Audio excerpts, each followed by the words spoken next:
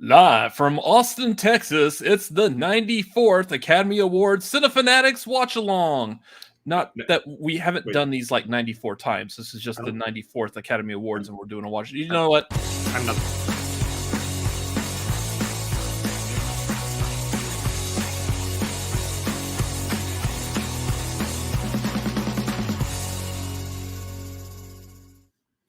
That was the wrong video intro there. That was the tagline one. I completely forgot it was going to do that. Anyways, whatever. Doesn't matter. We're the Cinefanatics. It is Oscar night. My name's Robert Adams. I'm Chris Adams. And like I said, it's our annual Oscar watch-along party. It's going to be a lot of fun tonight. There's a lot of interesting things. I've already been watching the red carpet here. And I've already seen like a couple of things. I'm like, okay, this is kind of cool. It's kind of neat. I didn't know, for example, that anyone was going to be performing. I could have sworn they said that Beyonce and Billie Eilish are going to be performing tonight. So I didn't know they were actually bringing back them singing the songs. I don't know, but here's the thing. And I'm going to open up with maybe a hot take for some here. I'm just going to go ahead and say this. I'm good with cutting out all the music performances if we get all the awards in. Yeah. So. I mean, I don't know. We'll see how that goes throughout tonight. We'll talk about that here in a second. Before we get started, at the top of the show, as always, questions, comments, anything you want to say, make sure we know about. Or if you're just in the mood to be friendly, streamlabs.com/cinefanatics. Get those donations in, questions, comments. You want us to know what your pick is? That's a good place to let us know. You have something you want us to discuss, what we think of something or some situation or some award. Right there, that's a good way to let us know. Also, while we're at it, hop on to patreon.com/cinefanatics. If you're in a position to help out a YouTuber, feel free to hop on that patreon.com/cinefanatics. Join the tier that is good for you to help out at. So at the very beginning of this, a couple of things with this. First of all, we got Imogen Stafford here. Will we see the screen too? No. We will not be showing the Oscars on here just because of copyright. We do not have the licensing rights to be able to show the Oscars, so unfortunately we will not be showing them, but we will be right here watching them along with you. Yeah, so we're basically just a commentary that you could have playing while you're watching it on TV or anything. That being said, that brings up the next point. How you are going to watch it. This year, a couple of options for you if you don't have a TV with antenna. That was the thing that attached to your TV that just gets the TV signals over the air. Never heard of that before. Way before cable existed. Technology? If you don't have a TV with antenna or cable service through your TV, the other ways you could watch this is Hulu with live TV. And then what other options was there? There was YouTube TV. Yeah, YouTube TV. Most all of those, if you're not already subscribed to them, they do have at least a 7-day free trial. So go over to those websites, YouTube TV, Hulu with live TV. Sign up for that real quick. Get that 1 week of free, and then watch this with us. Do keep in mind, though, regardless of how you're watching the Oscars, there might be some delays with this. Like me and my brother are both watching it on abc.com. Through our cable provider, so we are able to watch this live on ABC's website. Very likely, if you are watching this live on TV through the antenna or through your cable provider, through a regular cable box, you're probably going to be a little bit further ahead than we are. So a couple of times throughout this, I may say like where we're at. That way you can kind of see and sync up with us. So that's a couple of ways to get that done. If you want to do that, if you want to watch this live with us while we're commentating on it, go sign up for those services, get your TV, get everything set up and ready, and we're going to talk about the Oscars while you do that. You've got about 20 minutes till the Oscars start. So yeah, plenty of time to get all that set up and ready. Why is Robert not in a suit? Because he doesn't dress up for nothing. Because ever. I don't have a suit. You don't dress up for nothing ever. I try to look nice, fancy, with a nice little look what I'm you know wearing, what I'll do? I'll do something. I'm wearing Gucci. You know what? It's okay. I'll say some words on this stream at some point. I'm wearing Gucci, y'all. I'm wearing Versace. I'm wearing what's some of these other names? Louis Vuitton. I'm wearing Louis Vuitton. I don't care. I'm actually gonna take these off. I don't know what he's doing, what his plans are.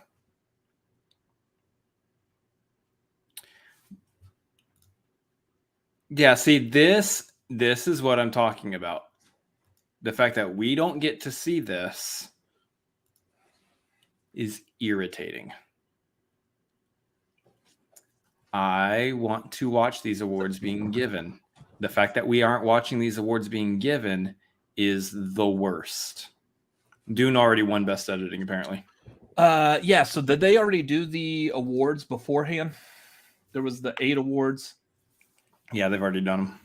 Okay. We need to be able to find them, though. Where yeah, I've got them. Best Documentary Short Subject went to The Queen of Basketball, which I don't know that one. Best Live Action Short Film went to The Long Goodbye. Best Animated Short Film went to The Windshield Wiper. And Best Original Score went to Hans Zimmer for Dune. I mean, I think that's one that I was already like kind of calling. I was thinking it would be between Hans Zimmer, Dune, and Johnny Greenwood for Power of the Dog. Some of these, man, they did a lot of them already. Oh, that's right. There's 8. Best Sound went to Dune. Best Production Design went to Dune. Best Makeup and Hairstyling went to The Eyes of Tammy Faye. Over Cruella, which I mean, I kind of maybe that kind of makes sense. They did a lot on that to make Jessica Chastain look like Tammy Faye Baker. Best Film Editing, this one I don't like it. Best Film Editing went to Dune. That was definitely one that I feel like Tick Tick Boom was in the lead for, especially just in that therapy scene. We're very biased for Tick Tick Boom. Tick Tick Boom. Tick Tick Boom. Yeah. Tick Tick Boom. Dune and Boom. Tick Tick Dune. I'm on it. Tick Tick Dune. Tick Tick Boom. Tick Tick Doom. Tick Tick Doom. Tick Tick. I got ticks. Anyway, we're very biased for Tick Tick Boom here, for good reason. It's deserves all the love. Still, even if I were to try to pull my bias away, give the editing to Tick Tick Boom. You're not giving them anything else, except maybe, hopefully, actor. I'm hoping actor. I am still seeing a lot of people saying Will Smith. I think it really is going to come down between Will Smith and Andrew Garfield for that best actor. Best picture. Here's the thing, because of the what was the the Writers and the Producers Guild Awards like a week ago or so. There was a lot of awards a lot of focus towards Coda. And I feel like Coda is going to be an easy favorite in this. It's Coda's got the feel good behind it. The fact that it's a feel good movie is going to pull in large support. So I think you're already seeing like the battles on Twitter and stuff, which is really stupid, which is the battle between feel good support or whatever they're calling Power of the Dog, like thoughtful, introspective commentary. And it's like, or, both are great in their own right. And the feel good can win. It's okay for the feel good to win. Perfectly fine. If Dune wins best picture, I'll get it tattooed on my body. Oof. Don't worry, Tori, you're safe. I don't think Dune's gonna get best picture. I don't either. I think a large part of the voting members of the Academy are not wanting to vote Dune Best Picture because it's an incomplete story. Yeah. So like Malcolm's saying here, this is what I thought as well. A lot of people were saying Power of the Dog before Coda started winning the Writers Guild and the Producer Guild's awards. So yeah, I think Coda may have swung it like towards them in this case. And there's a small part of me that wants to see West Side Story win also. Just because it would be amazing to see the original one Best Picture back in 1961, and then this remake also wins Best Picture. That's fantastic. So, dang, you see Jessica Chastain? Yeah, That's like that's like a Disney cartoon dress. She's coming in here looking like a princess. God dang. Yeah. So that's a couple of them I want to see. As far as like director, I know Steven Spielberg, big name director. The thing with him and West Side Story, I've looked into this after seeing some comments over the past couple of weeks, is a lot of people are saying, well, Steven Spielberg didn't necessarily direct a lot of that movie. That movie was so full of production value that a lot of the actual directing of that movie, the actual physical directing of that movie, was held by like the cinematographer, production designers. Like they were the ones that were responsible for how people moved and looked on that screen. Not so much Steven Spielberg. He was just the one that was sitting there like the behind the camera saying action and then saying, yep, that's a good take, move on. But everything for that scene was put together by other sources other than the director's input. So I think that might have something to do with to sway how that best director goes, at least for him. Jane Campion, who's been winning for Power of the Dog. I don't know. Here's the thing. I don't know how the Academy Awards are leveraged by these previous awards. Like who wins the Golden Globes? Does that have any effect on who may win the Oscars? And then especially given like what Jane Campion has said when accepting awards lately, that's been kind of like, maybe you shouldn't have said that. I don't know if that will have any effect on it, but Kristen Stewart would wear shorts to the Oscars. Yeah. I love it. She's like, whatever, I'm wearing shorts. Yeah, and that's the same thing Jeremy saying, that because Coda, not many people were talking about Coda until the Producer and the Writers Guild Awards. So it came out in what, August? Coda? I thought it came out early in the year. It came out earlier in the year, and there was a couple of people that happened to see it, like us. And the second we saw that movie, we were singing the praises of it all over the place. But in general, I didn't see much talk about Coda until the Producers and the Writer Guilds Award. Then all of a sudden everyone was like, oh, whoa, hey, what? This is a movie that should be celebrated. So we're watching the red carpet too. So the red carpet's on right now, and they just did a flash showing Jacob Elordi. And I'm like, my brain is locked down on his character from Euphoria right now. And I'm like, no, I don't want to see this guy. I don't get him off the screen.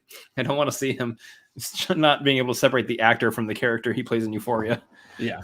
Go away. Go away. Yeah. This would be awesome to see as well. Ariana DeBose making history. I want this. For Anita.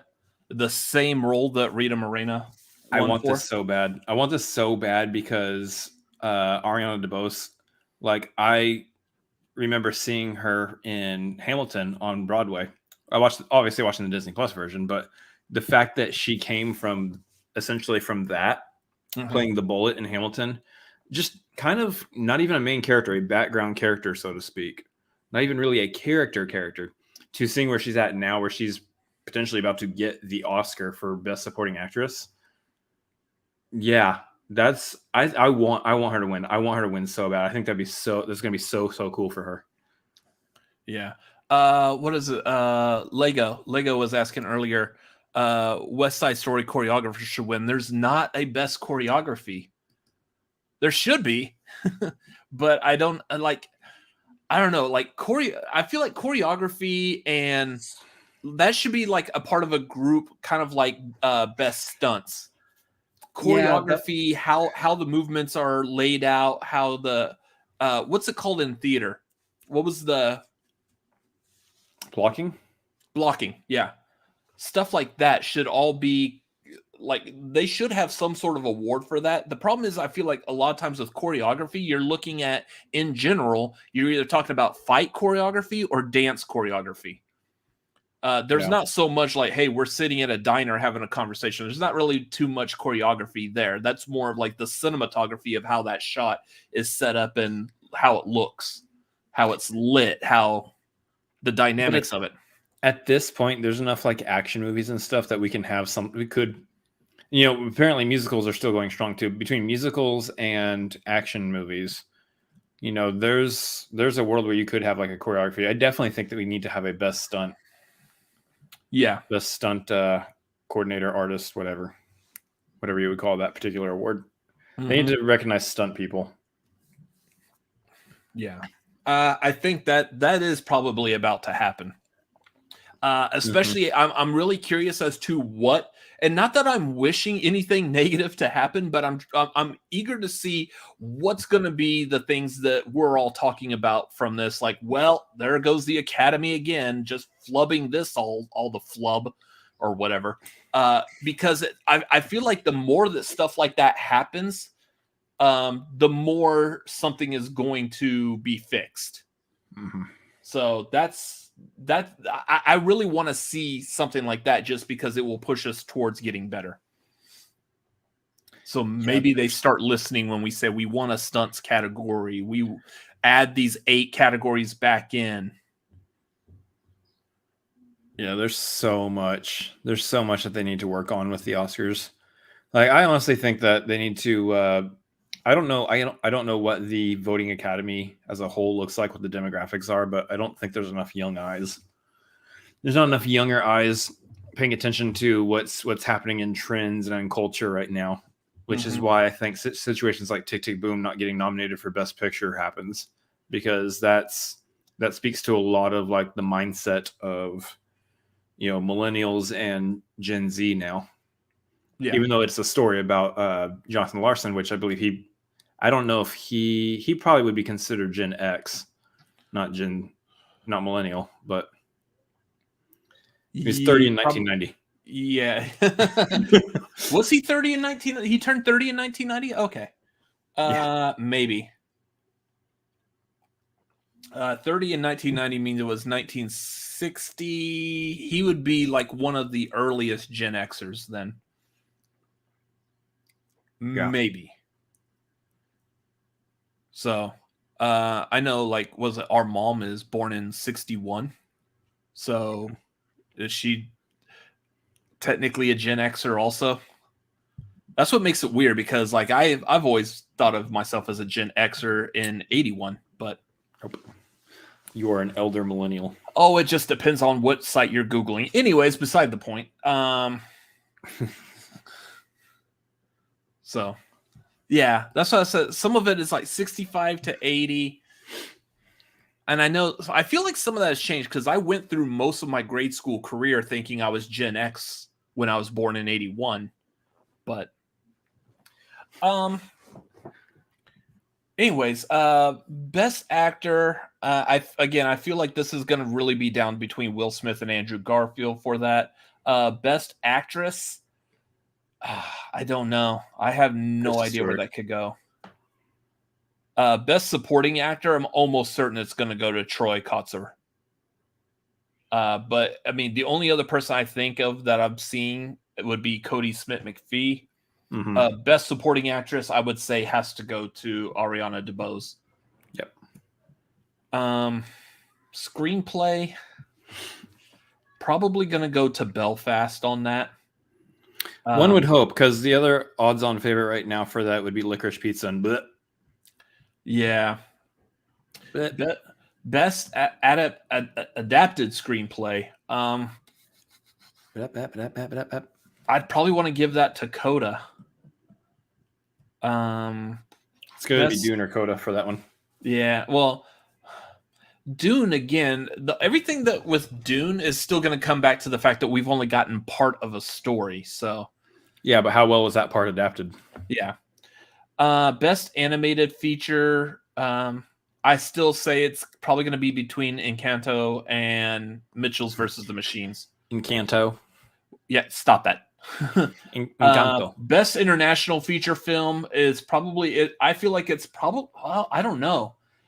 Drive My Car, Flee, or The Worst Person in the World. The fact that Drive My Car is also nominated for Best Picture, I would say it has a very strong chance of winning Best International Feature Film. But I've heard a lot of people talking about Flee and a lot of people talking about The Worst Person in the World. So, yeah. Documentaries, I don't know of too much. The only one I guess really like there's Flea is a part of that as well. But there's a lot of hype around Summer of Soul, which was done by Questlove. So the rest of these we pretty much already have. Best original song. I feel like it really sounds like it might be coming down between Be Alive from King Richard by Beyonce or No Time to Die from No Time to Die by Billie Eilish. So that's probably where we're at. Cinematography, I don't know. Cinematography is like all of those movies nominated: Dune, Nightmare Alley, Power of the Dog, Tragedy of Macbeth, West Side Story. All of them from either the movies I've seen or the clips I've seen from the movies I haven't seen yet. The cinematography looks like it's all over the place on all of them. It could be anyone's game on that, I feel like. It's Dune or Power of the Dog, I think, on that one. Costume design is going to have to go to Cruella, but I hear a lot of people talking about Cyrano as well.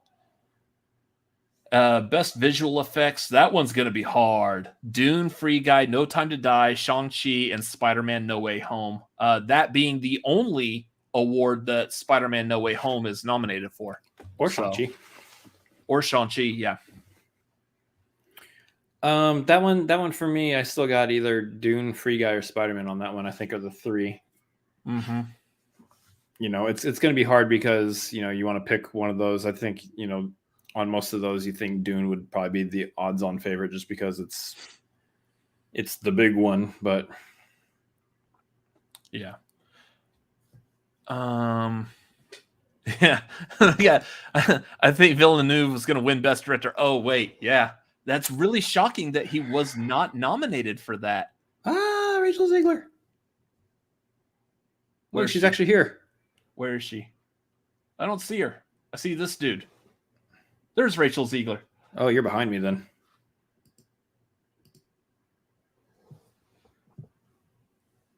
Oh, your computer probably got delayed a bit at one point, so you would just need to refresh it. I will refresh it then. They're running the credits in front of Rachel Ziegler. Oh my gosh.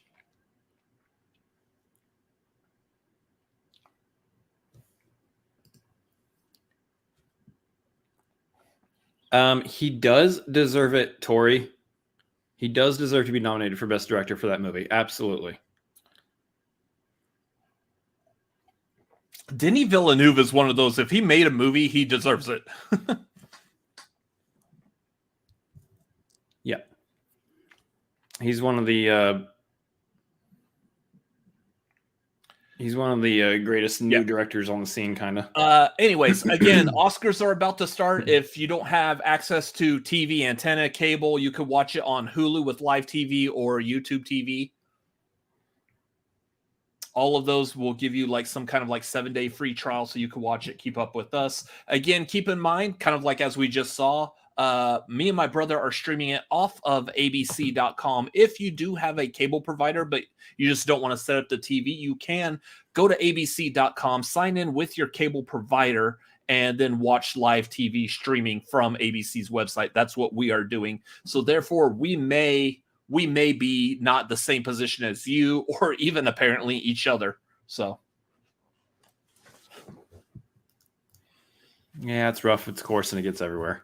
Yeah.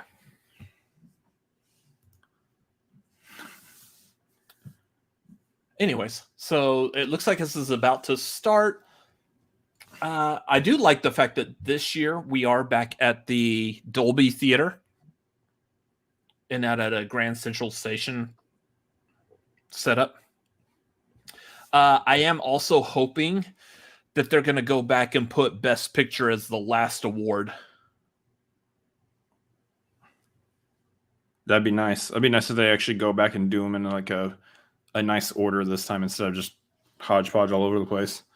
Yeah, like I want it to start with like the Best Supporting Actor, Actress, get into some of the other awards, and then go back and do Actor, Actress, Director, and Picture at the end.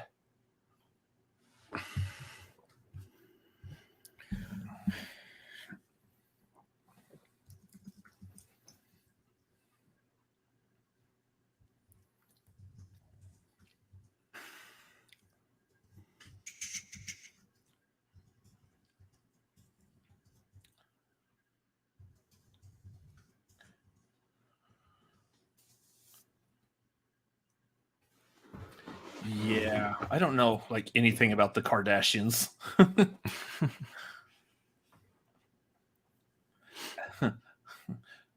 Do not care about the Kardashians.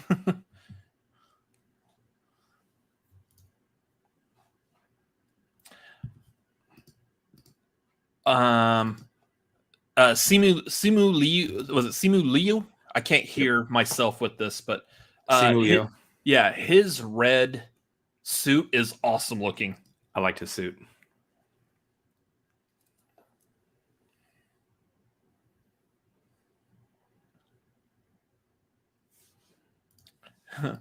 No, I do not keep up with them.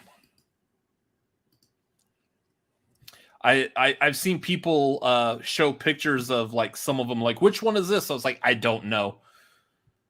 Is that Carly Kardashian? I don't. Is there one named Carly? Chloe. Well, there's also a Chloe. There's a Chloe.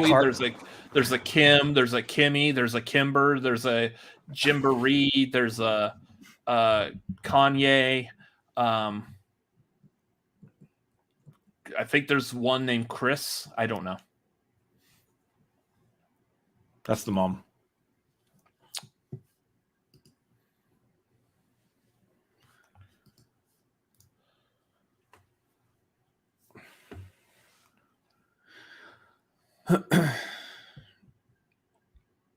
Also, go ahead and check the private chat for me. I did. Okay.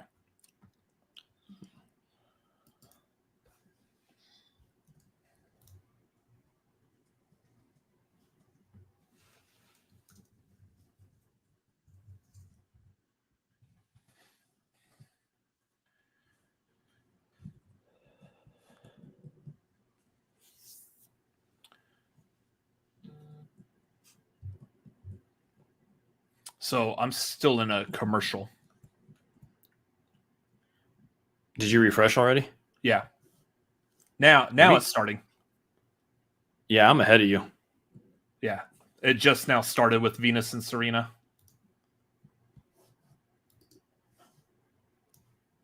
I don't know. Can I pause it? Well, I'm going to refresh. No, there's no pause. Again. There's no pause function, so I can't pause it to let you catch up to me. Yeah, I just refreshed again, but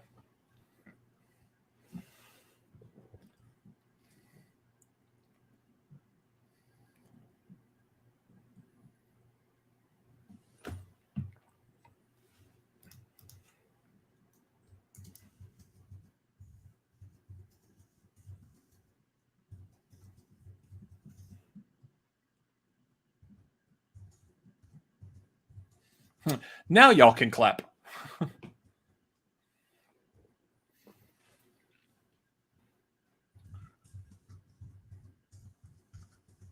So is this a pre-recorded thing? It might be like a pre-recorded intro to something that might happen. Oh, nope, never mind. It's all pre-recorded. I don't think this is happening live.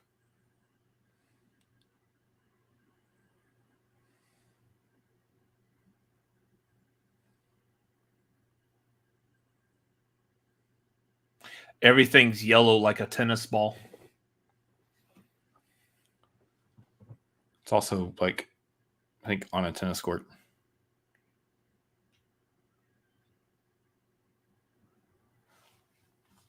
So I said this was the first time that Beyonce was nominated for an Oscar.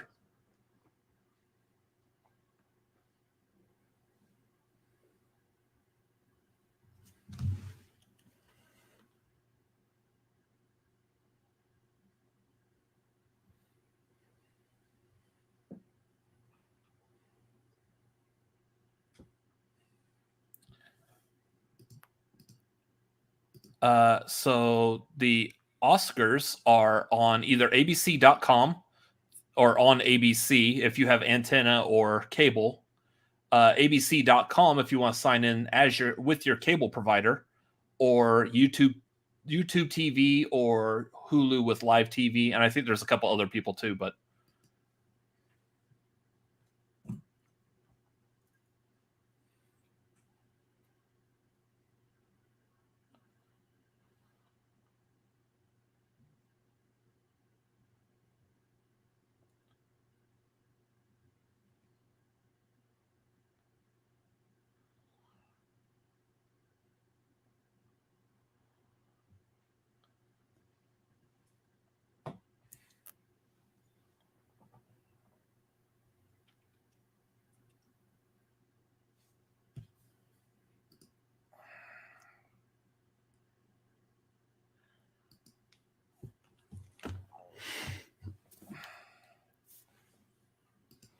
So are they doing like all the songs, or are we just only doing Beyonce and Billie here? Because I think they were doing all the songs. It sounded I feel like if you just do one or two of them, you have to do all of them. Otherwise, it's kind of like favoritism. Yeah.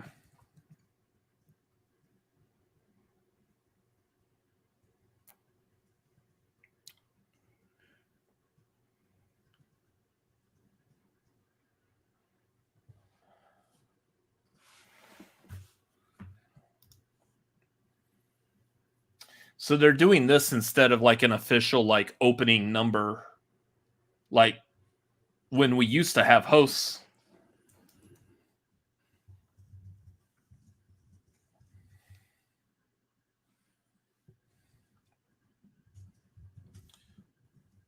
I miss that when we used to have like the hosts and they would do like this whole like opening number for the Oscars. I miss that.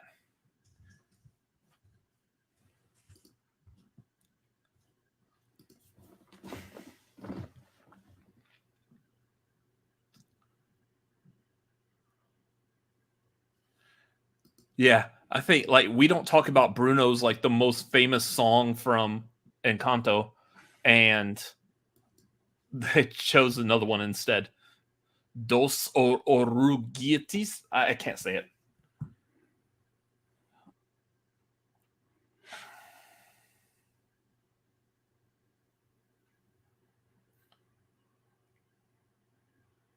Dos Oruguitas.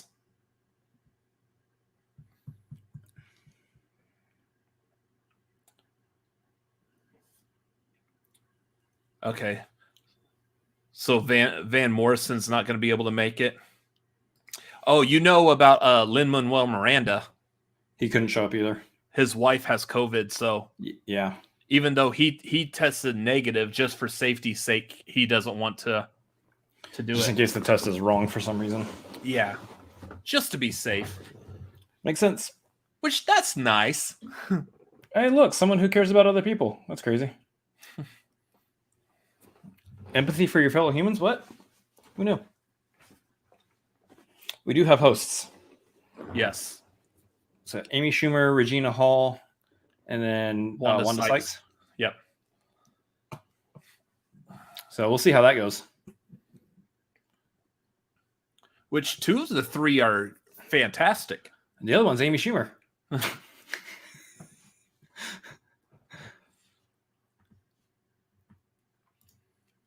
Oh, God. Here we go.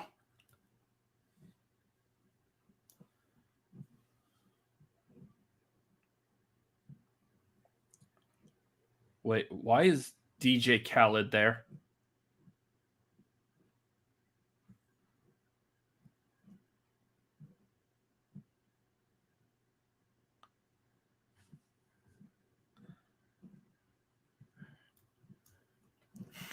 DJ Khaled. I will laugh. Like, I saw him I will laugh if that's all he's doing this entire time. He's just the hype man for the hosts. He says, we got 3 hosts. How about another one? Right?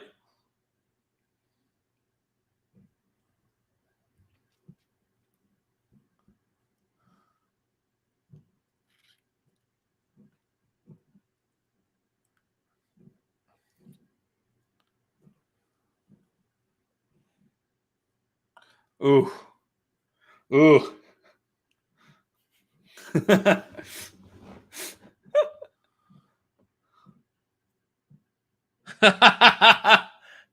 Okay. That's great.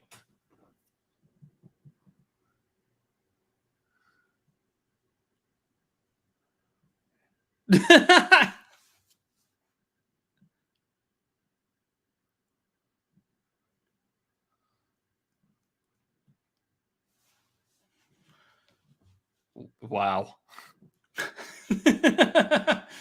Queen Latifah really liked Amy Schumer's joke.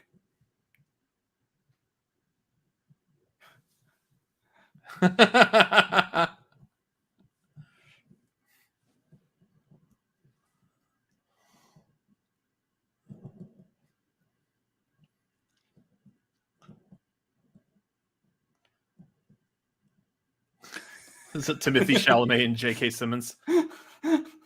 You're behind. You're behind.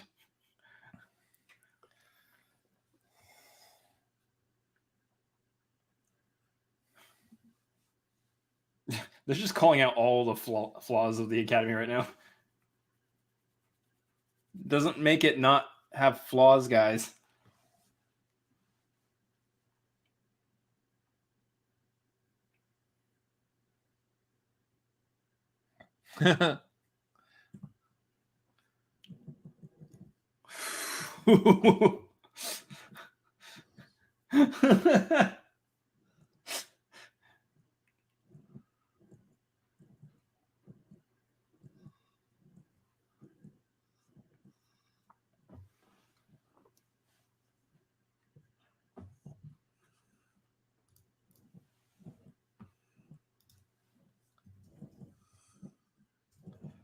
Wow.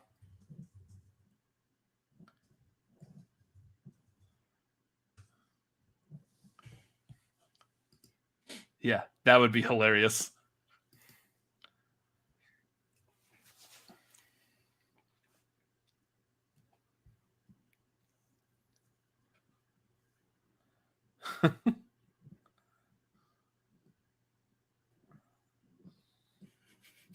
Dang. How much power of the dog 3 times and I'm halfway through it.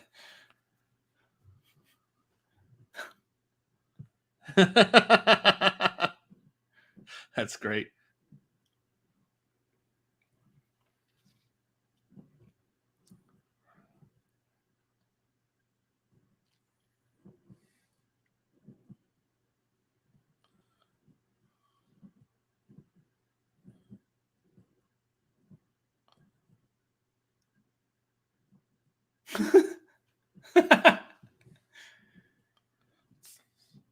He's got like almost 200 acting credits, so.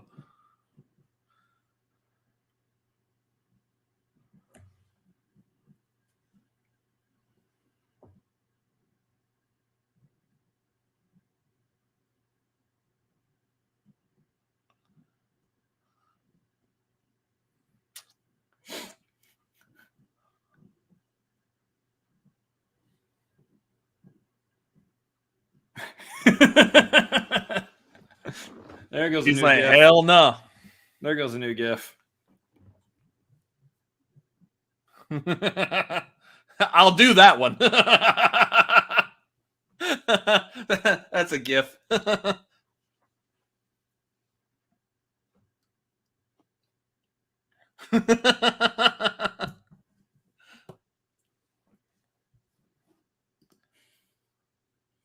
There it is.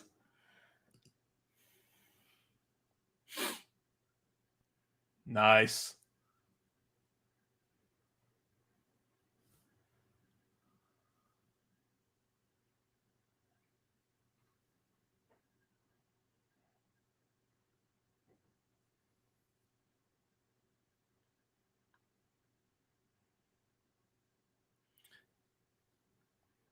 Oscars has a DJ.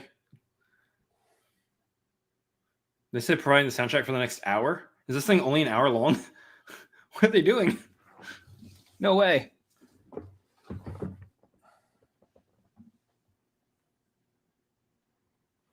Yeah, why is there a DJ for the Oscars?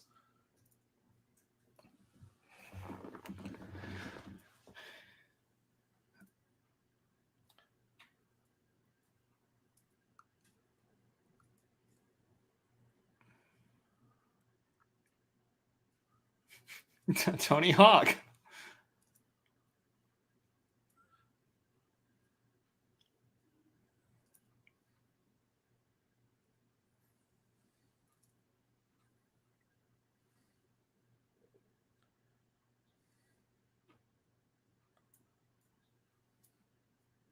Leguizamo. They're just announcing every presenter. Yeah. Yeah, it's crazy they have the ability to announce every single person who's going to come out on stage, but they can't air the 8 awards that they had to do for some reason beforehand. I think they're doing this like, hey, do you want to see this person on stage? Here's the people that are going to pop up. They're just trying way too hard. Rachel Zegler was the last one of that before they went to and your hosts. Yeah. Last one added.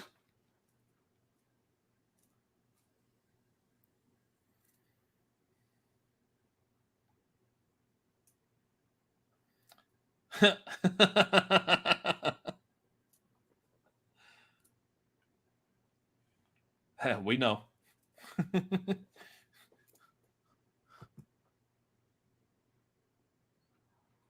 Oh.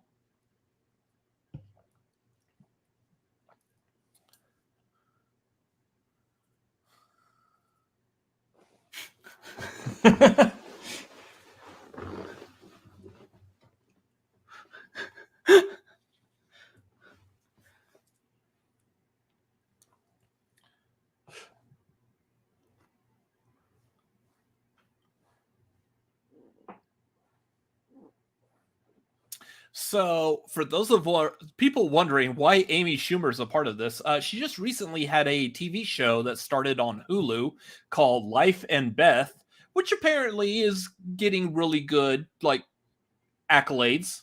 People are saying that's a really good show.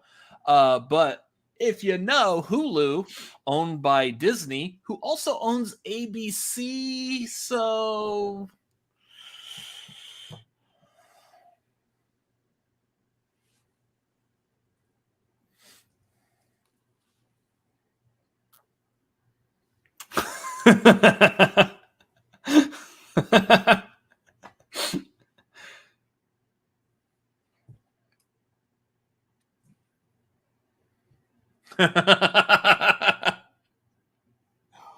You're behind.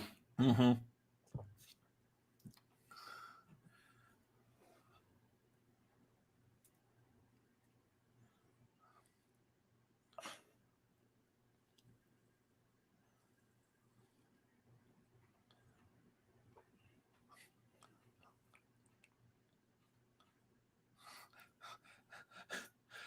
Oof.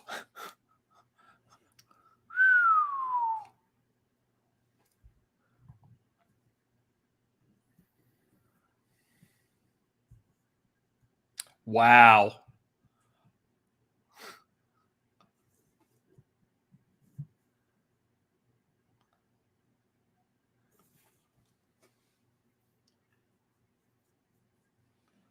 This is a little weird.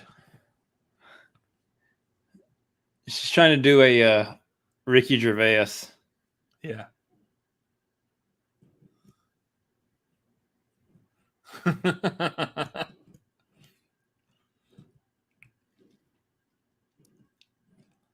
I think Wanda Sykes would probably do better at this kind of humor than she would. Oh, absolutely. Yeah. Damn. It's like a roast of everything. Yeah.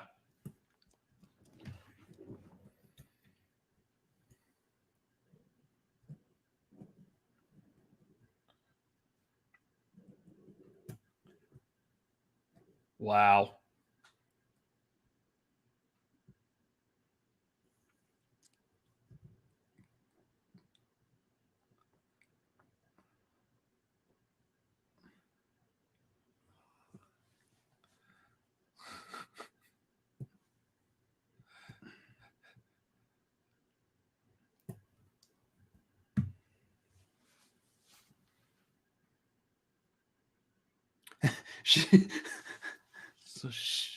No roast for Coda.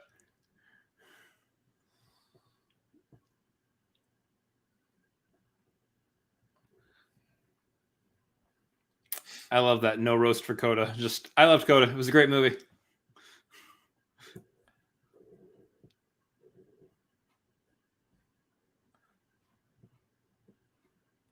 Why are they playing Africa by Toto? Oh, that's why.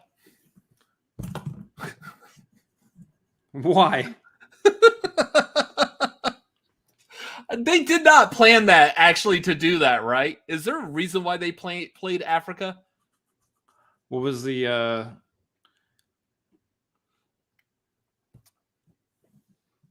If everyone's like, because I'm almost certain, unless there's an actual connection that I just don't think of, I could see people on Twitter, oh, they played Africa right before the 2 black presenters came out.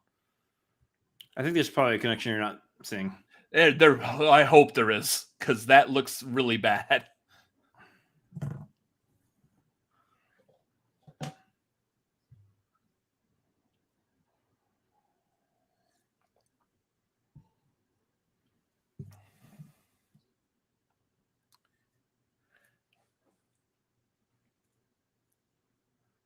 Why are they playing Africa by Toto?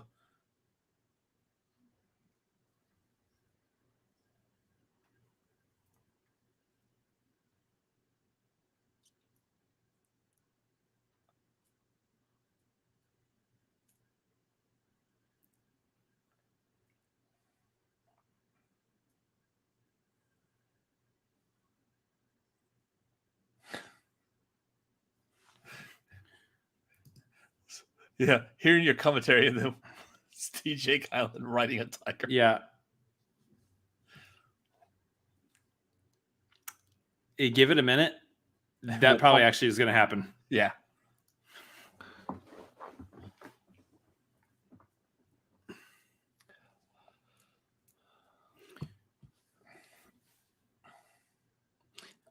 It's odd that we just completely overlook Judi Dench at this point. Like, yeah, she's capable of winning an award.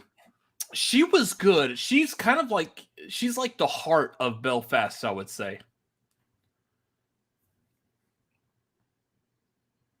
Yeah, like that's the last shot of the movie is her saying this. Yeah. But like she really is the heart of that movie. I would still want to give it to Ariana DeBose. Yeah.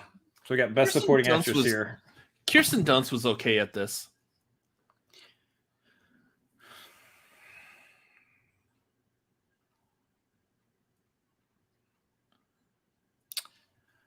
She did really good too. Ingenue Ellis. She was the mother? Yeah. Yeah.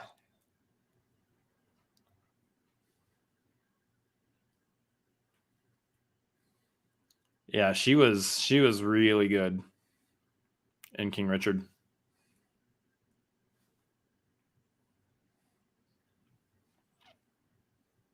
And this is where your delay behind me is going to affect. Yes. Yes, yes, yes, yes, yes. Give her that full speech. So far, we're 1 for 1 that I wanted to see. That's not going to last all night. Probably not. Yeah, so she has now won. Ariana DeBose. Ariana DeBose won for West Side Story. So she won for playing Anita, the same thing that role that Maria Moreno won for the original West Side Story. Rita Moreno, yeah. There she is. There's Rita Moreno. Anita. What did I say, Maria? Anita. Whatever. Rita Moreno. I can't talk, apparently.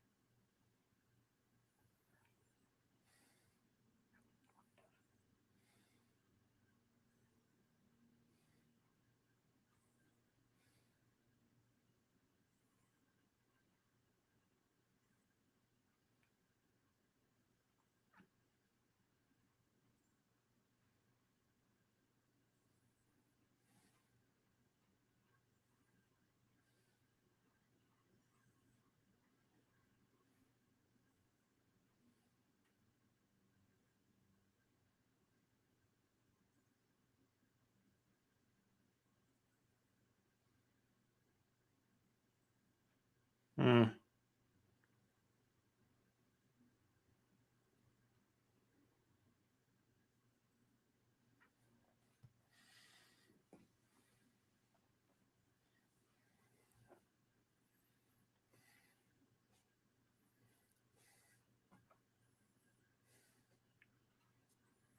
That's a speech. That's a speech. Wow.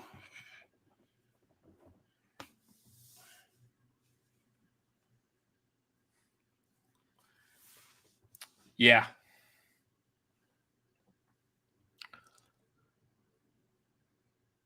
Yeah, they're going to do... Wait. They're going to do We Don't Talk About Bruno. That song's not up for whatever. All right.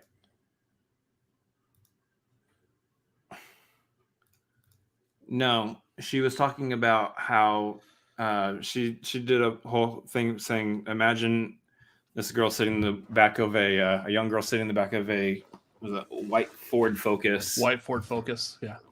And she is a young queer Afro-Latina woman, and just her being where she's at now, just it was a fantastic speech. It was really good.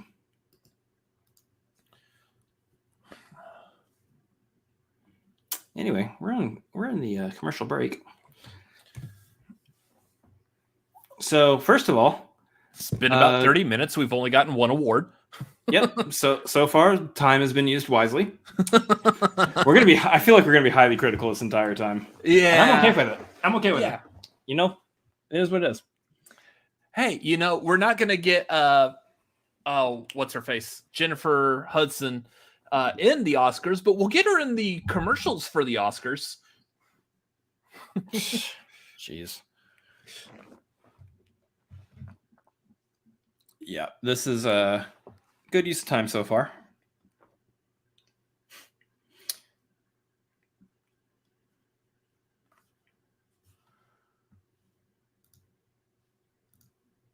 Uh, 3 hours. Good question. Yeah, I was gonna say probably about 3 hours. Yeah. We're gonna be here a minute. Yeah. This is the big game of movies, which is why I feel like everyone's always so critical of what the Academy does. This is supposed to be the pinnacle of recognizing movies, and if they're dropping the ball all the time, you lose that. It doesn't. I'm trying to think of like your high school bully, like saying, "Hey, you did a good job on that project." Does it really matter? Like, you went your whole life in high school thinking that this person was just a piece of crap to you. What does it matter what their opinion is? That's what's happening here. Is the Academy is getting rid of these awards, and they're making these changes that people don't like. So eventually, what's going to happen when we're like, well, I don't care what their opinion is. They're stupid. They're proving themselves to not know what they're doing. Why would I care if they give me an award or not? Yeah. Hello. How's it going? We're enjoying what there is to enjoy so far, which is Ariana DeBose's speech. Outside of that, the rest of it's a show. We saw Amy Schumer for a while. Amy Schumer's here. Huh.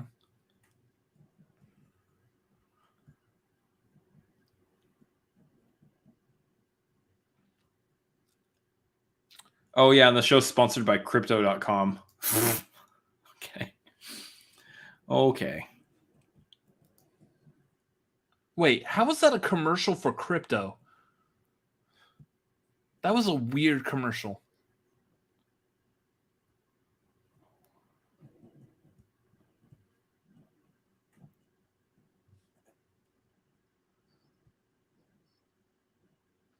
Yeah, and I feel like this is what's happening. Is you're just used to it, so therefore you keep watching it.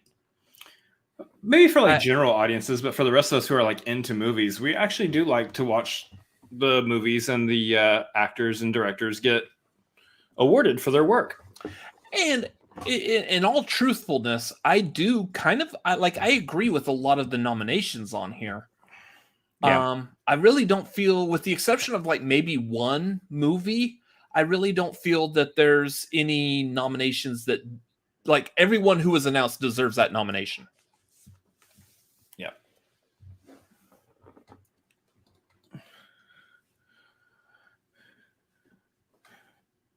Oh no. We're gonna make COVID jokes now. Okay. Oh, God.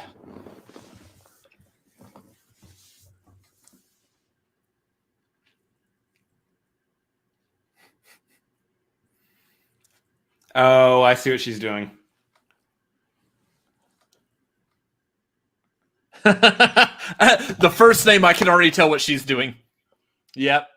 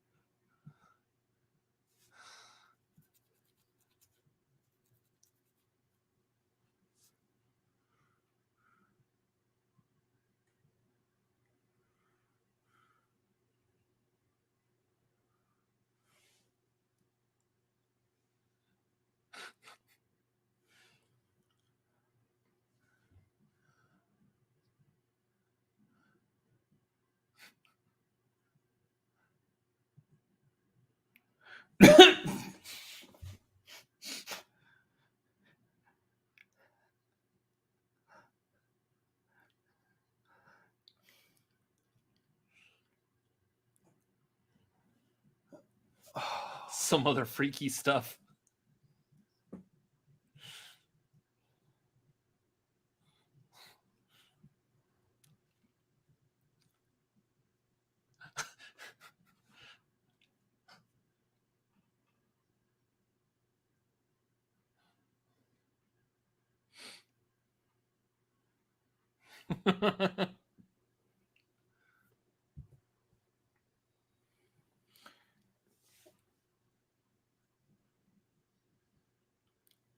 I got nothing. I got nothing.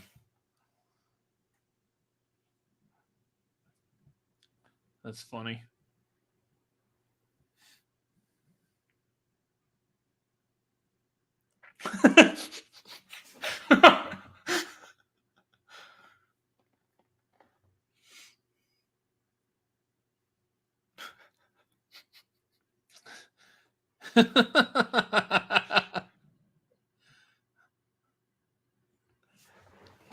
Yeah, good first year. Good first year for the kids to be watching, and now all of a sudden you have to have some conversations with them about some stuff.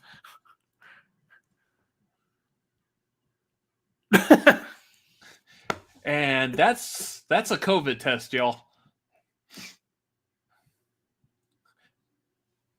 I feel like I've been doing them wrong. I've just gotten like the swabs up my nose. Like, I don't know. I guess that wasn't a true COVID test. No one ever patted me down, I guess.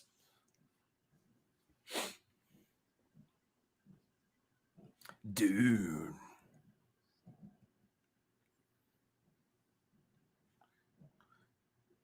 Thanos in a bow tie is just weird. She just burp. Yeah. They did it again.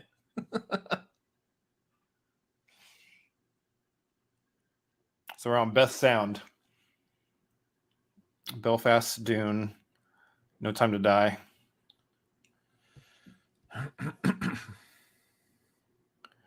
Power of the Dog. West Side Story. Well, so wasn't this one of the ones that was already... This was already done.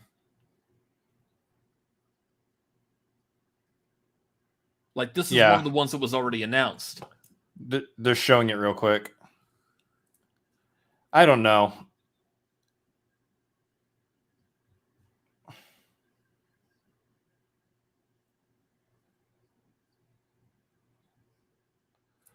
So they filmed it and they're just editing it and splicing it into the actual live stream. I mean, that's interesting, I guess.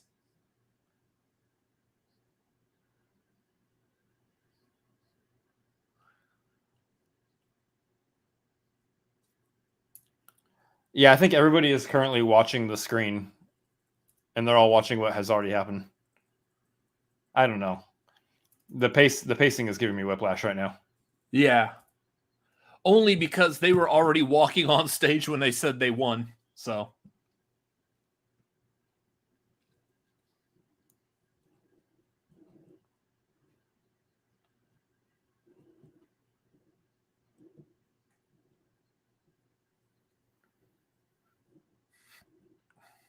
There you go. Wow, Wesley Snipes looks a little bit different. I love Rosie Perez.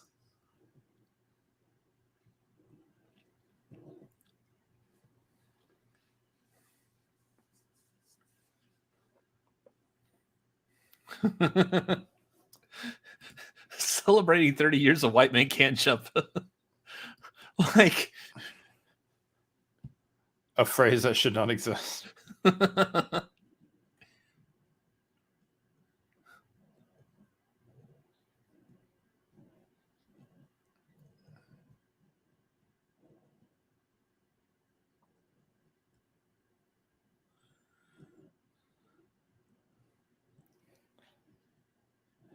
What's happening right now?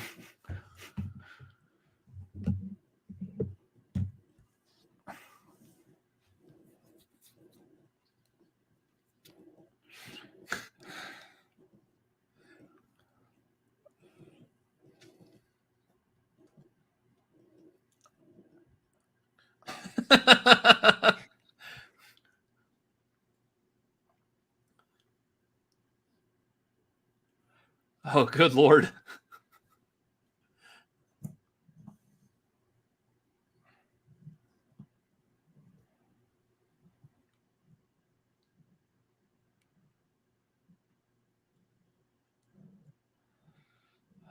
This is where I feel like it's almost anyone could grab this. You were saying it's probably either Power of the Dog or West Side Story for cinematography. Dune.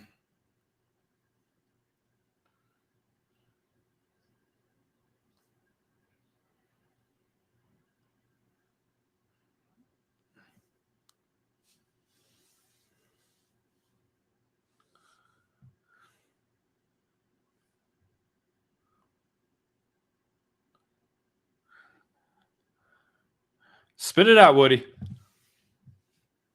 It's not a phrase I thought I'd ever say, but you know, there we are too. Duh, Dune won. Okay. Yep. So Dune won Best Cinematography.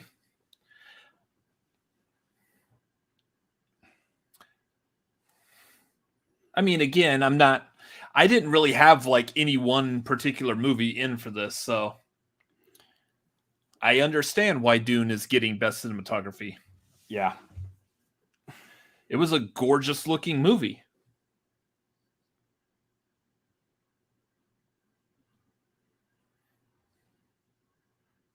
I'll say Dune's probably going to be the one that walk away with like a lot of things tonight. We've walked away with like most of the technical awards, so. Oh, was he the one? He did the cinematography for the Batman also? Interesting.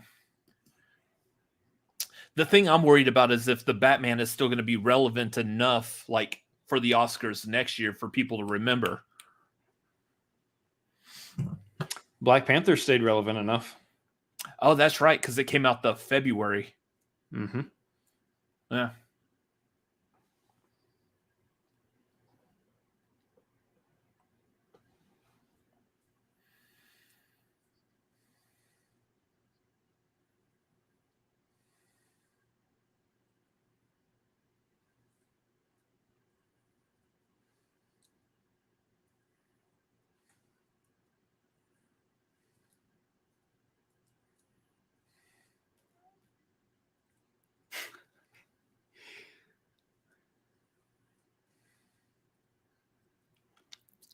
Shaun White, Kelly Slater, and Tony Hawk coming up next.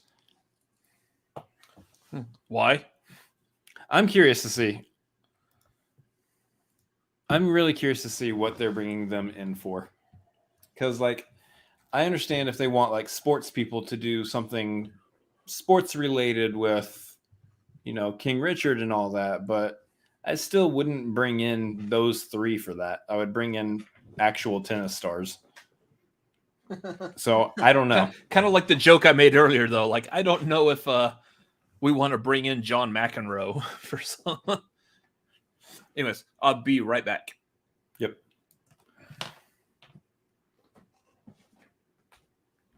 Are any of these irrelevant anymore? I don't know about Kelly Slater necessarily. I'm not like, my ear isn't to the pulse of the surfing world. But Shaun White and Tony Hawk are both still relevant to a degree. They're not like super pop culturally relevant. Like, if you're walking down the street, you're not going to hear most people talking about either Shaun White or Tony Hawk. But as far as like within the world of their sports and whatnot, they're absolutely 100% still relevant.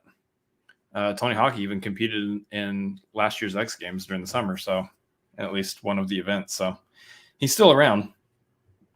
But I don't know if I would say that they're relevant enough to warrant them being a host. Yeah, and then Shaun White had the Olympics recently too. So I don't know if you'd say they're relevant enough to be coming in and presenting an award necessarily, but who knows?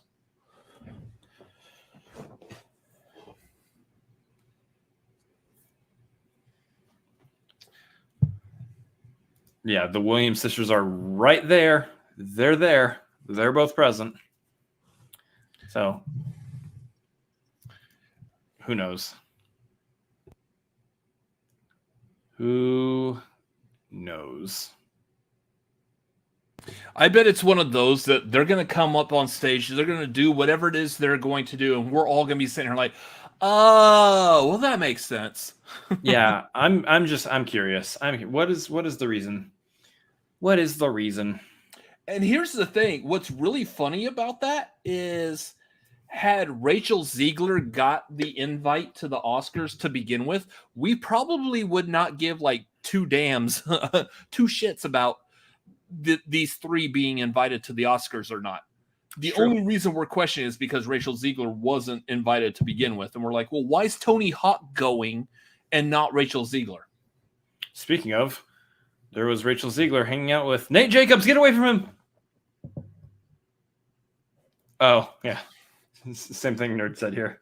Get away from him, Rachel. He's bad news. Who is he? Jacob Elordi. Oh, okay. Yeah. Nate Jacobs on Euphoria. Yeah, I don't know who Jacob Elordi is, so I don't recognize him. He's not a good guy on Euphoria. He's not good. He's not a good dude. Spoilers. Sort of, not really.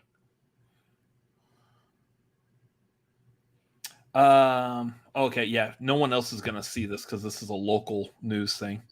But yeah, on our end, they're showing us like a local news station talking about the tornadoes that we recently had come through Austin, or more importantly, Round Rock, Texas, where we grew up.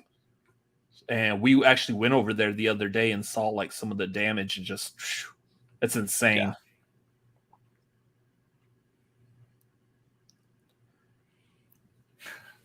I hate these SeatGeek commercials. I hope someone yells, do a kickflip at Tony Hawk. Hey, do a kickflip. Give you a skateboard.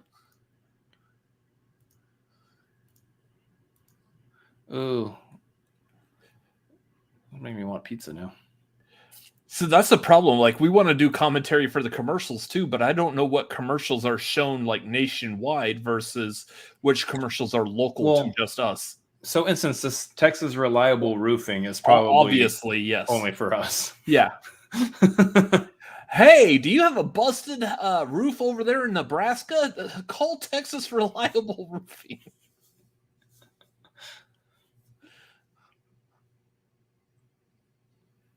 Okay, yeah, they're just blasting through the ones that weren't televised. I honestly, part of me thinks that they're doing this right now because there was backlash against it. Because they're showing them handing the Oscar to the winner, and they're letting the winner still have their speech. So I kind of like that, though. They're shortening Yeah.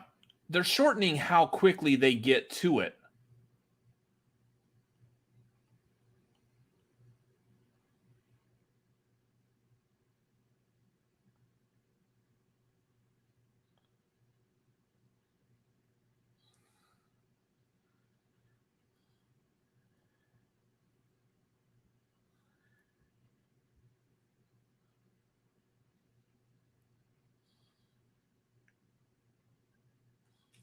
Yeah, those are all pre-recorded. Ooh, Best Picture nominee Coda.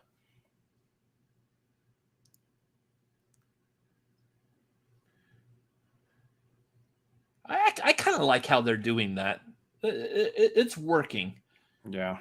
She absolutely should have been nominated for Best Actress. Yes. That's a snub for me. Yeah. How much work and effort she put into doing that role. She learned sign language, she learned how to sing, and she learned how to actually like fishmonger. All of that like within 6 months for that role. That's insane. I'm really having a hard time looking at him right now. Oh, here it comes. What joke is she gonna make? Because she has to address it.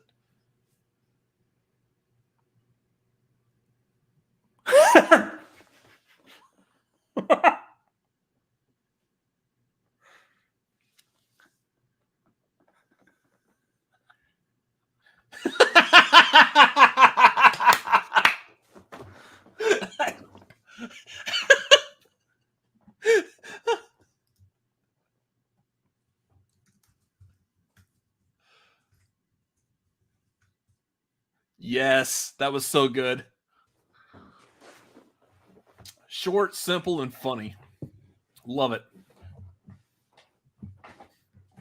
Oh, this is special effects? Yeah.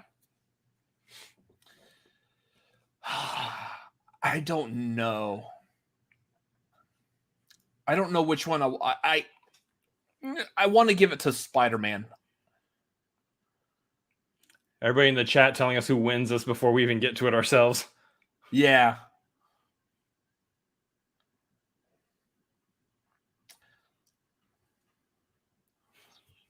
Yeah, that's what I thought would happen. Especially the effects used on Doc Ock in that movie looked great. All right, I'm going to see if I reload mine, if mine will line up with yours now. If I just close out the tab and reopen it. Dune.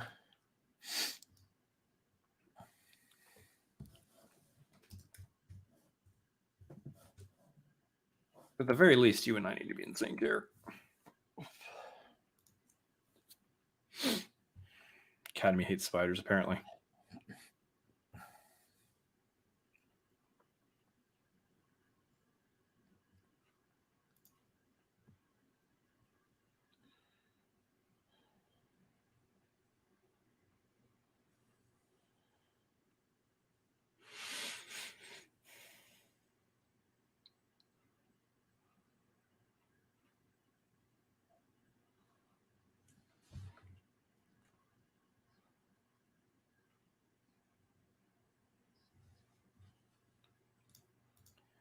How many did Dune win already? 2. This is 2 for Dune now. Sound, visual effects, cinematography. So that's 3. Well, also including the ones that were already announced, but they haven't shown us yet, like editing.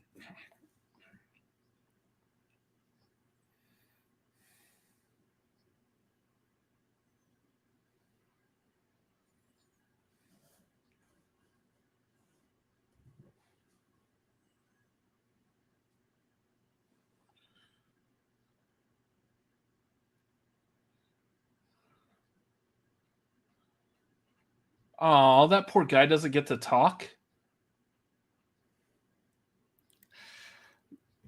They're getting that show going.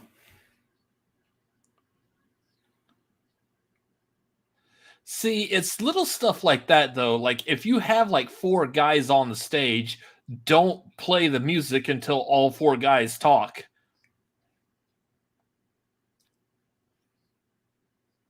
Oh, they're talking about James Bond. Well, that makes sense.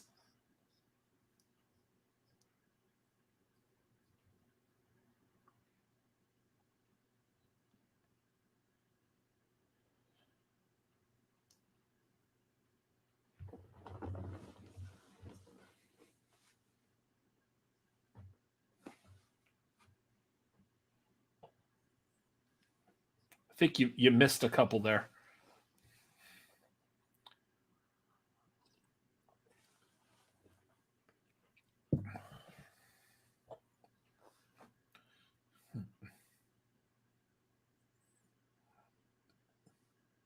I don't. Oh.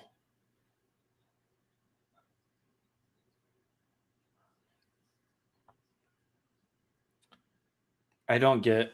I don't. The connection. Like, why?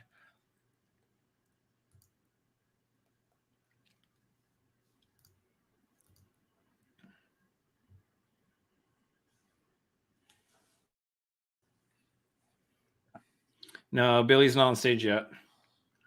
We're doing a James Bond 60-year retrospective thing.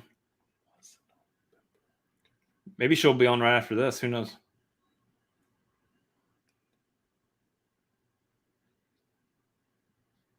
Expect you to die.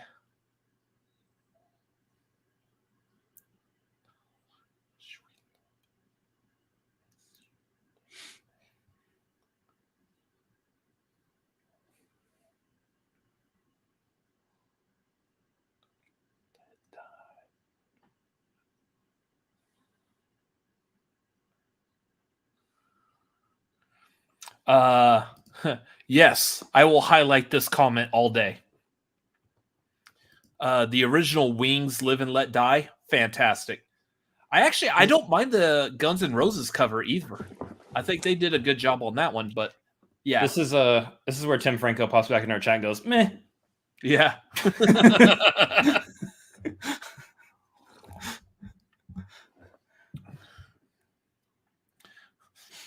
I always take my opinion on what's good in James Bond from people who are just not James Bond fans.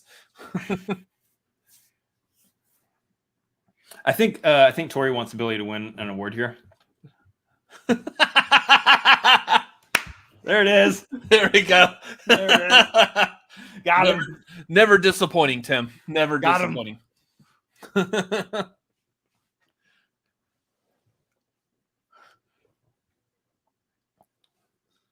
And some of y'all are like 30 seconds ahead of us.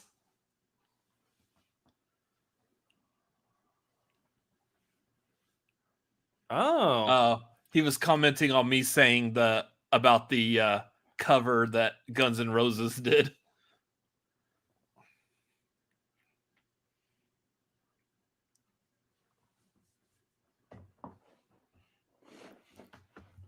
What, you couldn't get another person from a Disney?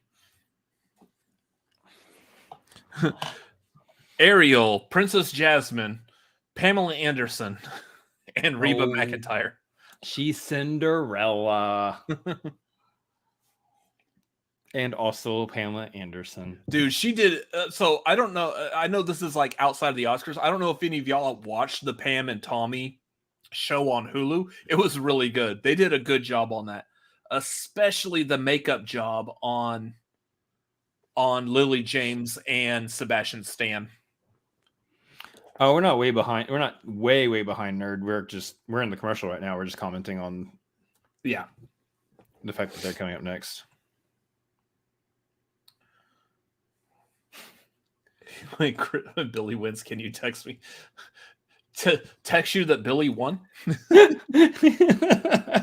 In case Tori. I'm peeing. Okay, Wow. Tori. I think she will. I know a lot of people are saying Beyonce might, but maybe Beyonce might, but I don't know.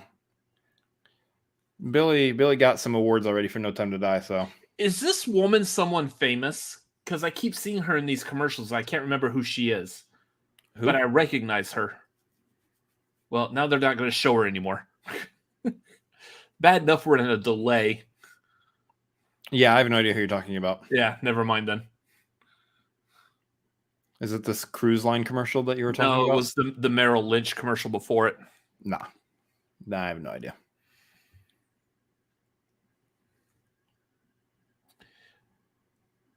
So if Billie Eilish is performing this, I will say this will be like the first time I am actively paying attention to a Billie Eilish song.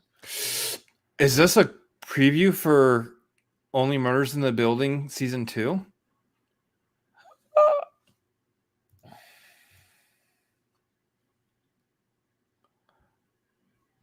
I'm so excited.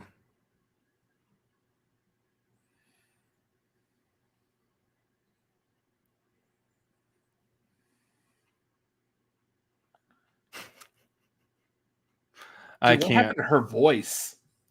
Who? Selena Gomez. What do you mean? It's always been like that. It's her voice. Oh, that one thing she said she almost sounded like what's her face from Peggy Sue Got Married. Oh, it's gonna annoy me.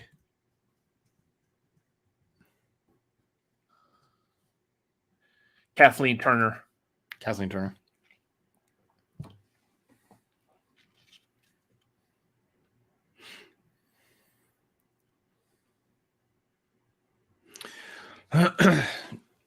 So, hello, Brennan. I love seeing these.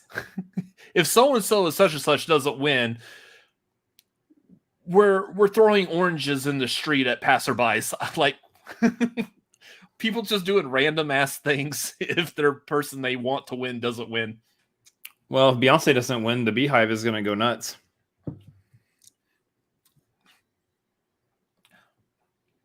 Best Picture nominee, Don't Look Up. That's all right. If Andrew Garfield does not win Best Actor, I'm going to re-pierce my nipple that I pierced way back in the day. I don't know why I would do that, but I have no interest in it. But I mean,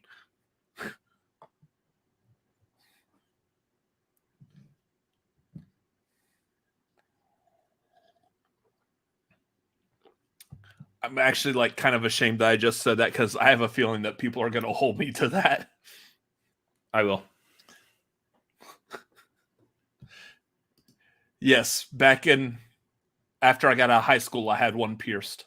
You knew that already, Tori. Yeah.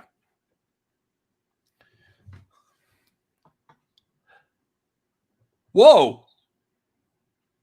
That's her voice? Yeah, you're too used to Rosa.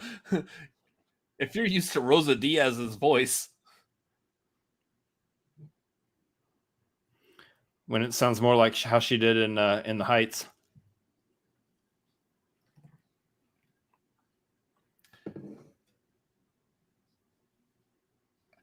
This is one of the few times I feel like it's okay. Like, I don't like to see you smile all the time. You need to stop smiling so much. I want to see you like frown and be. I love Rosa Diaz. That was a great character.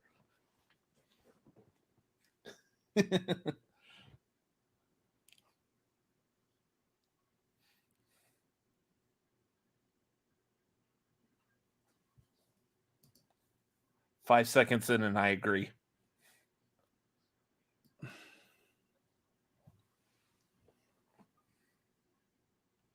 Dos oruguitas. Okay.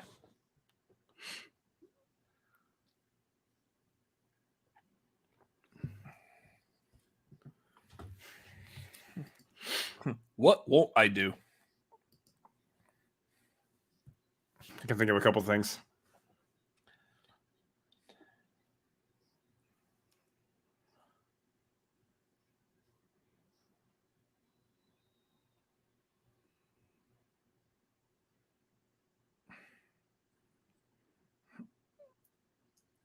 What does that word mean in English? The name of the song?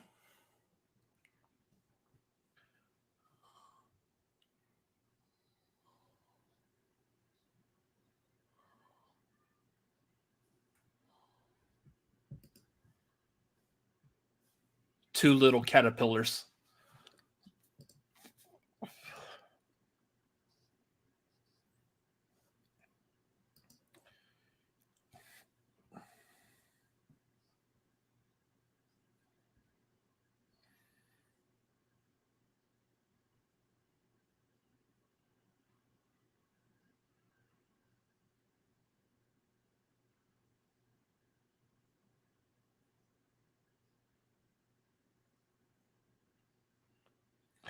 Okay, how many of y'all in the chat just looked it up to answer the question? I want you to be completely honest with me. Because there's not a single person that doesn't know Spanish already that just woke up one day and like, you know what? I need to know how to say caterpillars in Spanish.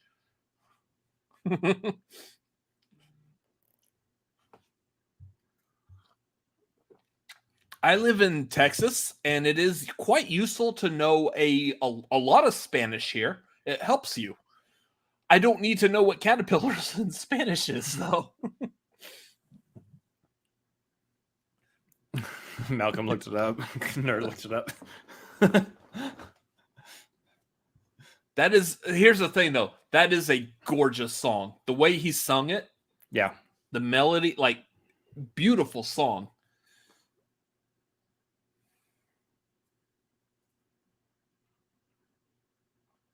That's the Look one at the princesses. That's the one that's sung during like the flashback, like the grandmother is singing it about like the grandchildren, right? Something like that.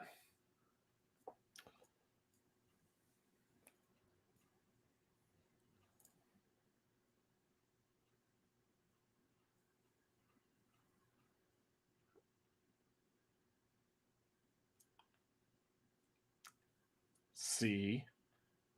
This would be a good time to put Rachel Ziegler in this. Snow White? Yeah. You'd think.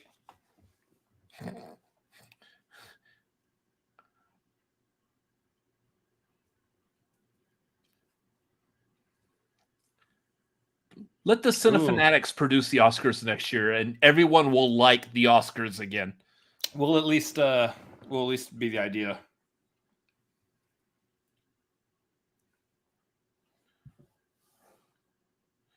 All right, so here we're down. I don't know what people are saying in the chat yet because y'all see it probably before we do. But so I was saying this is down between Encanto, Flea, and Mitchell's versus the Machines.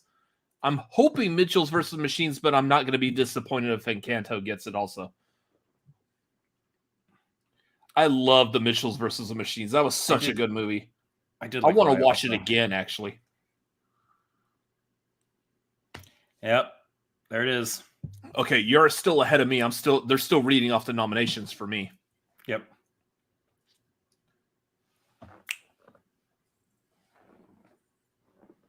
Yep. Okay. Encanto. It makes sense. I'm not hurt by that. Yeah. I mean, the fact that they nominated Mitchell's versus Machines, I think is good. Yeah. But I can see and understand why Encanto gets it.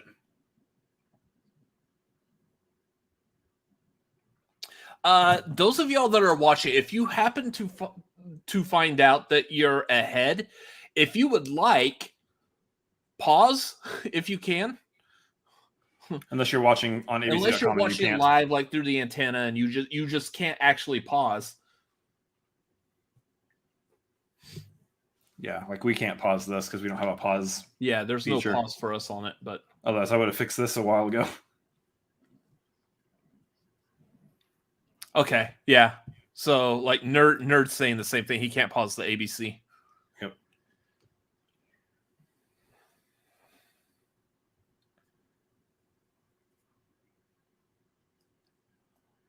I think the big ones though, I don't want the chat to reveal the actor or the best picture. Those are the two I want to see.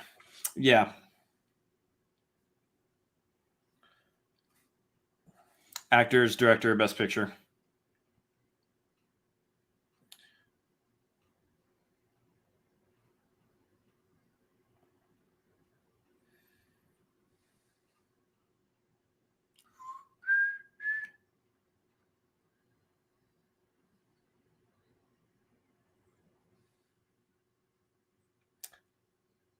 I'm okay with that. Like, that was definitely a really good movie. Top 5 most cheer-worthy movie moments. Oh, is that what we're doing now? Yeah. I remember this being a part of it, but Matrix. This is such a weird category. Dreamgirls, Effie White singing "I'm Telling You." See, here's the thing with The Matrix. That was an awesome moment. Like later, like that was one like later on we appreciate it more than we Number did 3 in the theater. is Avengers Endgame. Yeah, hold on, I'm delayed. So, Effie singing this "I'm telling you I'm leaving" or whatever. That was a great moment. But also Spider-Man No Way Home. Avengers Endgame, that was a moment in the theater. Are they doing this in the actual order that people voted for them? Because Zack Snyder's Justice League is not number 1. The Flash Enter Speed Force? No. What is happening?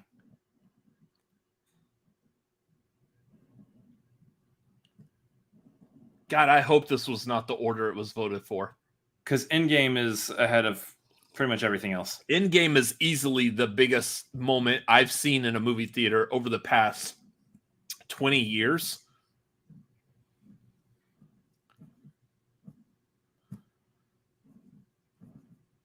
That was weird. Is that how this is? This is the ranking of it? I don't know. The Flash using the Speed Force is not number 1 of that list. No shot. The only reason it's number 4 on that list is because that was weird. Because the Matrix moment wasn't a cheer moment. Guys, that made me feel really weird, and it makes me really feel like strange in regards to the human race. Make me feel better. Streamlabs.com/Cinefanatics. That's a good way to make me feel better. Give me some words of encouragement right up there. That would help greatly. This is a good time for a drink. Yes, it is.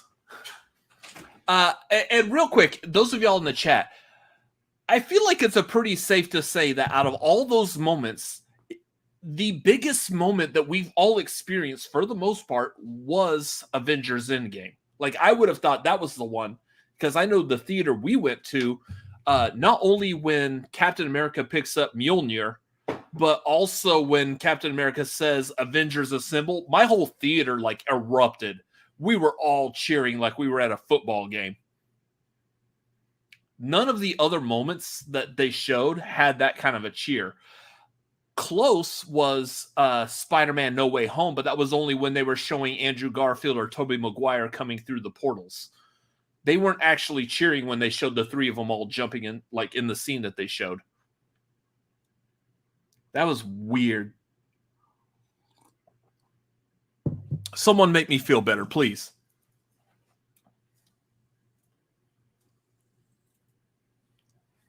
Yeah. And I get that. Was it at that moment that the clip that they showed in the Oscars, or was it when they were like Andrew Garfield and Tobey Maguire were coming through the portal in like Ned's mom's kitchen or whatever?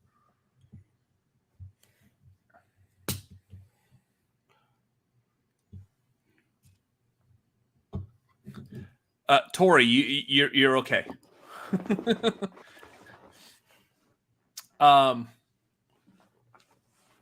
Yeah, like the bullet time. Bullet time's a great moment, but nobody was cheering for it because no one had a reason to. Endgame came out. Endgame was what, like the 23rd? The 23rd Marvel movie? Something like that. Yeah, we had like 22 other movies to set up that moment. We never actually got Captain America saying Avengers Assemble. We got him, I think it was at the end of Age of Ultron, the very last shot, he was talking to the new people, the Scarlet Witch and Falcon, whatever, saying like Avengers, and then it cut to the credits. But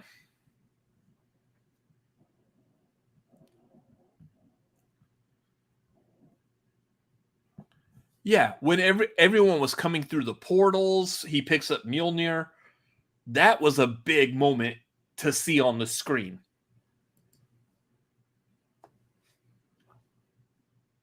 I actually still like going back and watching YouTube videos of people rewatching that moment just because it was so awesome that every single person in that theater all had that shared emotion and feeling with it. So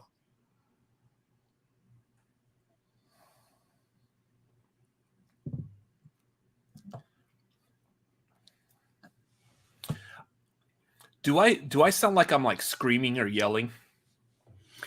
You're a little bit louder. Yeah, these headphones are really like.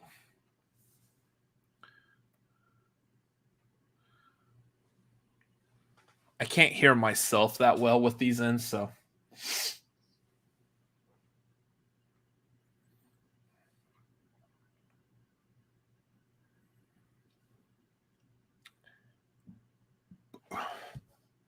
Yeah. So like I know when we saw Thor's hammer get picked up, I was like one of the ones like, oh, who is this? And then they show Captain America. I was like, of course.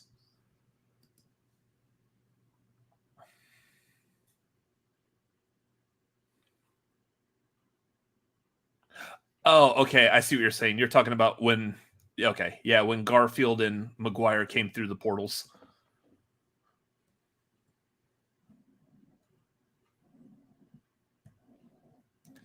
I like how they stick a TV 14 DLV for a live event. We're just assuming that people are going to make comments of a sexual nature using language that we can't control.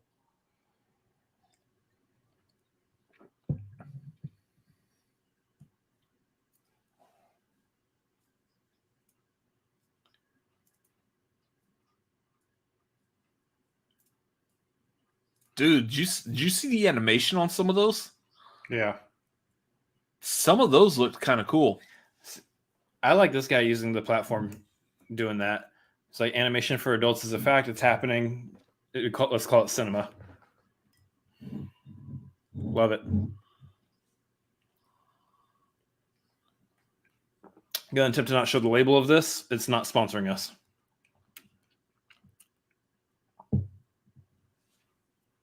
Of what you're drinking? Yeah.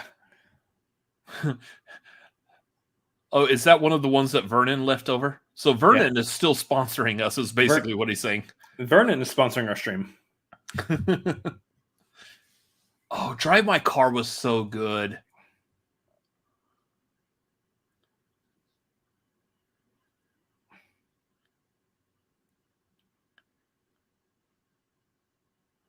This is a movie like I know a lot of people have to get past the watching a movie that's all in subtitles. I get that.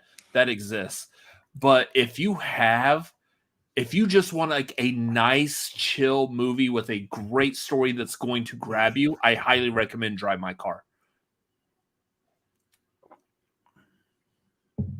What is happening right now? Wanda Sykes is in this. I forgot about her. Why are we showing a random band? What's happening? She's introducing the band. So there's a DJ and a house band. Okay.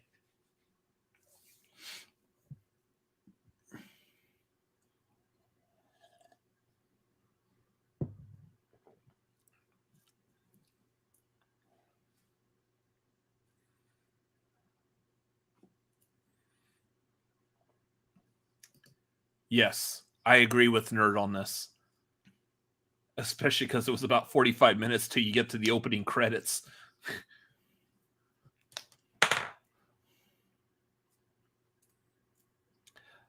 The next time we go to LA, I kind of want to visit this place. Yeah.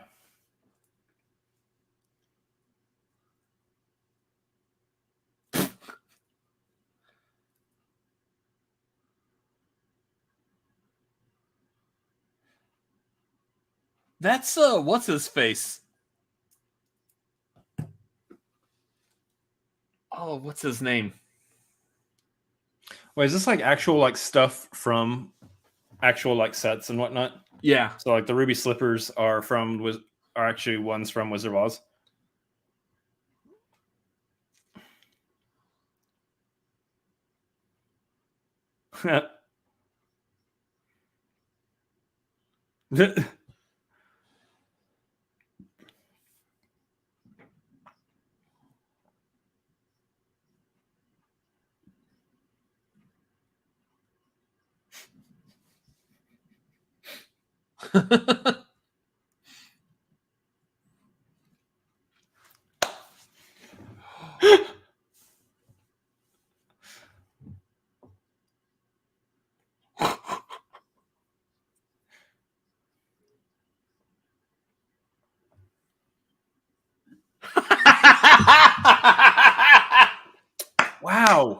That's great.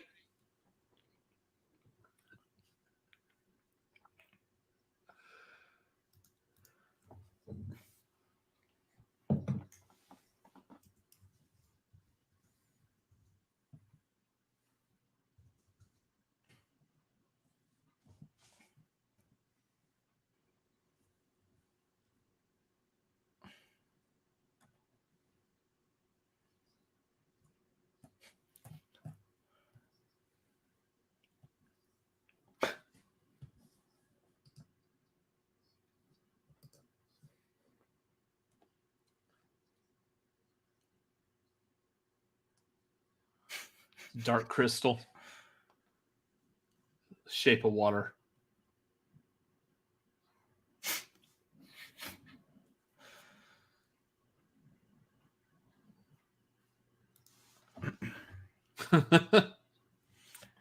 You know, this is great, like YouTube content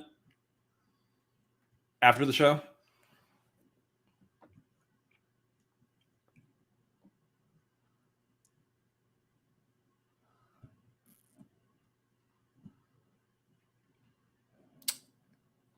Yep.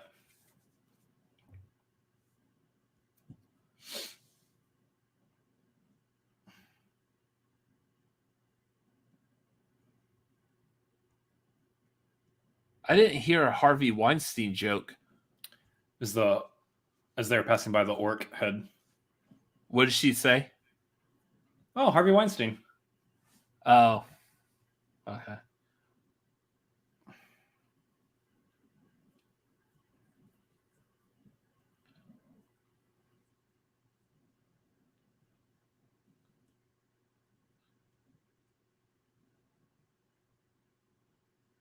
Was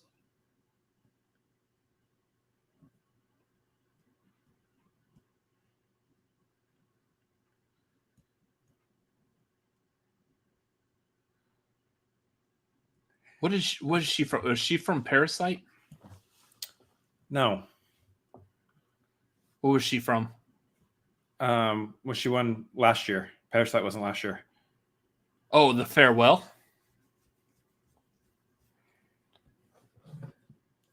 I don't know who this person is. I'm sorry.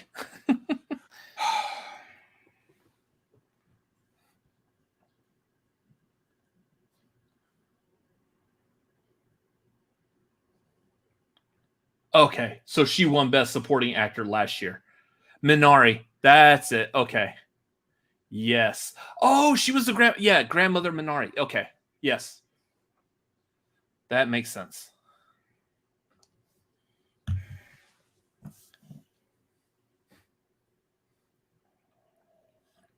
Sorry, that was super awkward for me, but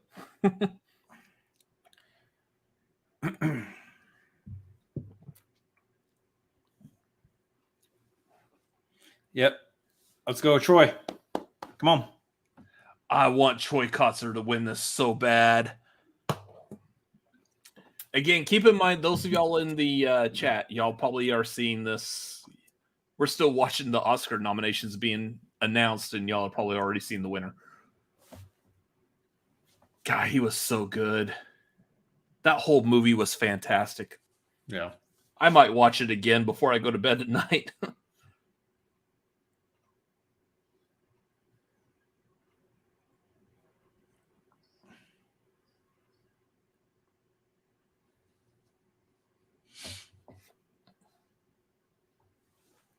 Troy Kotzer was the father in Coda. Played the father in Coda. He's a long-standing actor from the deaf community. Like Marlee Matlin was the mother in Coda, and she had won awards already. Yeah. If he wins this award, he will basically be the Marlee Matlin of, like, the male Marlee Matlin of the deaf community. Yeah. And he will very much deserve it. I can see a world where Cody Smith McPhee gets this too, though. It's possible.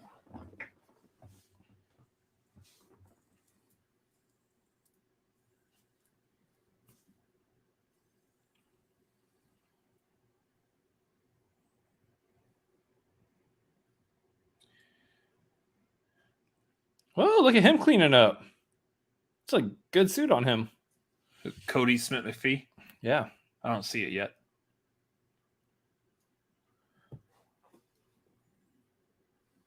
Oh yeah.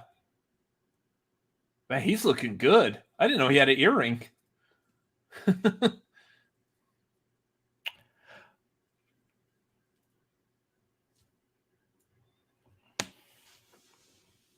I'm trying not to react for you, but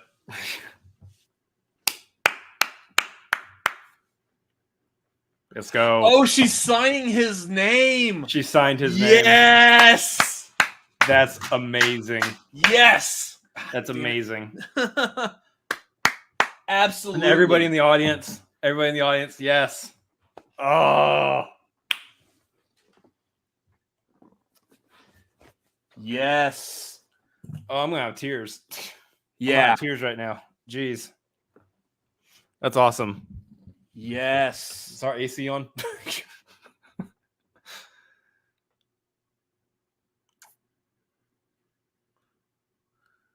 That's one of 3 I was really hoping would get it. Yeah. I was just holding the award for him so he can sign.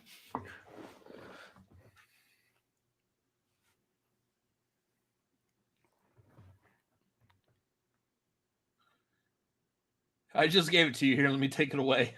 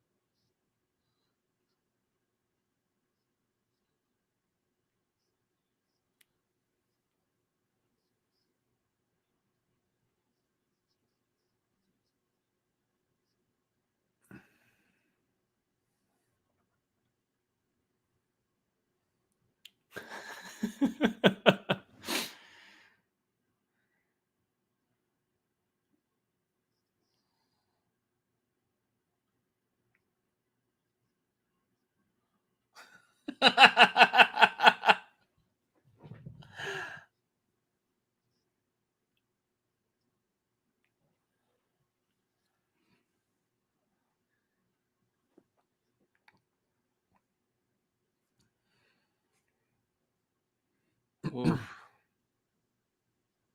Oh.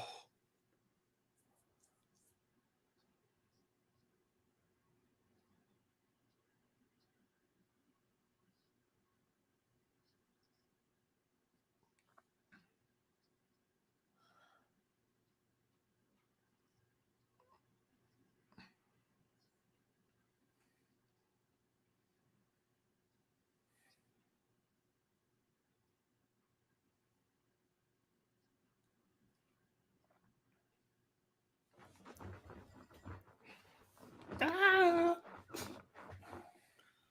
Ah. Oh.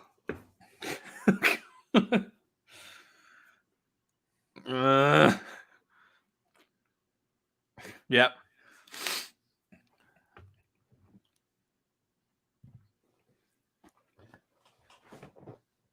Oh. How dare you make me cry my own tears? I'm so happy he won that.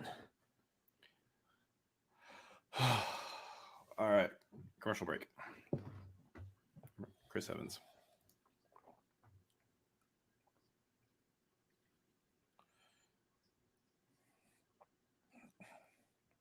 Oh. Disney gonna Disney here, apparently. You get a reaction to Lightyear. Oh. Live reaction, y'all. Live trailer reaction. Yeah.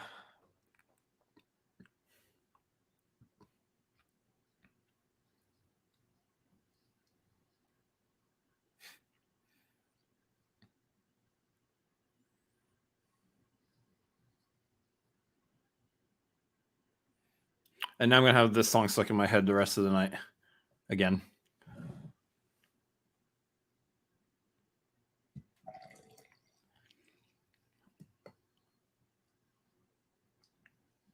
I feel like this is the same trailer we got before. Yeah.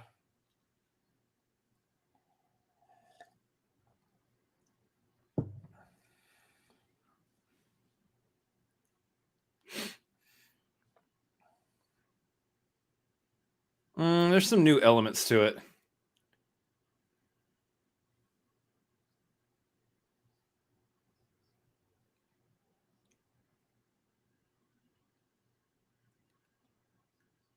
This movie's going to be really good, though.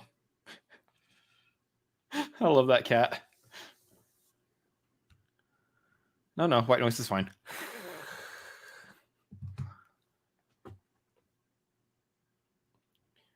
Oh, man.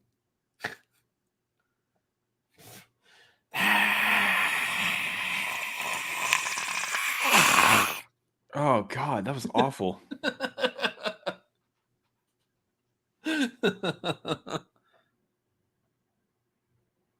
Wait, are they signing in a trailer too? Good Lord.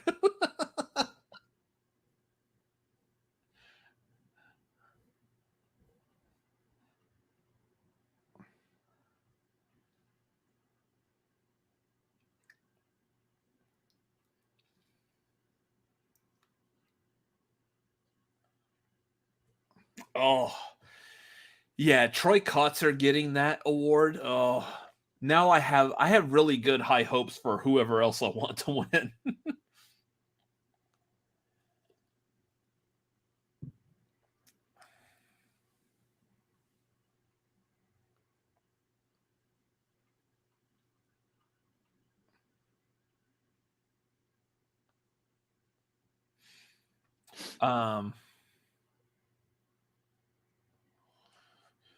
Yeah, it looked like that was the second Lightyear trailer.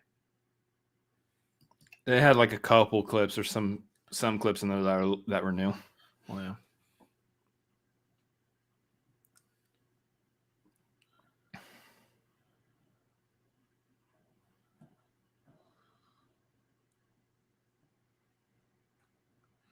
Yeah. So I know like the two of us, we're big fans of that TV show Scrubs. There was an episode of that involved a child that was deaf, and Troy Kotsur played his father.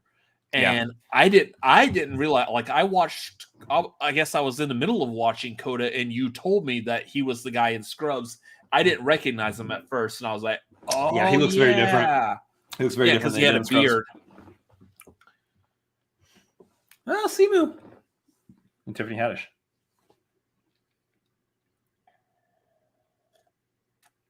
Dude, that red suit is like everything.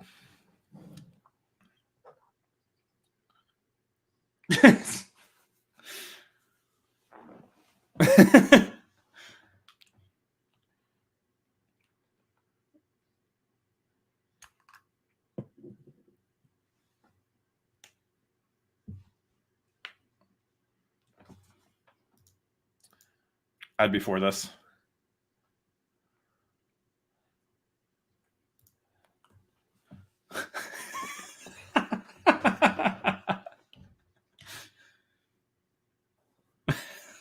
God. Canada.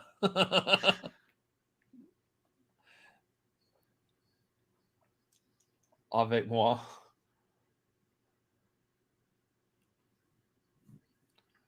Oh, good Lord, Tiffany.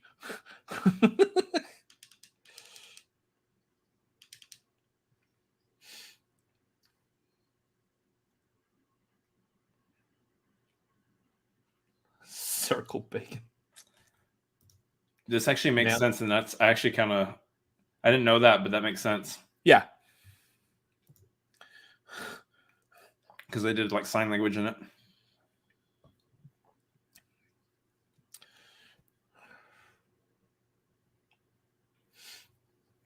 Oh, okay. This is what's going to be interesting. I would say Drive My Car. Just, again, because Drive My Car is also nominated for Best Picture, I would assume it should then get Best International. But we'll see. If it doesn't win Best International, I don't think it has a chance at Best Picture. There you go.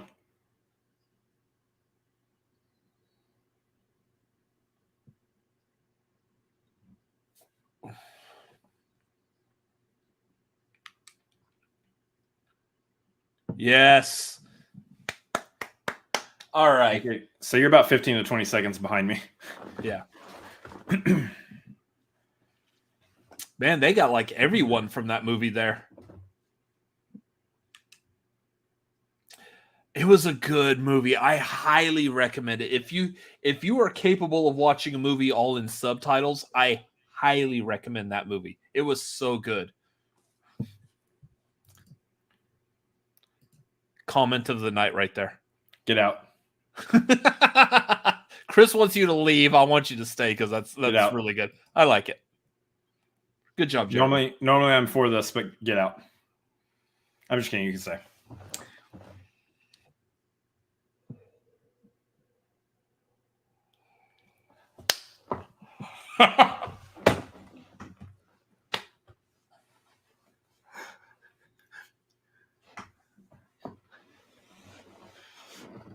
He said, "No, don't play me off yet." Wait, they were like playing them off after like 10 seconds? What the hell? He said, "No, don't play me off yet."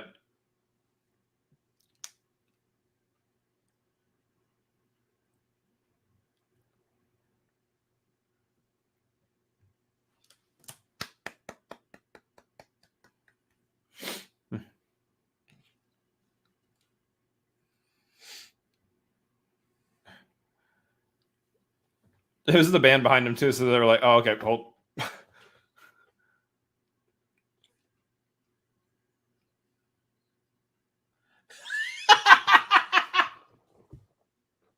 They're gonna keep doing that. It's like they're gonna keep just playing after he's done talking.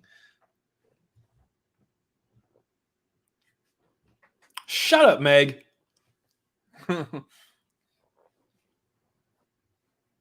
Oh, never mind. She's talking about serious stuff.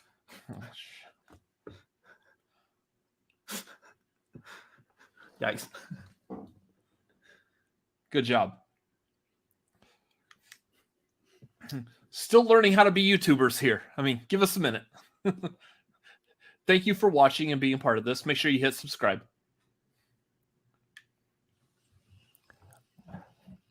I know how to be a YouTuber. This is for the content. Well, Oh yeah, she's just introducing Reba McEntire. It's okay. Don't worry about it.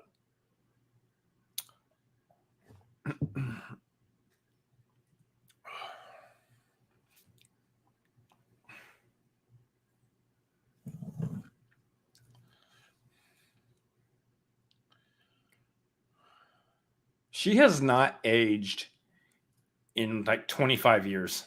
No. She looks exactly like she did 25 years ago.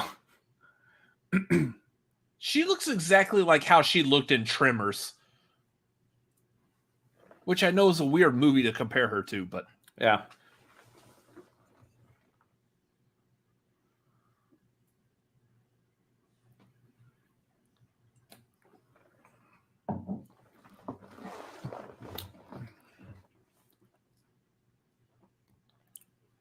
Yeah. Yeah, probably. It's called The Fountain of Youth, y'all.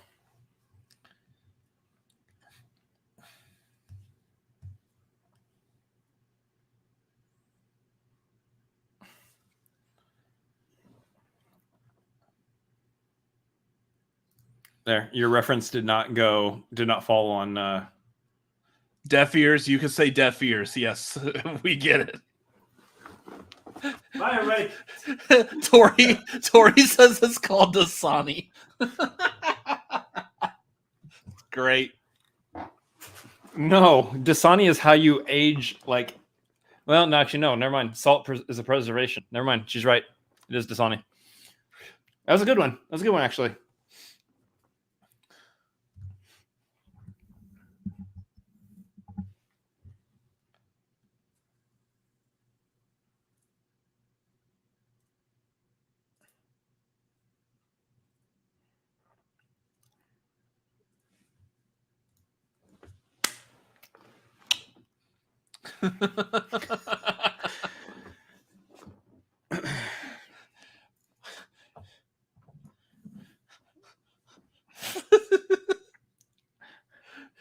Okay, Tori. That's the only reason.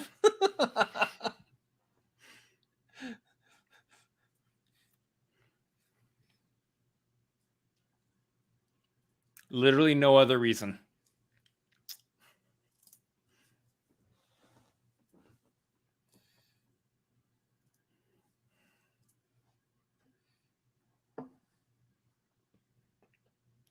That was a good sounding song.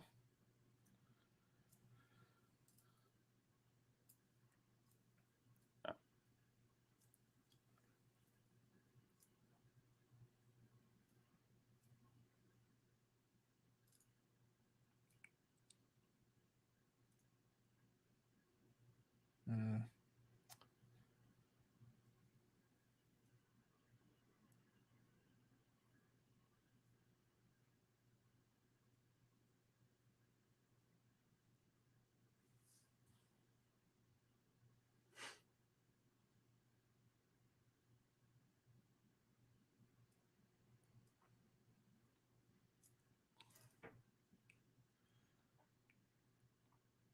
So I know there was a lot of talk about a push to get the Ukrainian president, and I'm not going to try to attempt his name, to make an appearance to talk about Ukraine during this. He's too busy doing a war.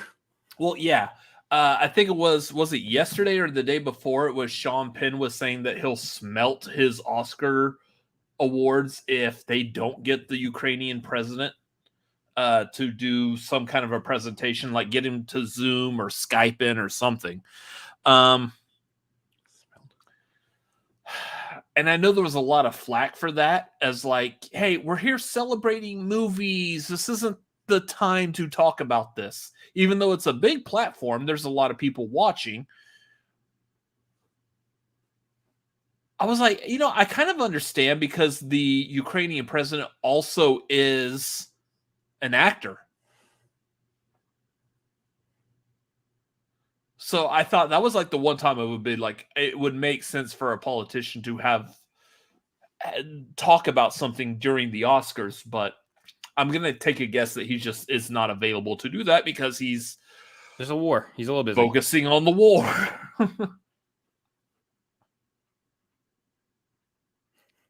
Yes, I think the term you're looking for is just melt without the S. No, smelt. Smelt is a thing. He's gonna past tense smell his Oscar? No. Smelting is when you take a piece of metal and you melt it down. Yeah, you would think you would just use the word melt, but no. No, it is smelt.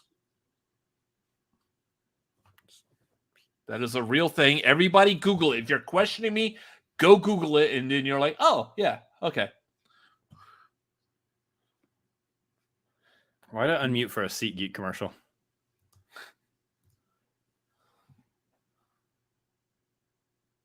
John Leguizamo and Lupita Nyong'o.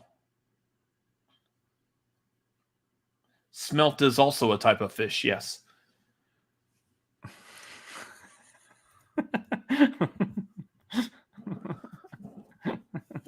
I knew smelt. I watched middle-aged movies. Yeah, there you go. Be right back.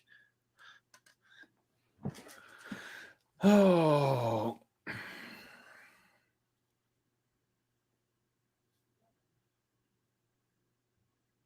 Anyway.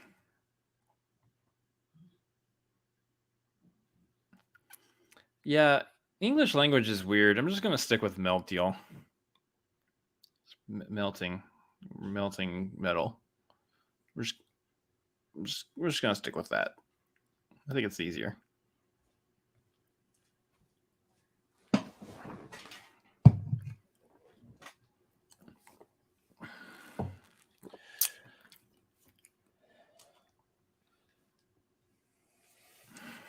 What do you mean? That's a terrible name for a fish. That poor fish. They already smell bad. They don't need to be named for their odor.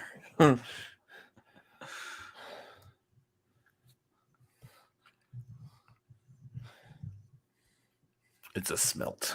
There it goes. Okay, good. I come back and everyone has learned what the word smelt means. Okay. I'm glad we're all on the same page now.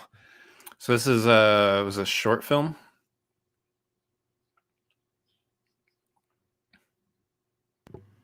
I'm guessing what's about to pop up. Oh, okay. Yeah. Live action I'll short shoot. film. I like that name.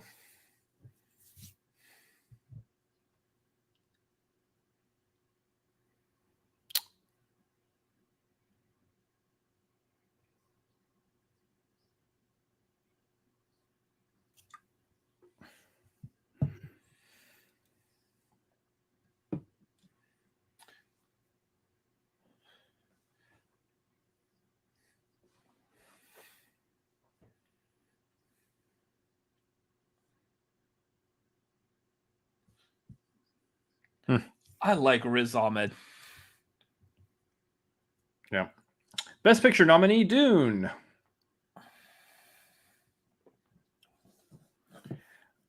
Again, I like Dune. I want to watch it again, honestly.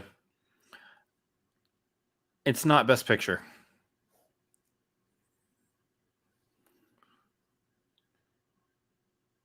I don't think Dune did what would be necessary to win Best Picture in terms of story, anything.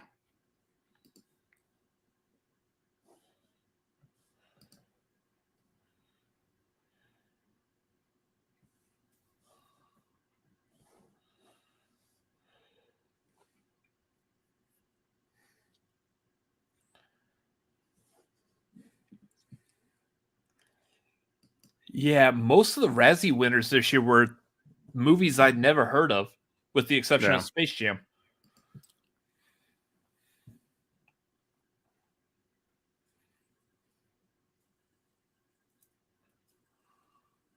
So we're doing costume.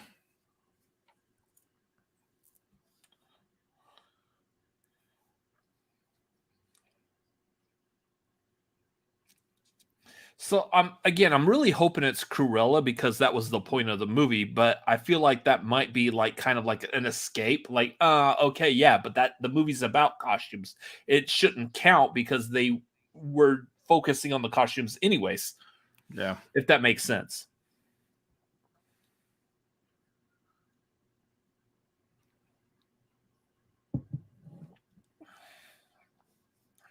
Welcome back. Hello, Heather.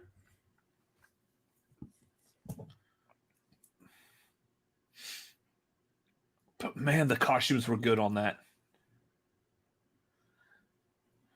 This again, Cyrano is the only other one I've heard of that like people are really saying that. I can see why these are all in here. Yeah.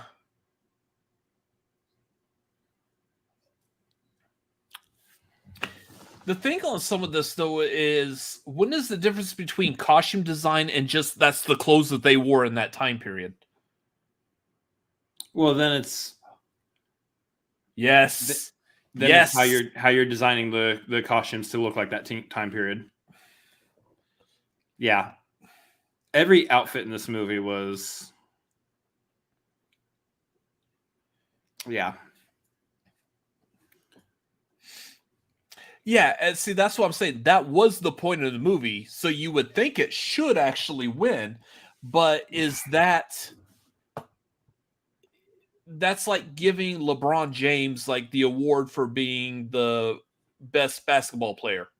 That's what he's trying to do, but he actually is the best basketball player. Cruella just won for best costume. Yeah. is that cheating for everyone else?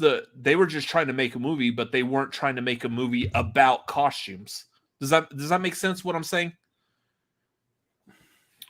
It's the focus of the movie, so therefore you would put more of your movie's production budget into those costumes to make sure they look good. Which means the effort that she puts into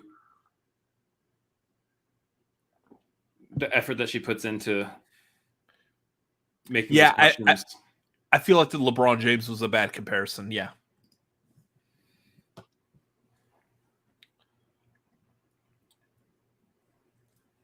But Dune's not about costumes. Yeah. It makes the costume design really important. It means that if you're not doing the job, then if you're not nominated and winning. Okay. Then I understand that. That makes sense then. Okay.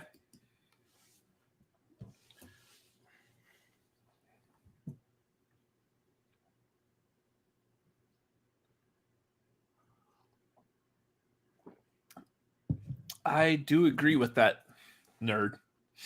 So, but yeah, at the same time, I was going into this category like really hoping Cruella would get it because of that reason. So,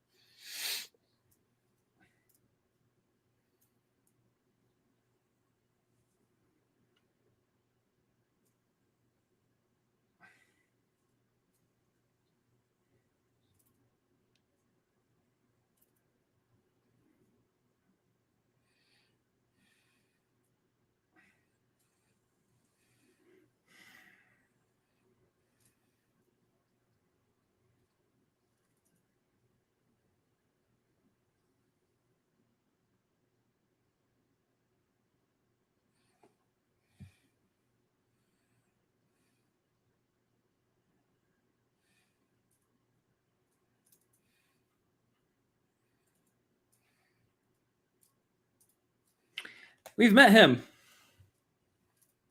we have a picture with him. Yeah.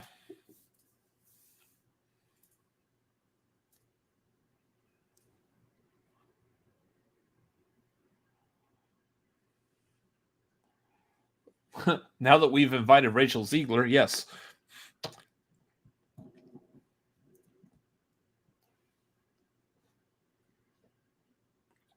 Oh yeah, it looks just like him. Or gold.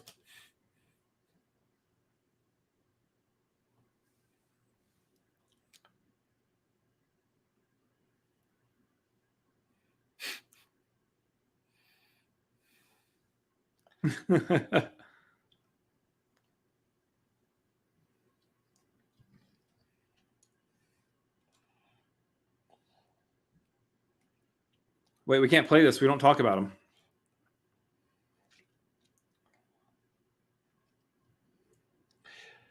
So I think this is in reaction. Yep. This is completely in reaction to, like, y'all nominated this Two Caterpillar song, but this was the song that was most popular from the movie.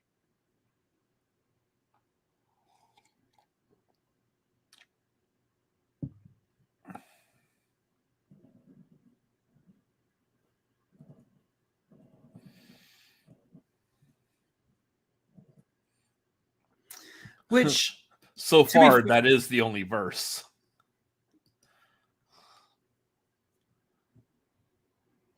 Stephanie Beatrice. To be fair,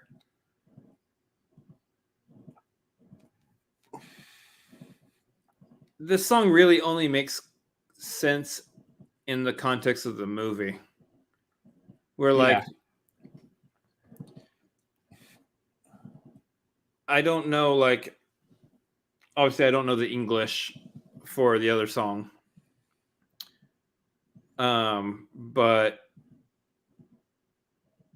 Megan Thee Stallion.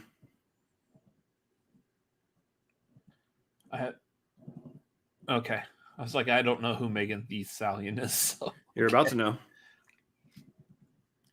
Oh, that's her. Okay. Yeah. Oh, let me guess which one it is. The one rapping. Mm-hmm.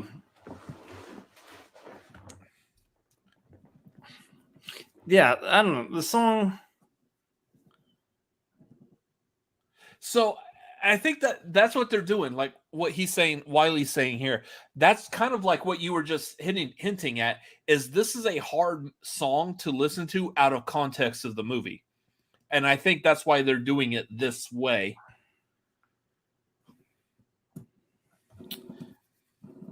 I don't know. It's all an interesting choice to me.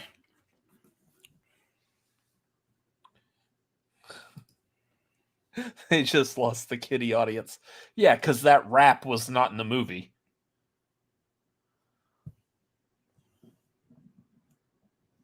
No, Megan Thee Stallion was not in the movie.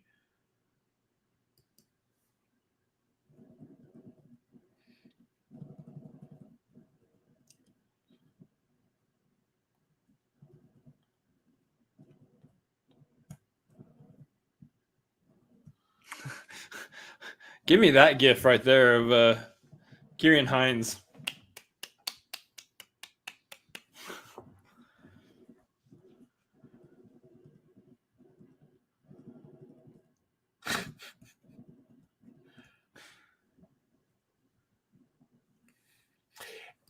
Here's the thing. I feel like you could kind of see where they're like overcompensating at some points. It doesn't feel like a nice, natural award show. There definitely feels like some forced moments. I want to just claim okay, still better than last year's show though. Let's go back 5 years ago when they did the La La Land Oopsie. Yeah, because I feel like that's what kicked off absolutely everything. I feel like that happened and everyone's like, all right, the Academy is BS. They need to get some stuff fixed. And then the Academy started scrambling to try to figure out, okay, well, maybe we just don't have a host, or maybe we do this, or maybe we can try that, or maybe we just cancel some more. And I feel like there was nothing wrong with how the award show was presented. There's some stuff wrong with how the Academy nominates. Yeah. That's fine. Because by that time you had already hit the Oscars so white, Black Lives Matters stuff. Yeah, and that's understandable. That needs to change. But there was nothing wrong with having a host or two hosts and having presenters and the award show presented the way it was. There was nothing wrong with that. And now it feels like they're scrambling to try to overcompensate in ways where it's like you didn't need to do any of this. Just give us the award show like you used to do it, with the updated acknowledgement of who we should be nominating in these categories.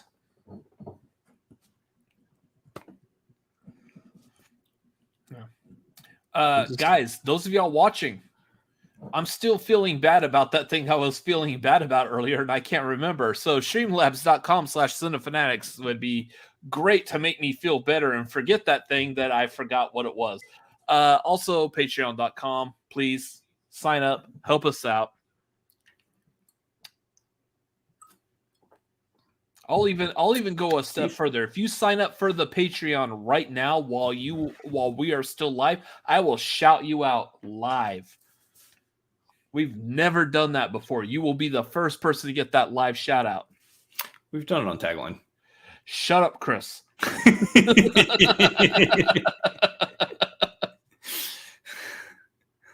I think I speak for all of me when I say shut up. This will be like the second time we've done it.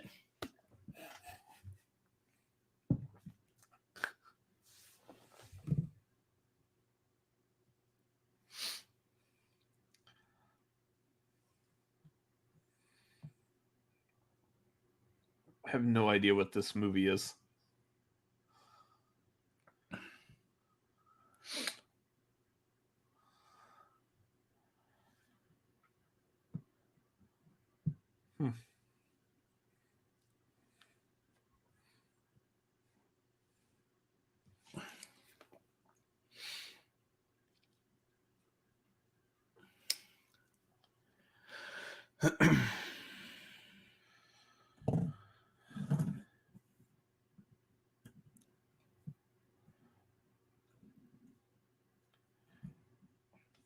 I'm gonna have We Don't Talk About Bruno stuck in my your head.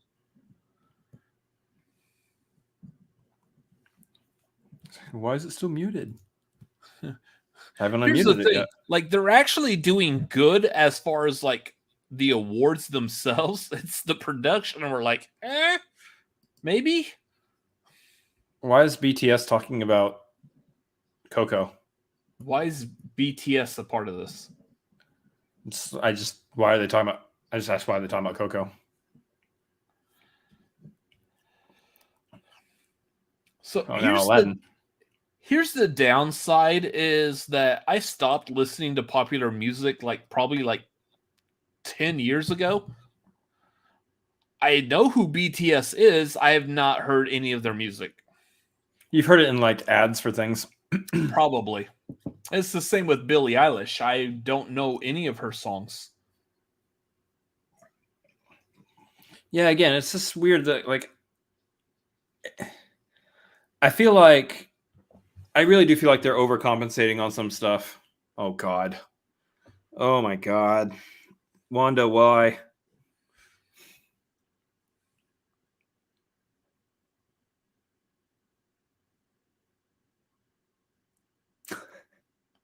Wow. Will Smith's loving the hell out of it.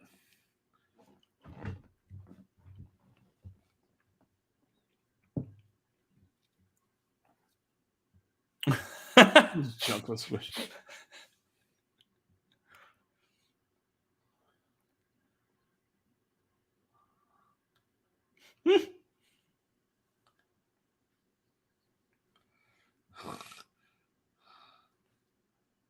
Amy supposed to see Serena? No.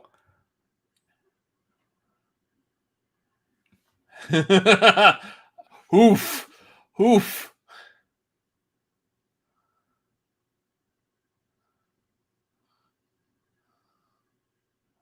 Oh, yeah. Amy Schumer is in this.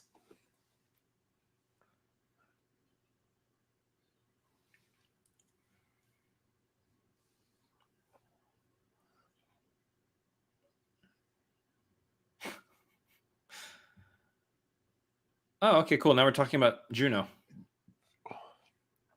Oh, best original screenplay. Okay, so we're doing best original screenplay now.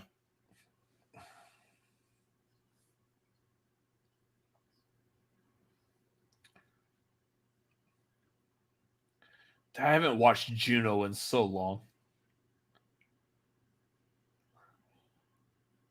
Oh.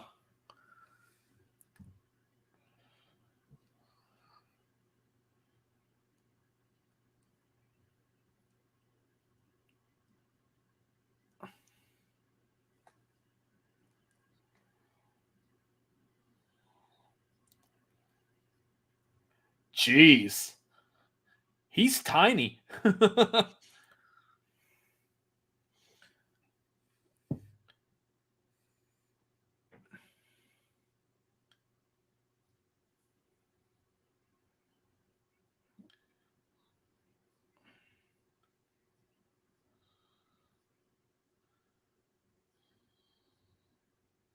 Huh.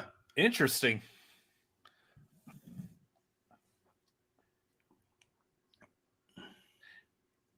I didn't know he changed his voice. I think that's what I want to say. Part of that's probably like extra testosterone. Okay.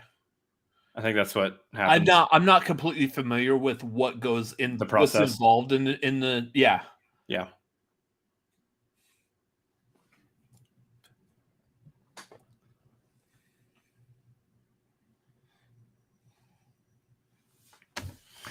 Yep. Let's go. So this is best original screenplay. Take that. We'll take that.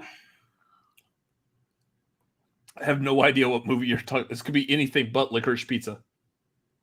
Belfast. Okay. Yeah. I'll That take makes that over. sense. Yeah. Him winning the award for Belfast, a movie that's basically about himself. As a kid, yeah. That's a good win. I will never not say no to Kenneth Branagh getting an Oscar. That man knows how to make a movie and how to tell a story. Unless it was for that one movie. Based on a book. No clue. Disney Plus.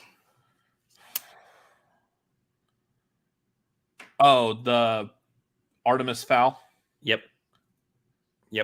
He wasn't going to get an Oscar for that.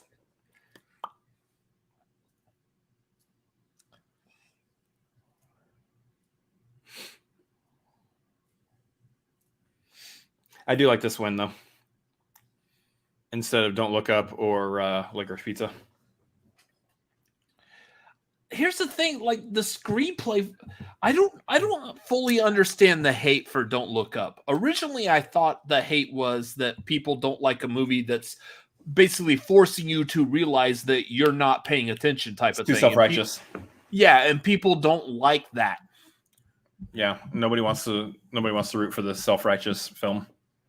Nobody wants to be told they're stupid and not paying attention. They're trying to ignore. That's a small part of it. Otherwise, I thought Don't Look Up is a really good movie. I don't know if it's Oscar worthy, but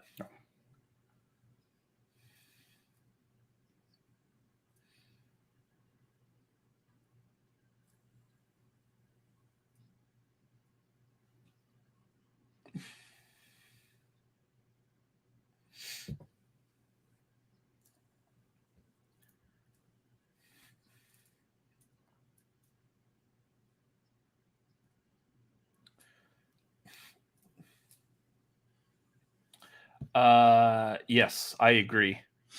The couple of things I've seen her in, she's been really good, but I don't think she gets enough work for how good she is. I'll take a Coda win here, please. If Coda wins here, I think that's a good sign. Oh yeah, best adapted screenplay. God, I want to watch this again tonight. That might be the movie I watch as I fall asleep because God, this movie's so effing good.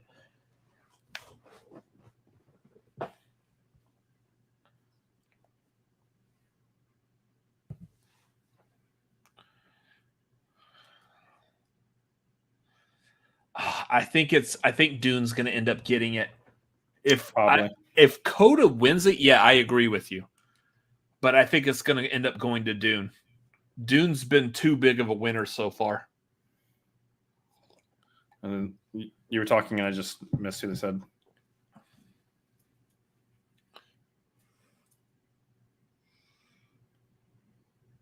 Yes. Oh.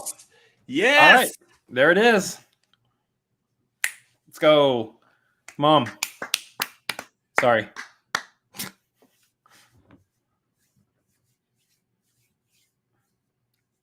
Absolutely, yes. Coda's going to win Best Picture. Yep, I agree. This is what I'm expecting. Absolutely, 100%. I hope so.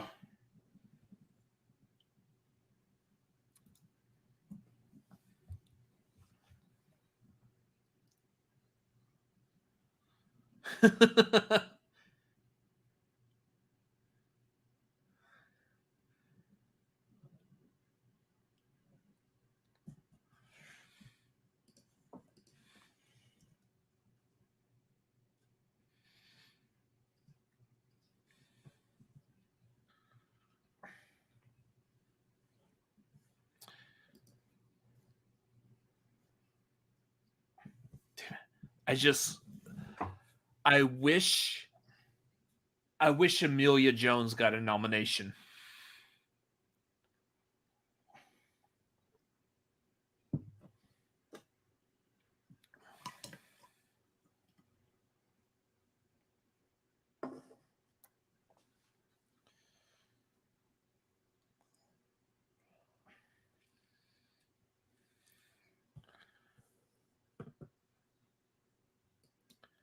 Yeah, I feel like this is coming down between Coda and Dune easily. For Best screenplay? Picture. For Best Picture, Coda and Power of the Dog. I know, but look at the awards that Dune has won so far.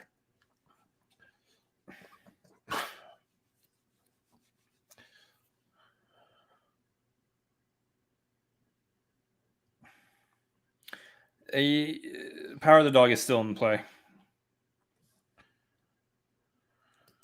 I would say Power of the Dog's in play for Best Picture over Dune.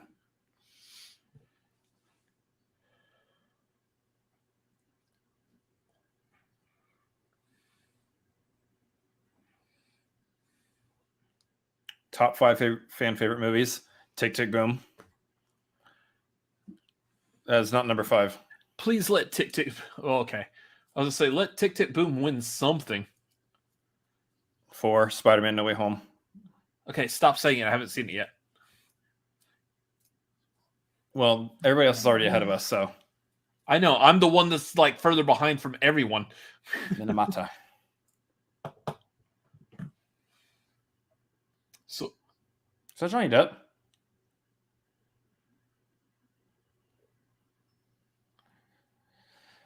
Cinderella got in there. that does kind of look like Johnny Depp. Oh, Cinderella. Really? People really screwed this one over. That's hilarious. Number 1, Army of the Dead. Really? Cinderella and Army of the Dead getting in there. Be right back. That's hilarious.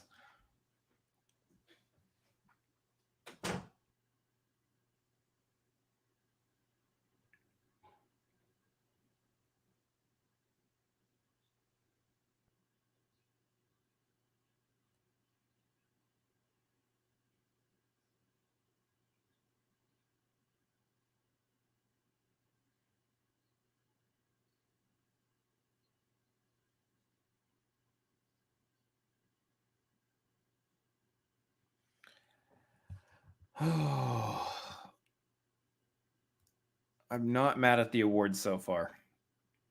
I'm not a fan of necessarily how the show is going specifically, but I'm not mad at the ones who've won so far, or mad about the ones who won so far. So I think we're doing pretty good here, actually.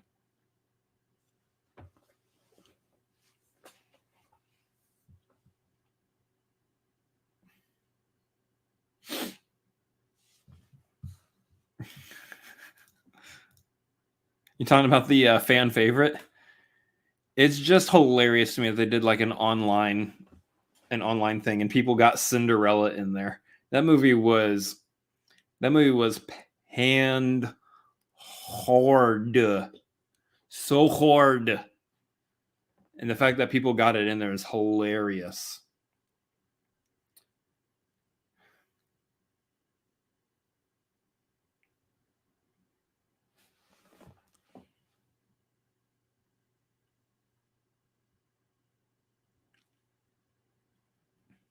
Yeah, I don't know about Minamata either. I don't think I've ever heard that movie.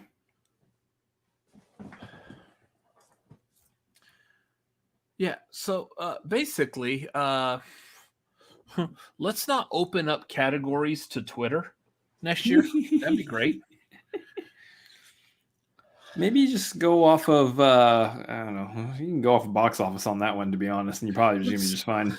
Yeah, let's not let Twitter and the general public vote, but also let's not let the Academy vote on movies either. Let's find another like healthy middle between. The Academy can vote. They just need to stop being political with these things, which, good luck.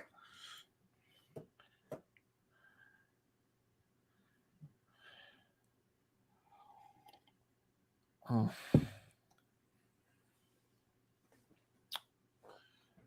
I actually do need. Hold on. Oh, it's Liam Neeson in another Liam Neeson movie.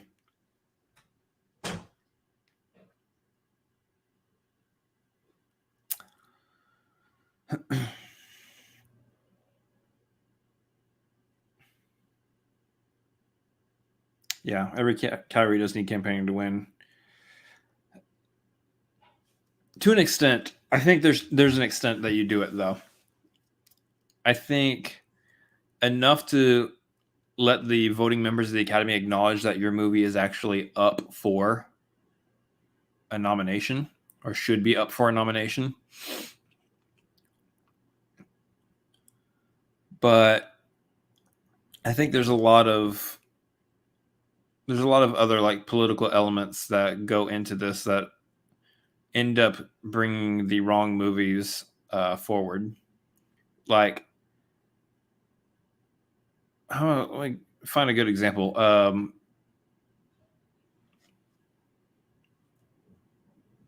I would say if Don't Look Up or Dune wins, I would say there's something going on with the voting process that is not the best. The fact that Tick Tick Boom isn't in Best Picture, I think, is a problem. But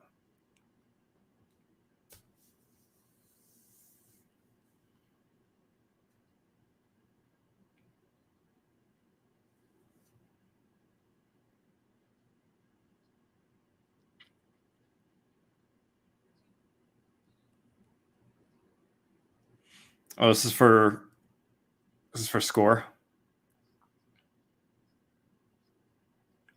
Yeah, Hans Zimmer getting it for Dune.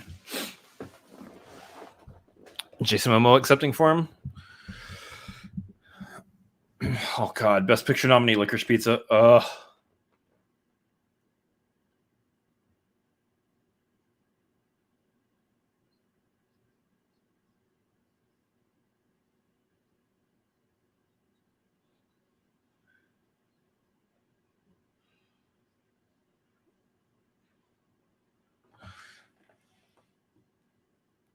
Look,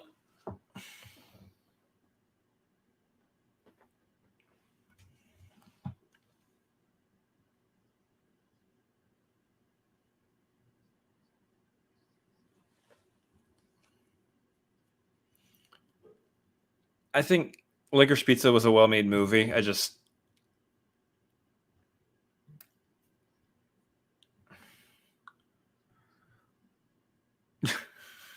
okay, guys, we got it. She knows.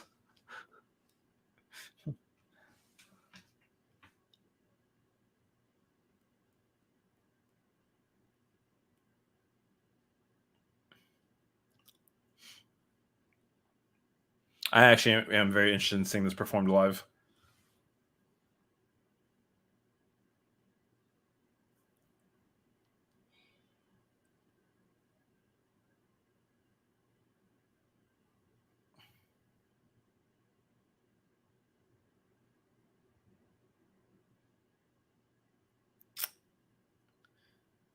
Lights are down. Phineas is playing the piano. Spotlight on Billy. Lasers going around.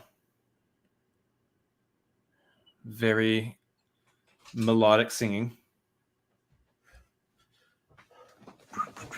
She's doing pretty good. Phineas is singing along. Okay, so I've still never fully heard a Billie Eilish song. She's wearing a big floofy black dress. It's got layers. Her hair is, I'll say it's about shoulder length. I don't think it's longer than her shoulders. Black, straight. Full orchestrated background. See, I have a hard time not saying this is going to get it.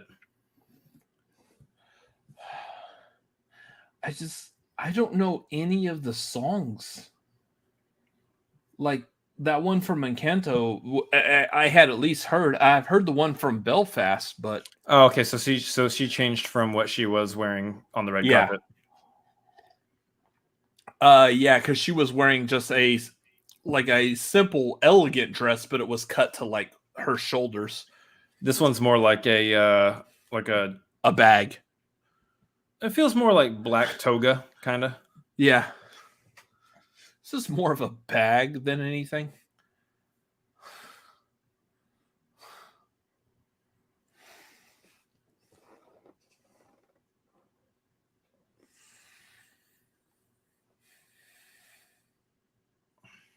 She's got a hell of a voice.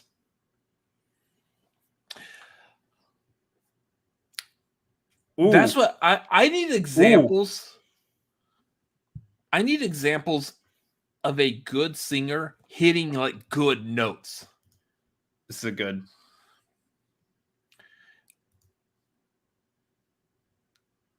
Like that, for example. Yeah. I'm sitting there going, ooh. I was gonna say, like, for example, Lady Gaga has done a lot of songs with like the auto tune on her voice and whatnot. When she did A Million Reasons is where I felt like I first really heard her voice and I liked her voice. Lady Gaga's a phenomenal singer. Yeah. I haven't heard anything from Billie Eilish. Both her and Phineas are applauding the orchestra who are behind her. Yeah, she's also 20. She's not even old enough to drink yet? Legally, yes. Interesting.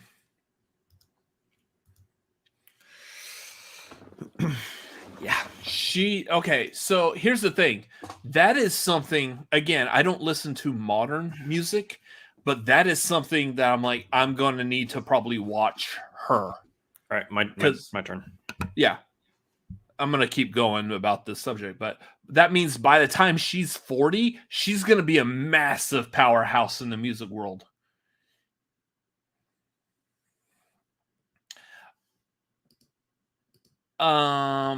Maybe.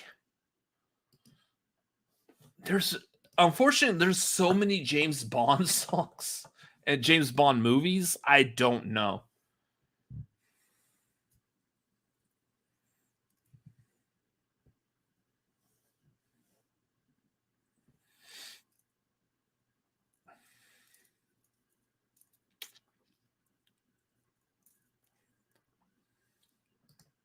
Yeah.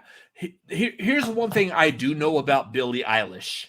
Without listening to her music, she is definitely a person that right out the gate, from the second she was born, she should be a performer, a known person publicly. We just didn't know it yet.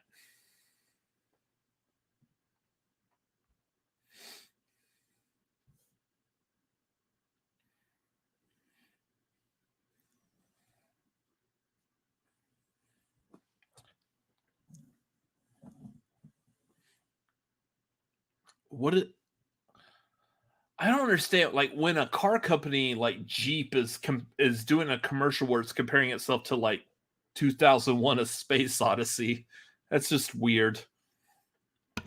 Hi, and welcome to Men Over 30 commentating on Billie Eilish. Well, I mean, I don't know her music, but I know that she's talented.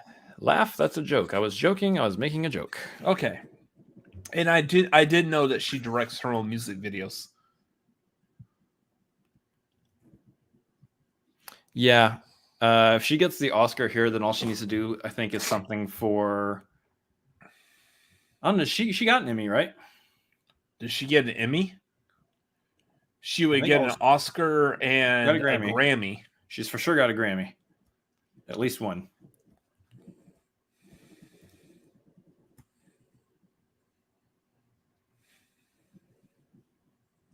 It's like Chris Rock not knowing what he's doing there. But yeah, I mean, I could see her getting an EGOT, getting all of them, and easily doing something, whether it's music for a Broadway show or doing a whole show, producing a whole show around her music. I could easily see that happening. She hasn't won an Emmy yet. I mean, that's, again, we're talking about, she makes like a guest appearance on some show of some sort, and she can get a Emmy for that. She does music for TV. Look, I'm not the TV fanatics over here, okay? She can get an Emmy.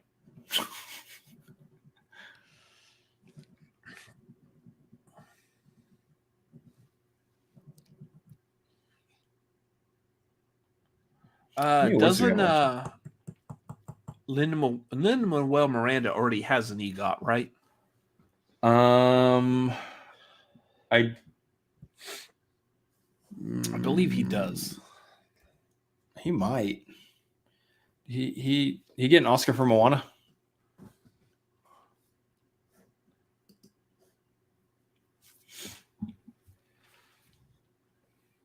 He's for sure got a Tony. He has Tony, Grammy, Emmy.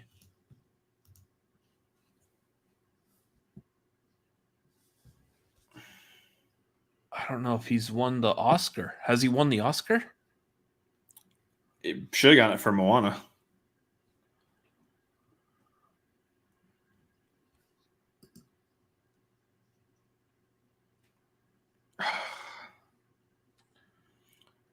This should have gone to Tick Tick Boom.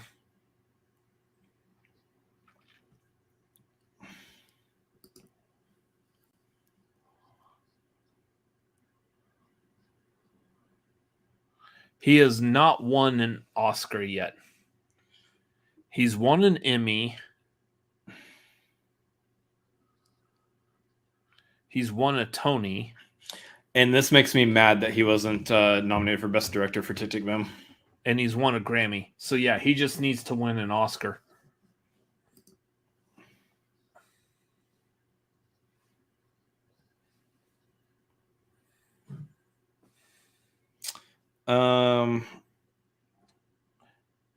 Actually, he could get his EGOT tonight still.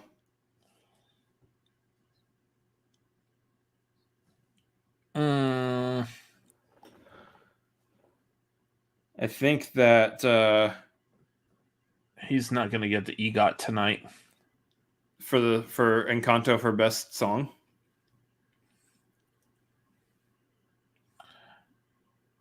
Oh, yeah, yes, Encanto, yeah. Okay, if yeah. Encanto wins Best Song, he gets the EGOT tonight. Mm-hmm. Which is a possibility. Here's the thing. I hadn't thought of that before because I didn't know he was just missing the Oscar. And now all of a sudden, I am all for Lin-Manuel getting that award. And Tori's going to kill you for saying that Billy shouldn't win then. Sorry, Tori. Billy may be good, but... Billy's got time still. Lin-Manuel Miranda deserves the EGOT. I don't know what they're doing. We're talking, so I have no idea what they're saying.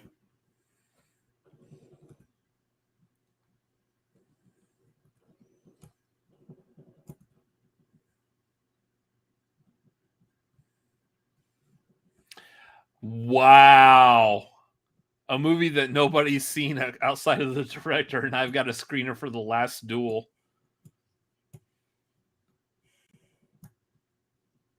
Wait, have you seen The Last Duel?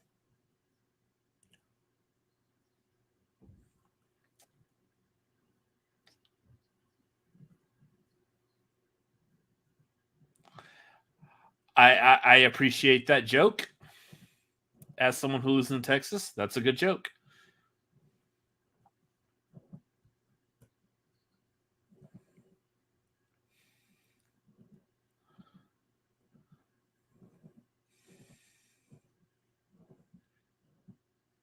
What's a fungible token?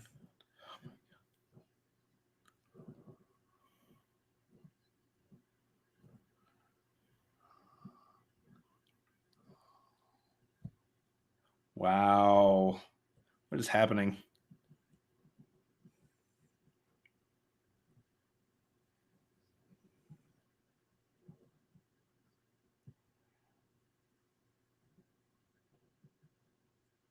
Okay, so they had the DJ, then they had a band, and now they have a live pit orchestra.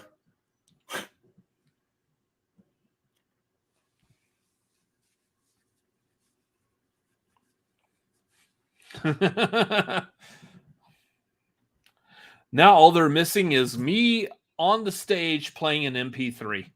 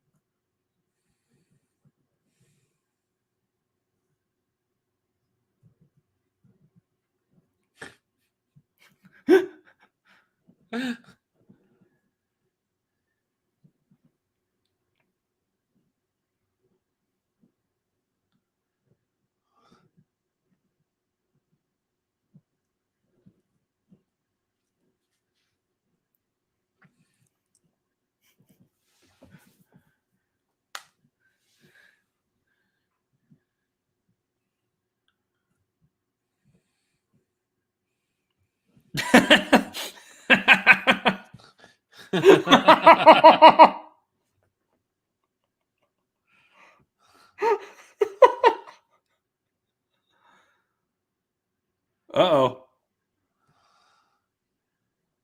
G.I. Jane 2. Wow. Wait.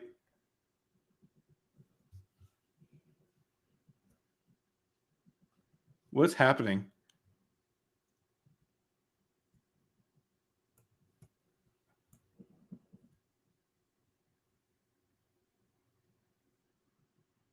Okay.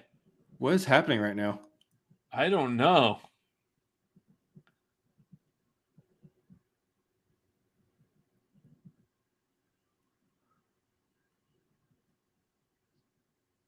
What the fuck just happened?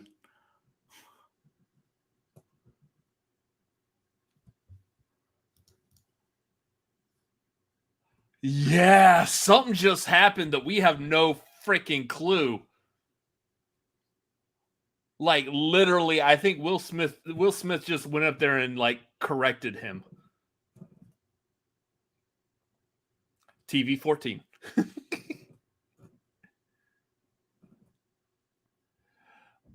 What the hell just happened? I think Will Smith, yeah. I think Will Smith really just went off on Chris Rock for that one. Was that a real hit he just did? Did he really I just punch him? I don't think he really punched him, but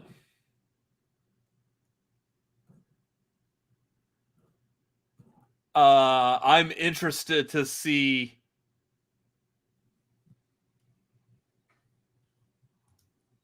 Oh, snap. Shit. Oh, that's going to make news tomorrow.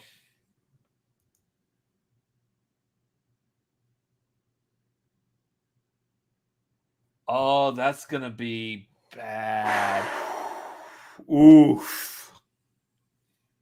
Well, there's something that's going to pop up on a Watch Mojo top 10 Oscar moments of the past 10 years. Whew.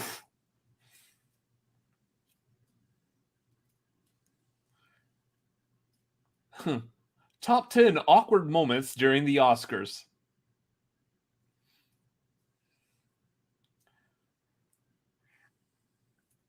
That's a good win.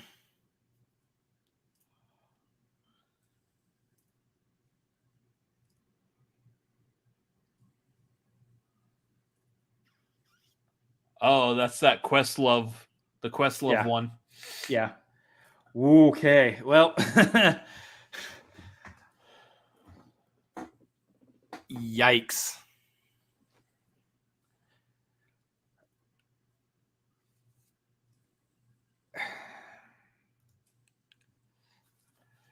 Yeah. I don't know.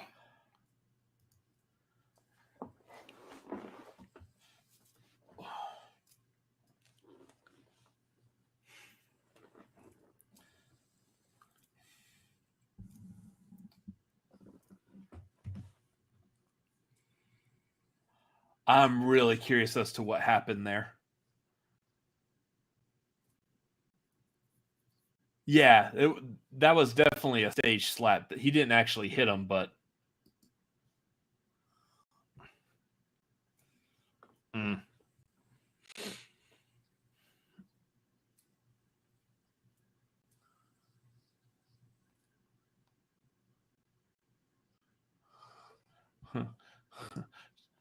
Tori, it'll be something that will be in the news tomorrow.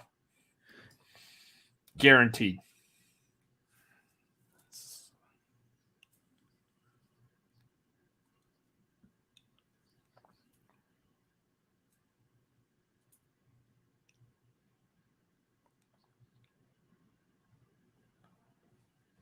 I love this. That's a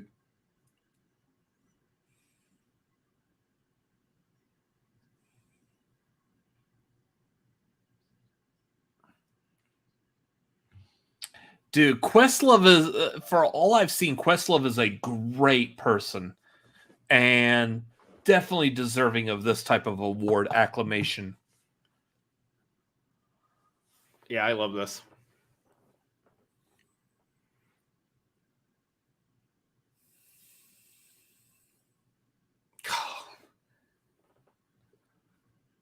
Cut to Will Smith. Cut to Will Smith. What's he doing?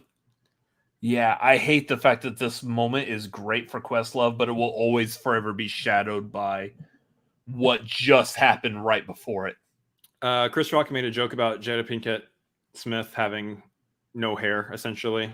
Apparently, I guess she has a disorder of some sort that causes hair to be lost, and Will Smith got up and gave some words to him to his face in the middle of his joking.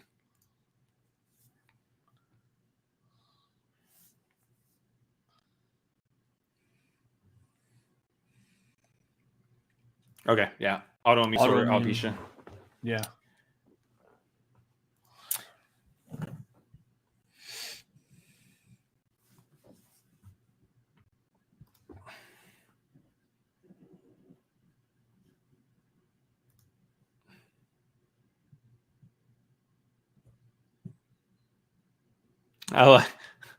We're gonna solve that at the after party. Wow. I like how Will Smith's like, yeah. Oh. Hi. Long time no see, man. Good to see you. Hope you're doing okay. Well, It's been a bit.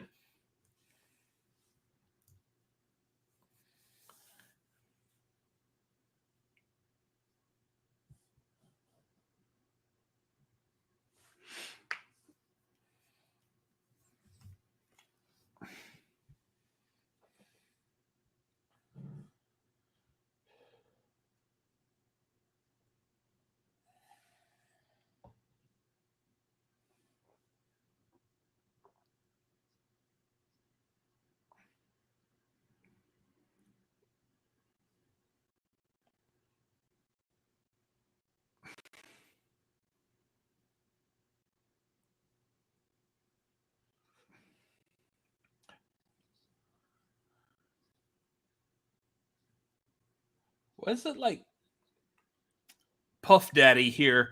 It also looks like he's never aging. Right?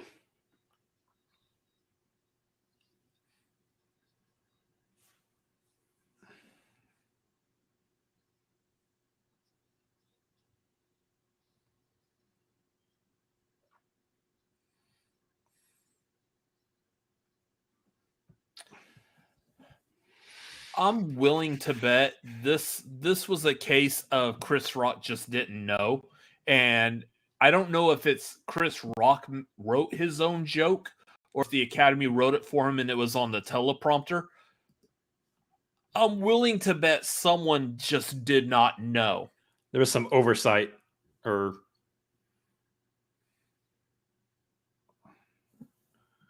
dang. Francis Ford Coppola, Okay. Al Pacino, Robert De Niro. So that is what he said. Jeez.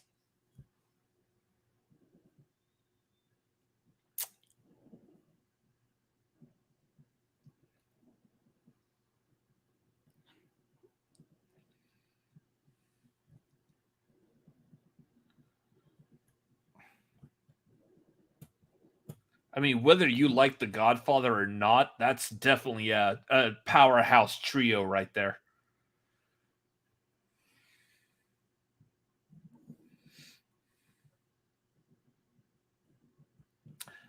I think Chris Rock said it thinking that like Jada had her hair shaved for like a role or something. So he was just making light of the fact of that. Yeah.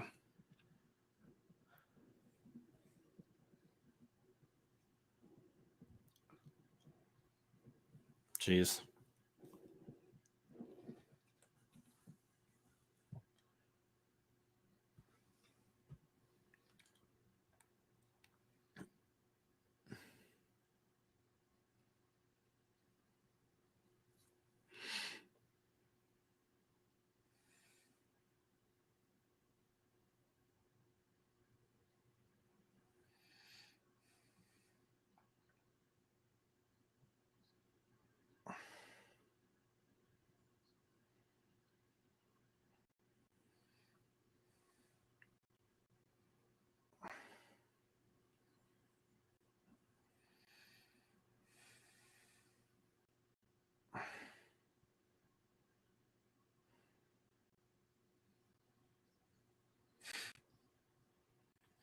Damn.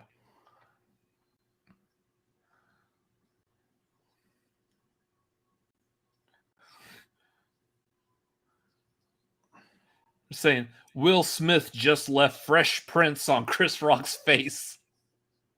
Wow.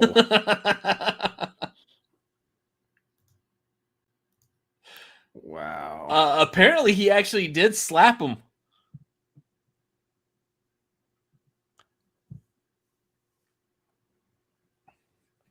Yeah.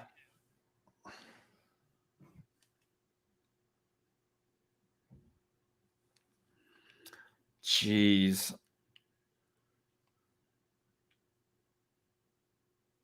Wow.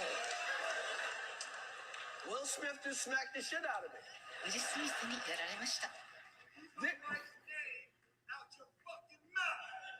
Oh. Wow, dude. It was a G.I. Jane joke.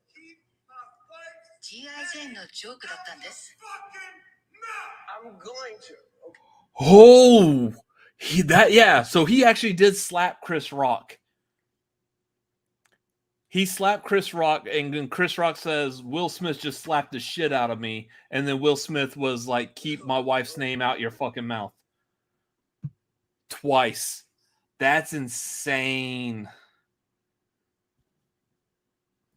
No, that was not a fake slap. He actually did slap him. That's insane. Oof. I mean...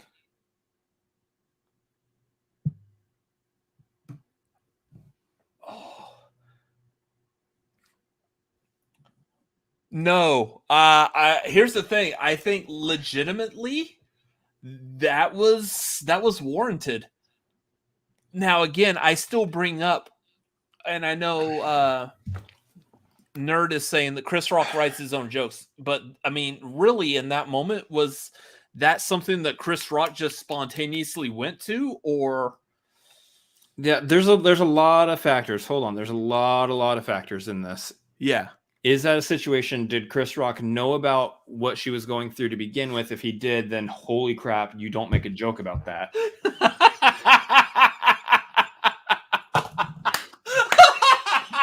Cat wins the night. Cat wins the night. There is absolutely defend your wife. Absolutely, 100%. Can we keep it together to say something after this show, though? I don't know. I don't know if during the actual show is the time to say or do anything, because that was awkward as hell. Oh, here's I don't know. In memoriam. Or we're just. It might be.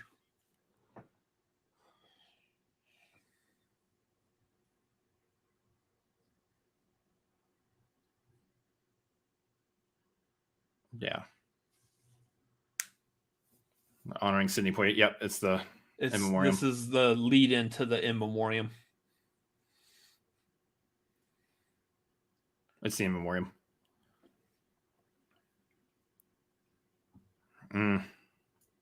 Stephen Sondheim. Olympia Dukakis. William Hurt. Man, that one just happened too. Sondheim. Yeah, keep in mind, I'm probably the one that's behind everybody watching. So, Helena Hutchins, that was the one from that Rust movie that they were filming.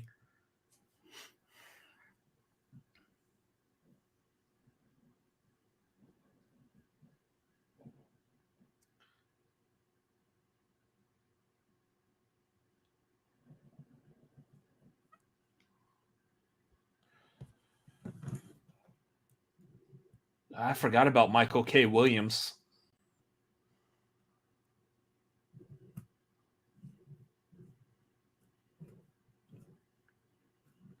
Richard Donner.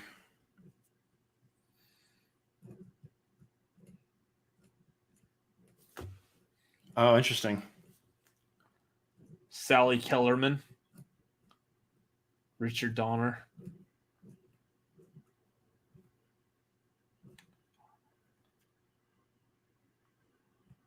I like this.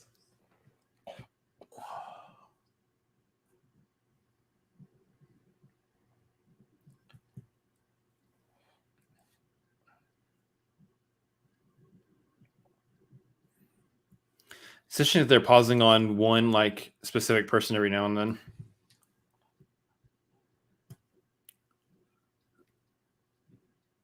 The music choices are also very interesting for usually a very solemn moment. Yeah.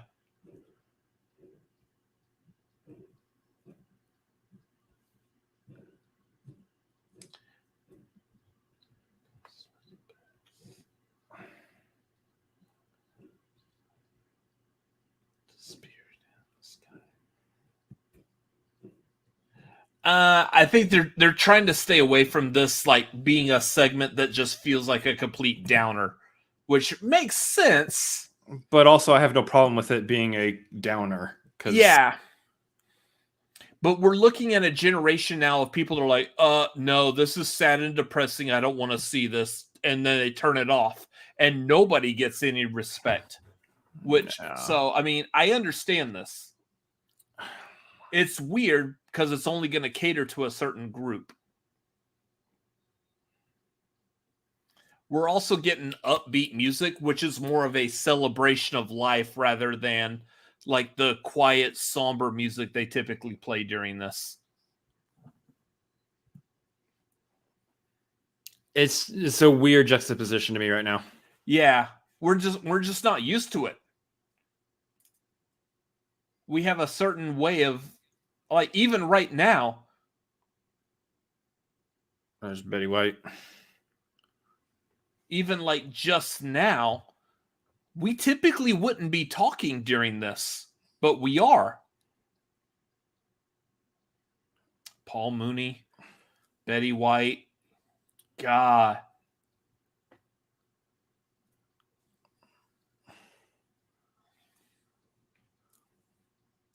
Oh, little puppy. Is there a significance to the puppy? Yeah, what she's saying.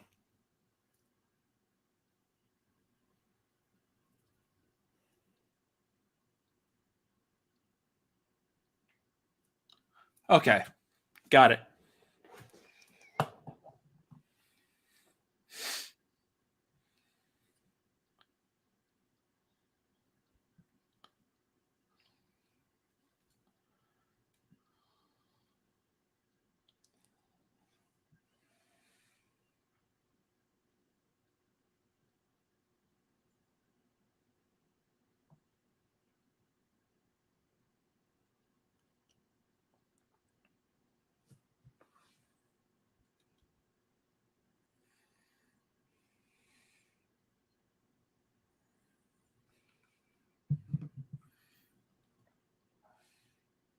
Charles Grodin.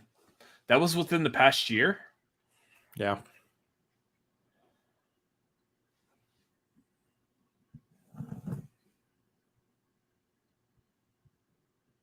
Is this Jill Scott?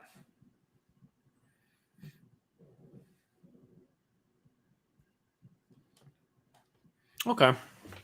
Yeah, this makes sense then. Yeah.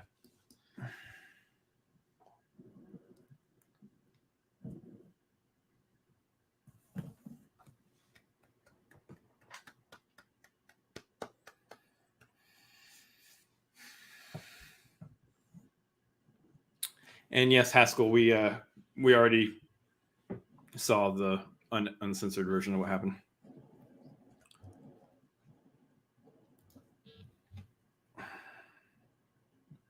Nice. That's the first time they've done that. Like, is there anyone that you thought should have been in this?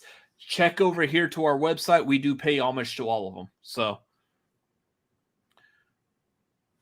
I do need to bathroom again. Be right back.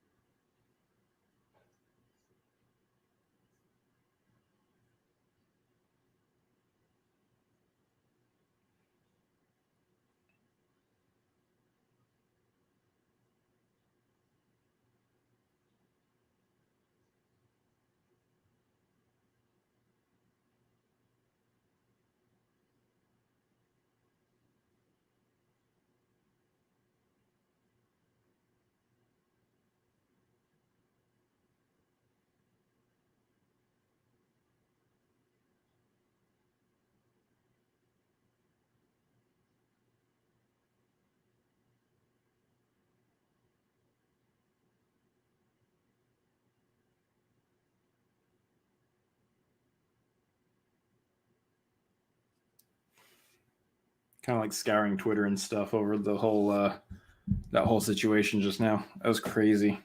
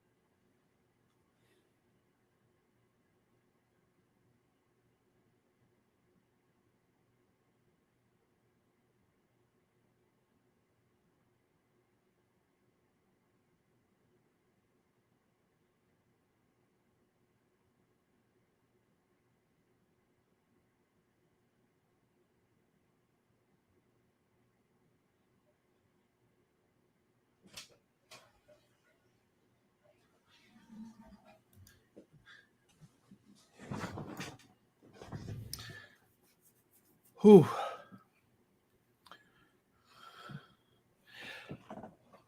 So here's the question I bring to this, because I feel like it needs to be questioned. Could that have been staged? It wasn't staged. The way it was chopped up and edited for the program, it wasn't staged. If it was staged, they would have had the editing set and ready to go for it properly. Well, It was except too thrown off. Except they did it. Except they may have edited it that way to make it look like it was not staged. No. Yeah. No, it was too thrown off. That was not staged.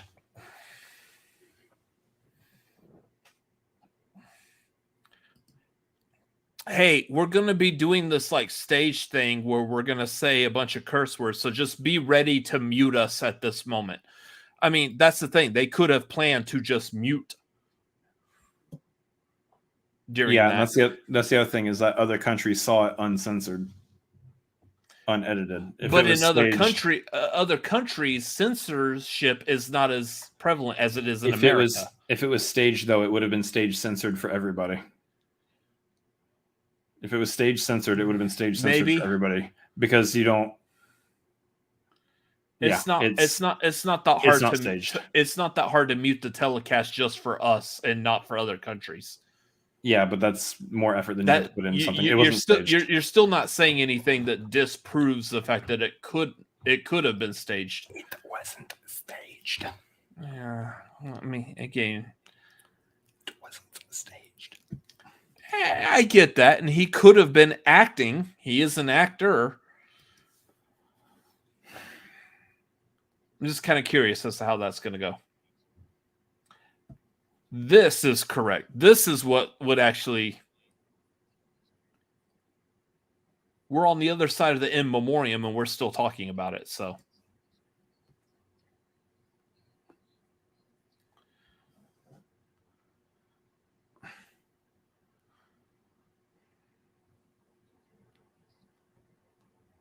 So this is one of the ones that was announced earlier. Production design. It went to Dune. Over West Side.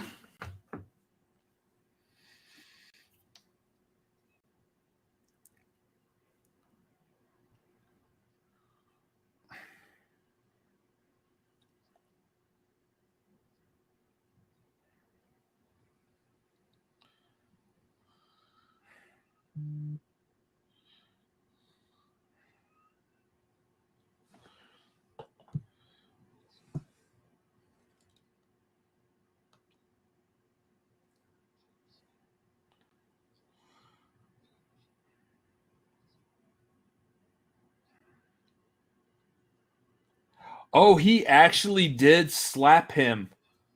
Yes. Okay. That's why he said Will Smith just slapped the shit out of me. Yeah. That's... Yeah. So Harold just tweeted at me about this with like a slow motion video of what actually happened. Yeah, okay. He did slap him. Let's focus in on the rest of the show now. Move past this. We're going to hear about this enough in the next day or two, so. Yeah.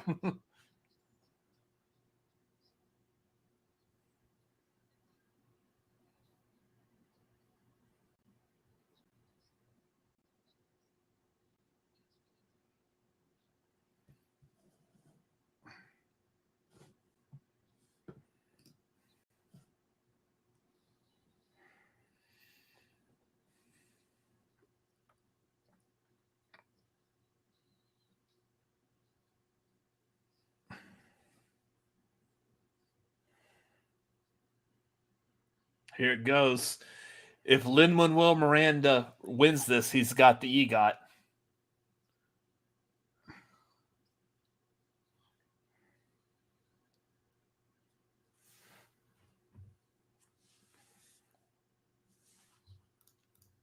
Yeah, this is a good point.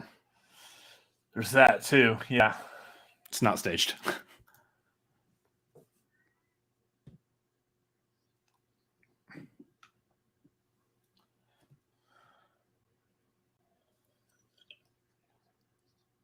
Isn't Phineas Billie Eilish's brother? Yes.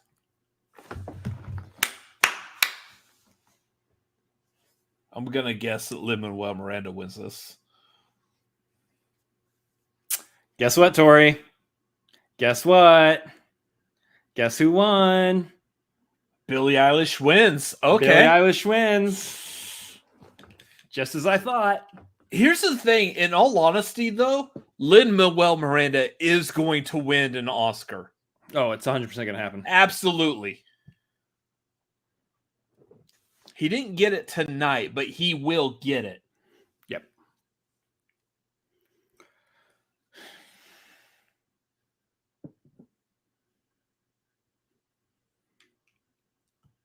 She's freaking out right now. She's like without words.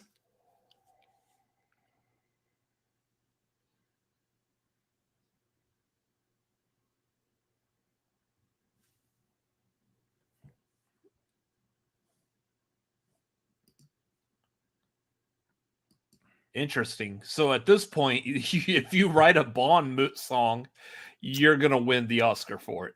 Potentially.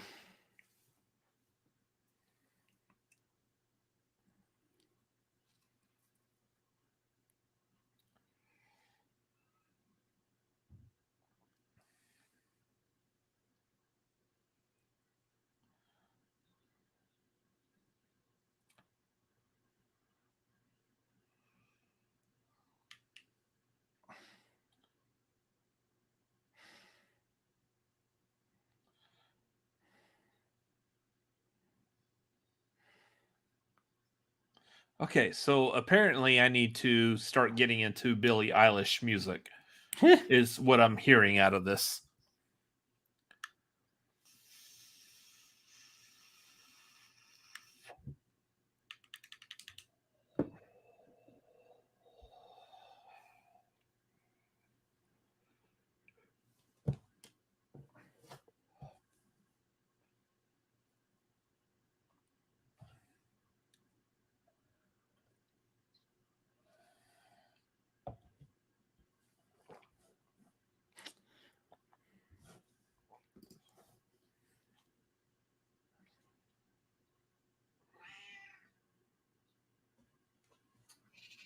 Hi.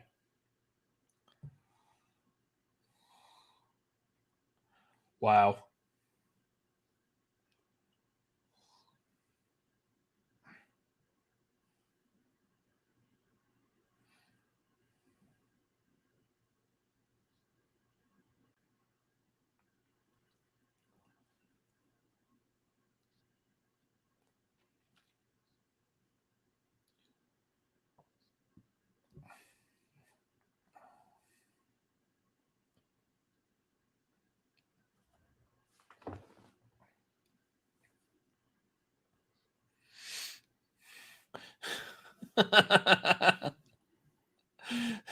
We got Tim is saying still a bad Bond song.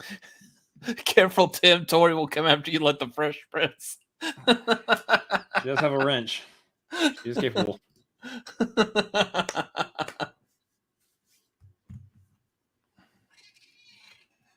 Oh, that's great.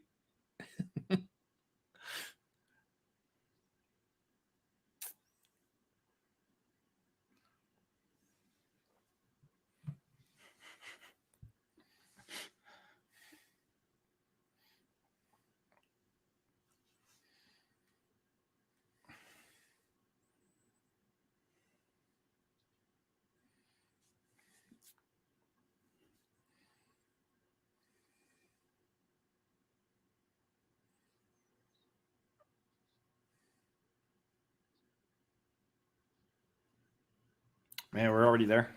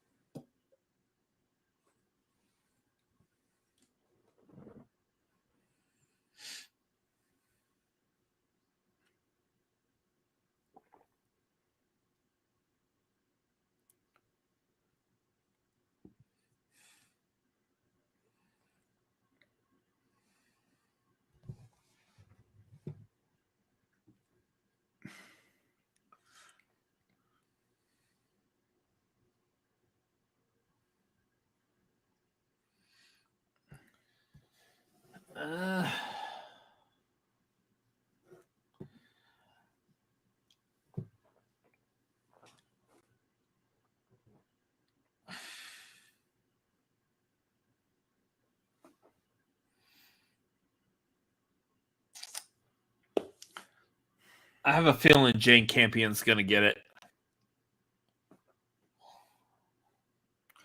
Costner's sounding older than he's looking. Yeah. Yep. That makes sense. So, I mean, again, Oscars Expected. generally, it is still usually a safe bet that if you win the best director, your movie's going to win best picture also. There's a few times it doesn't happen. There's a few, but I feel like we're still on the edge of where it's a safe bet that still only recently has that not been the phenomenon. Was Otis director up for best director? No. So there's your kicker. Yeah. But I mean, that's happened the past couple of years also. I want to hear her speech. Yeah.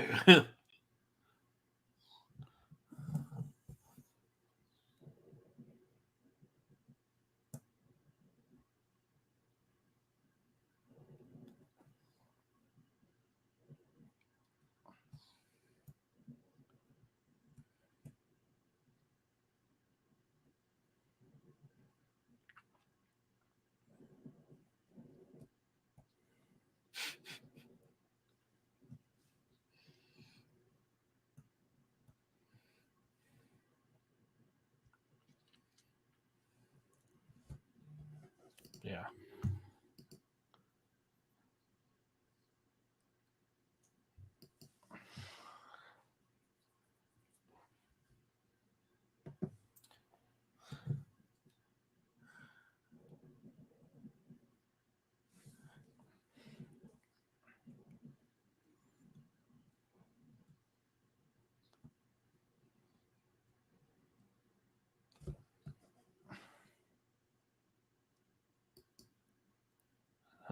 Typically, director is before the actor, actress, and best picture. Yeah.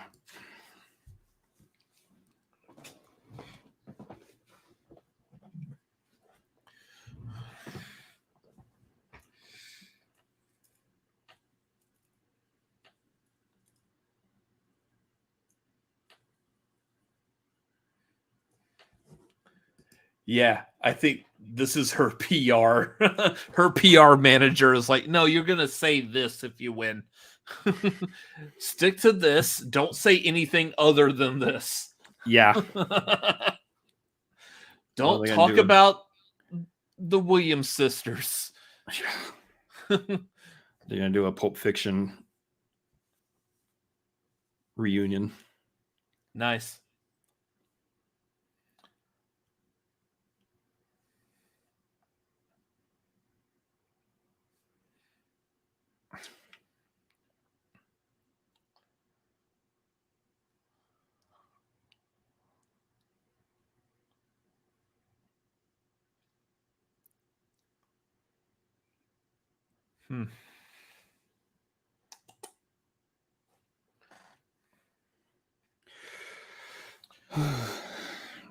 Yeah, we got Samuel L. Jackson, John Travolta, and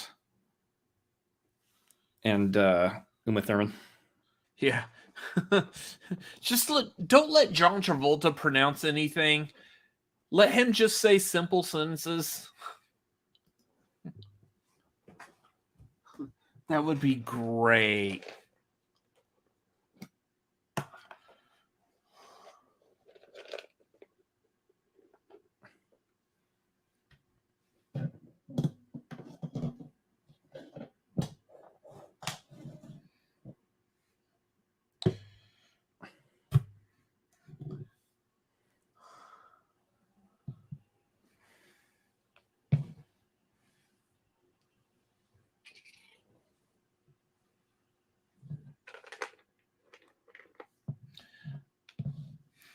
I actually really like Kate McKinnon as Carol Baskin. That's great casting right there. Yeah.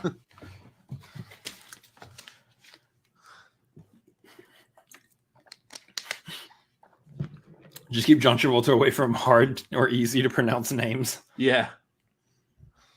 Yeah, because Adina Menzel is not that hard to pronounce. No.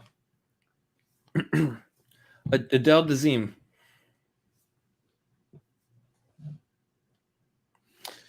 Travolta's thankful that Saoirse Ronan wasn't nominated for anything this year. I'd like to Say Iorsi Ronan.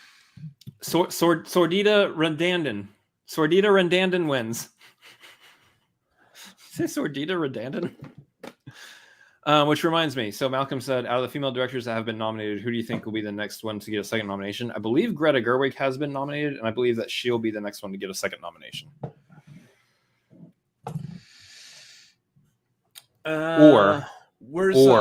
What's her name that did Catherine Bigelow. No, Wonder Woman. Patty Jenkins? Was she nominated? I don't think she's actually been nominated for anything yet. Yeah, no. So I think it's going to be either Greta Gerwig or Catherine Bigelow.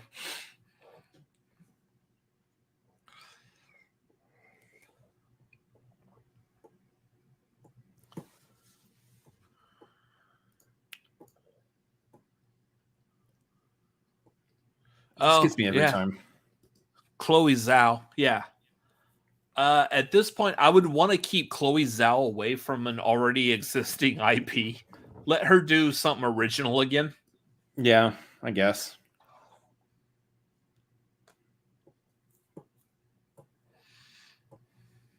They call Whopper out, and I didn't go into Burger King. They called a Whopper.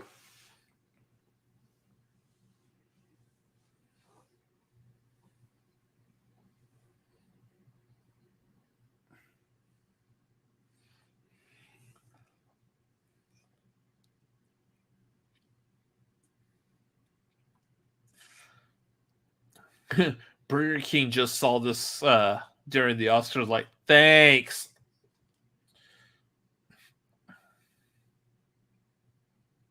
Oh, are they going to finally reveal what was in the briefcase?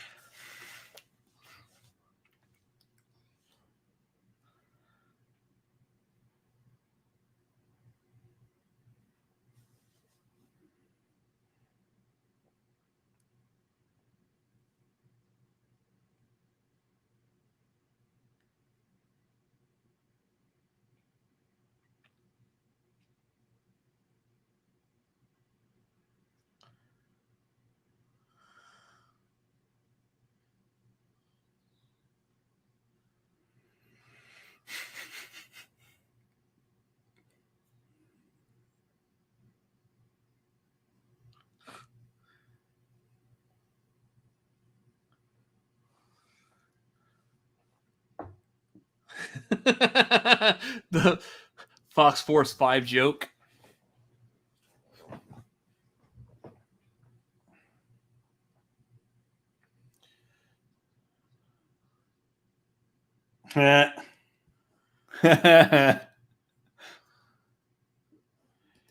Because then we would all be looking at a bunch of feet during the Oscar awards, and no one wants to see that, so...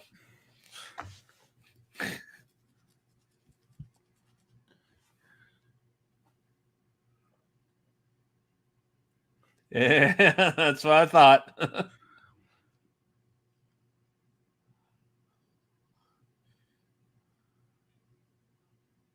That's so stupid. That's so dumb. All right. Serious face. I'm sorry. Javier Bardem does not look like Desi Arnaz. No. Again, those of y'all in the chat that are ahead of us as far as the time goes, and then keep in mind that the chat is behind where we're like, I'm talking right now, and you're not going to hear my words for like at least like 10 seconds. Don't spoil it. Don't spoil it. Keep in mind, again, it seems like I'm the one who's the furthest behind everybody. So We got it. Don't spoil it. I want to see Andrew Andrew Garfield. Garfield. Please.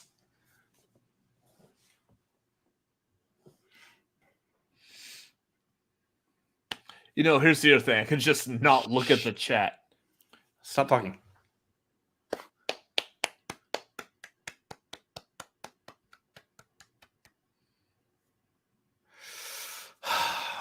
Please.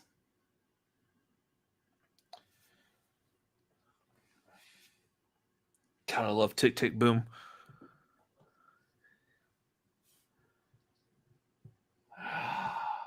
Yes.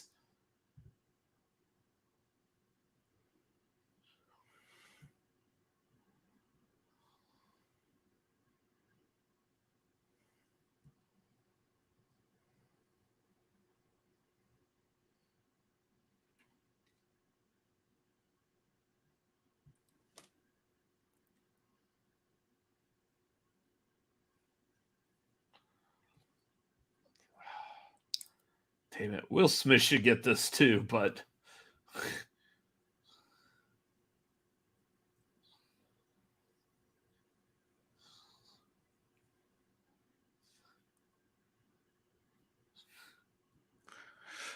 Denzel should win this too. God dang.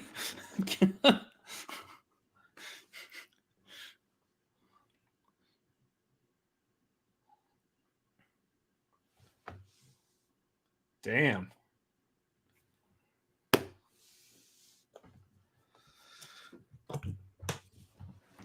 Oh, come on. Yep.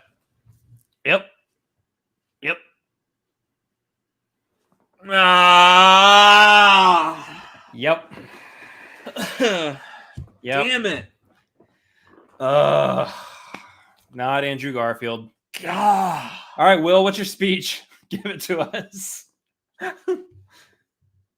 He's not going to say anything about that moment. He's going to continue with class. Guaranteed.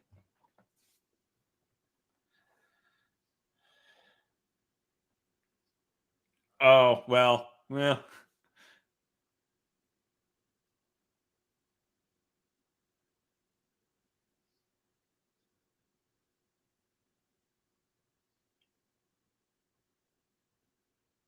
Uh-oh. Here it comes. Never mind.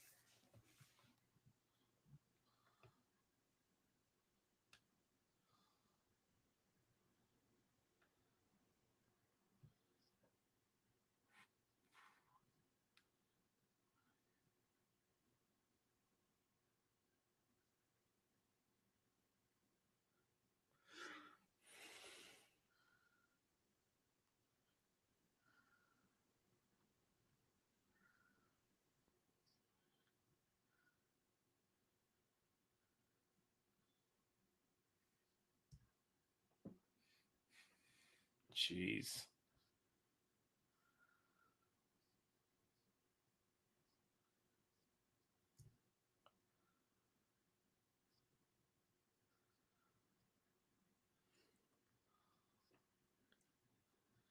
What are they doing?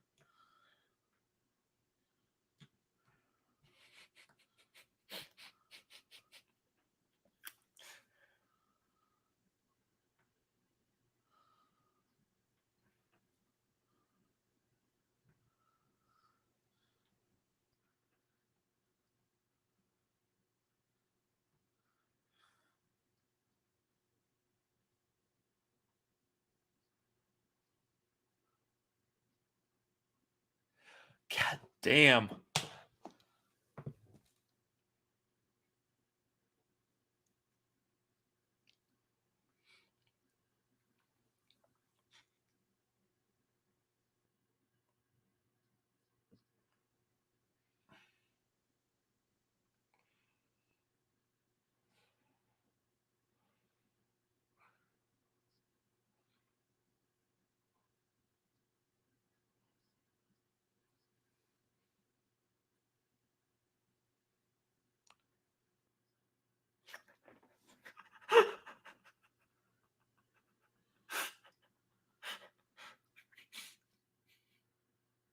No, that was a good speech.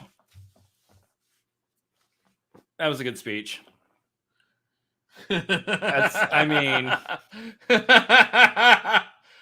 that was phenomenal. He handled that very well. Yes. Best thing he did was not addressing what Chris Rock. Yeah. And that's why I said he's not going to address it. He's going to do it classy. He did it. We definitely know he was talking about it. Yeah. But man, that was classy as hell. Yeah, that was a good speech. I would have to say y'all definitely need to, if you're not able to watch it right now, definitely look it up a clip on YouTube or Twitter, wherever it ends up.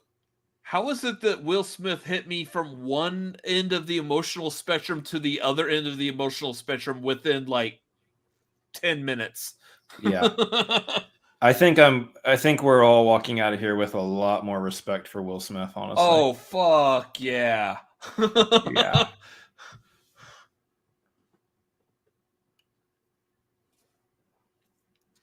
Will Smith doesn't have to cuss in his rap to sell records. Well, I do. So, you know what?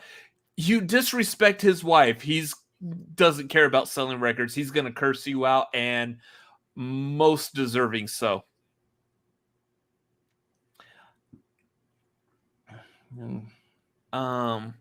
They can kind of just not. It's fine. It was an awkward moment. It's definitely going to show up on lists for the next 10 to 20 years, guaranteed. But, oof. He got his Oscar though. Yeah. And here's the thing, I was all for Andrew. I forgot his name. Andrew Garfield. I was all for Andrew Garfield. But Will Smith deserved it too. Yeah. Basically, it went to the point of him. He's essentially saying that that Richard Williams defended his family, and Just like he just did. essentially like he just did. He was talking about how he feels that God is calling him to love others well, and that includes defending his own family. Here's the kind of thing. roughly the gist of it. Here's the thing. Like, I'm like even more respect for Will Smith. I don't completely disrespect Chris Rock out of that. I don't want the takeaway to be that Chris Rock is a piece of trash, which is inevitably what the internet and Twitter is going to do. I don't think he knew. I don't think he knew what was happening. Yeah, I think that. I think it's just a pure simple I didn't know, because the second that Will Smith was like, keep my wife's name out your fucking mouth, the unedited that, if you watch it on Twitter or whatnot, Chris Rock immediately like, I'm not gonna say her name anymore. He's like, I won't. Like, you got it. He completely immediately shut down and was like, got it. I understood. I just made a mistake. Moving on. And then he had to shake it off. So, I mean, credit to Chris Rock for being able to still maintain while on stage, but whew. Oh, I do need to be right back on this.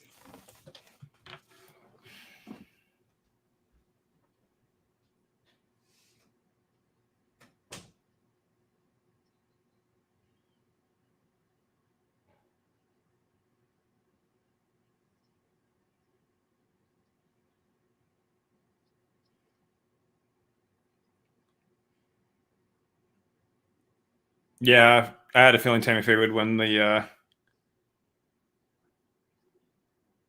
makeup hair.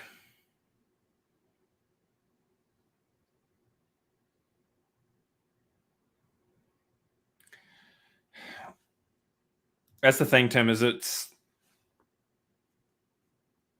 a little bit more complicated than that.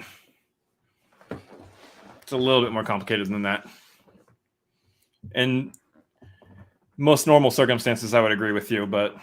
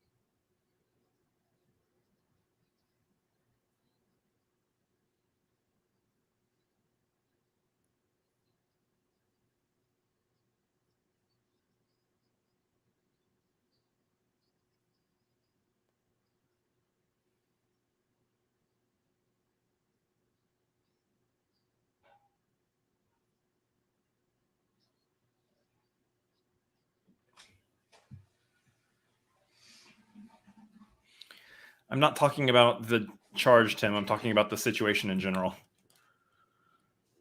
Oh yeah, Amy Schumer's in this. Yeah.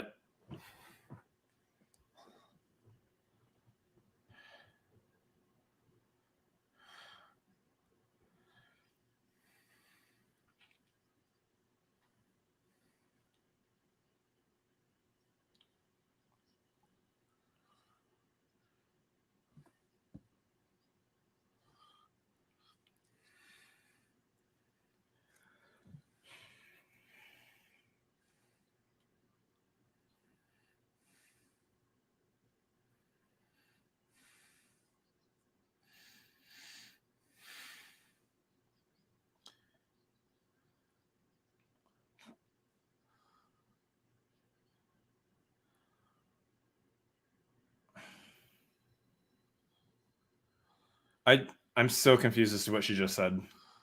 There was a lot of words that just happened there.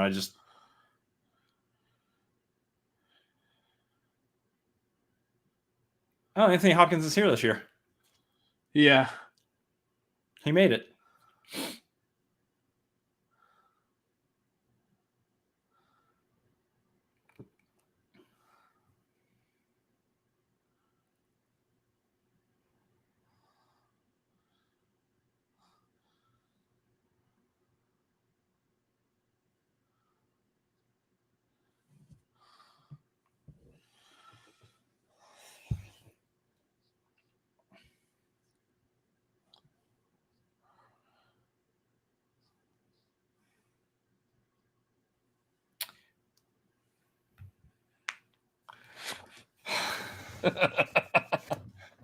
Good point.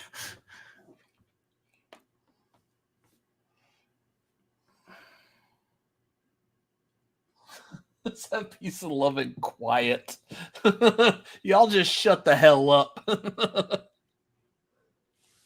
Yeah. Yeah, Anthony Hopkins just told everyone to shut up. I love it.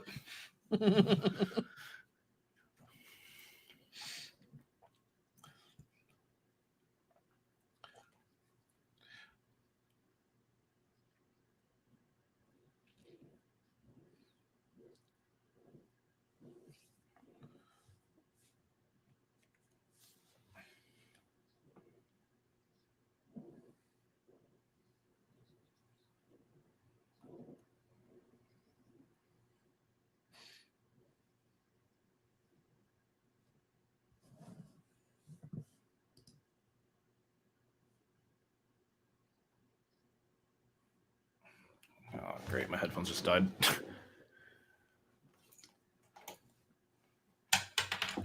I still can't believe that that's Jessica Chastain. Wow. So now I'm going to be behind. So Oh, I yeah, found a way 'cause it to pauses. pause the telecast, guys. To let your headphones die. Yeah.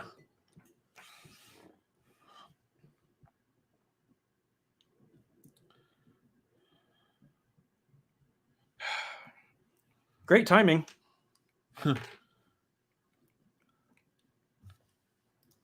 But then you'll refresh and it will all be caught up to where you were. You'll still be ahead of me. Maybe.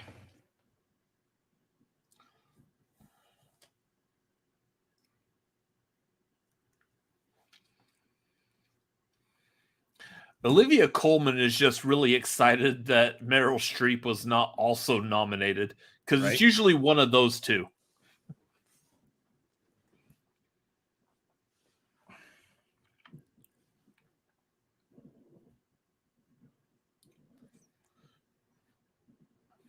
Okay, so I'm on Nicole Kidman.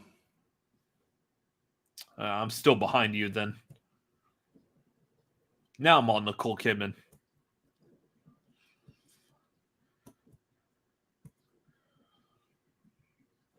So you caught up to me a little bit.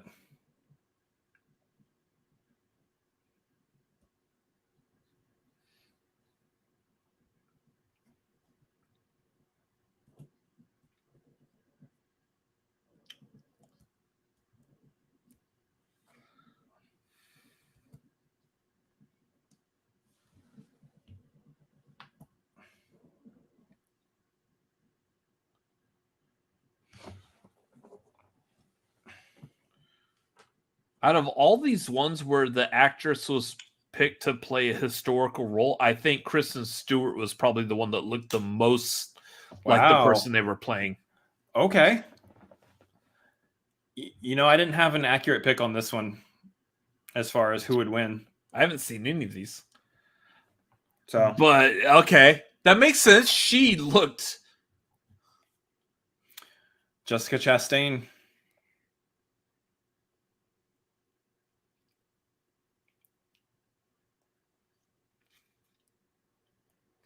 God, imagine being handed an Oscar award by Anthony Hopkins. Right?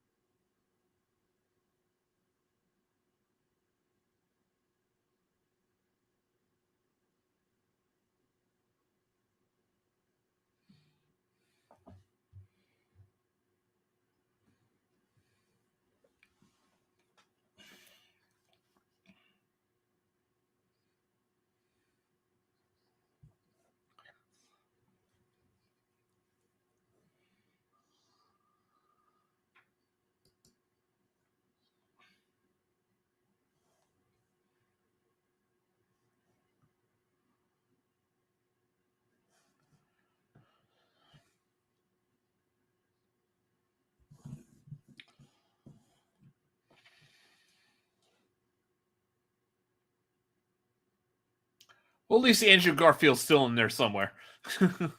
Jeez.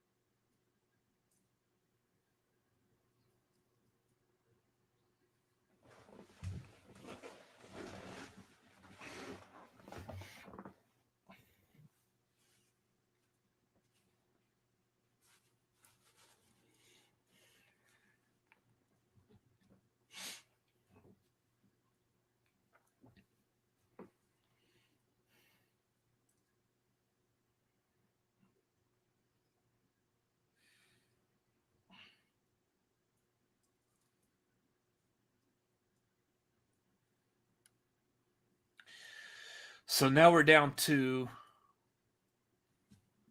Best Director and Best Picture. We got Best Director already. We did get Best Director? Jane Campion won. Oh, okay. So now we're down to just Best Picture? Yep. Oh, okay.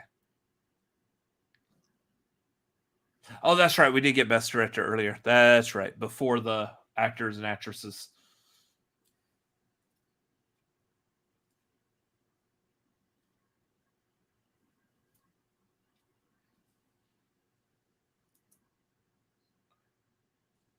So Liza Minnelli.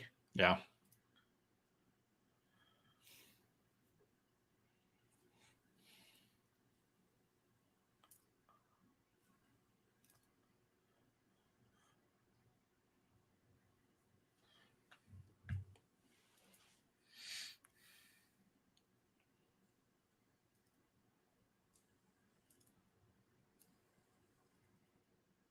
Cabaret. Yeah.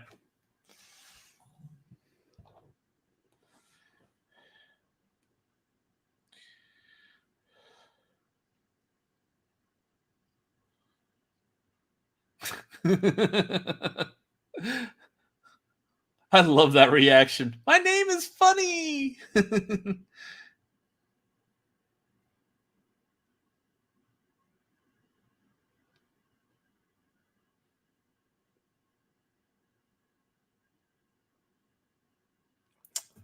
Interesting.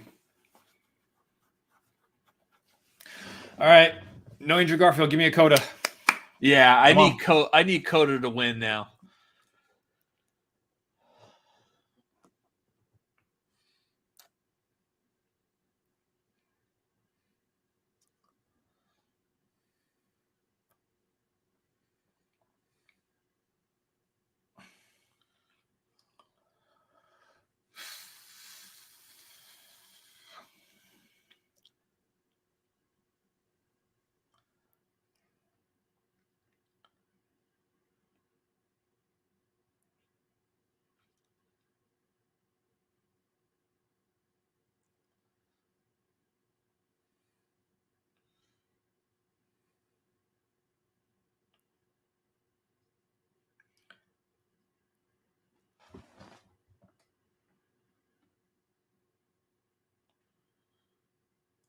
Come on, Coda.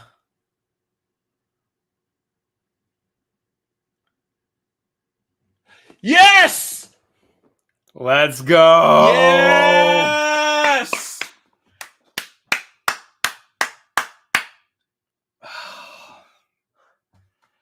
Yes.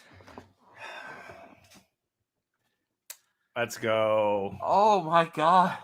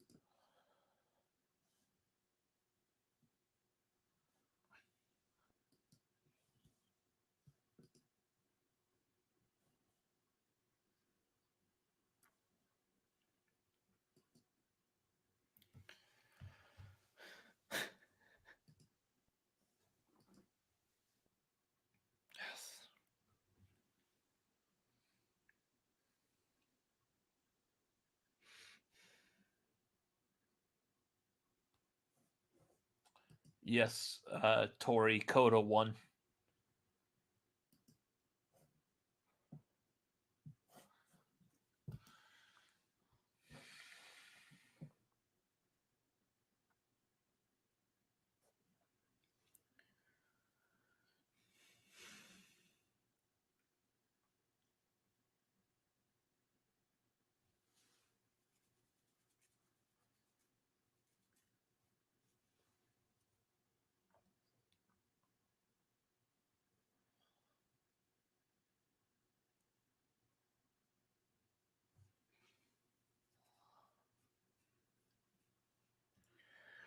Oh.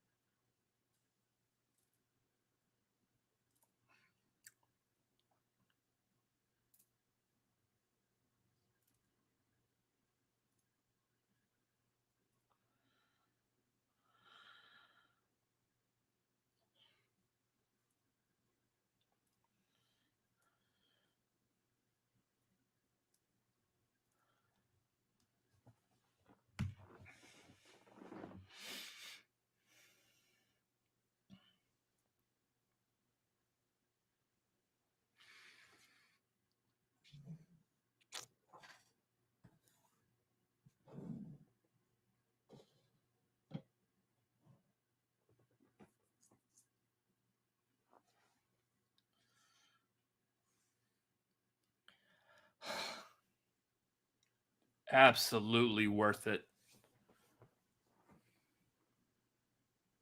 Oh, good lord.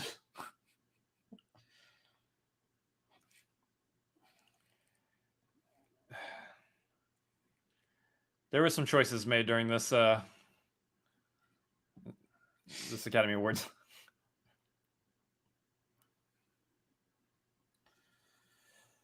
Whew.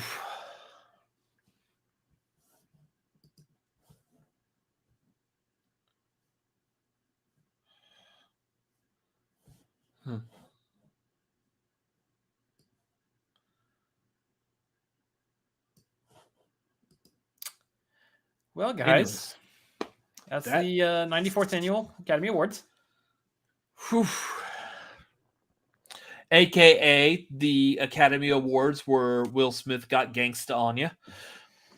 Oh, they're doing highlights. Let's see if Will Smith slapping Chris Rock comes into play here.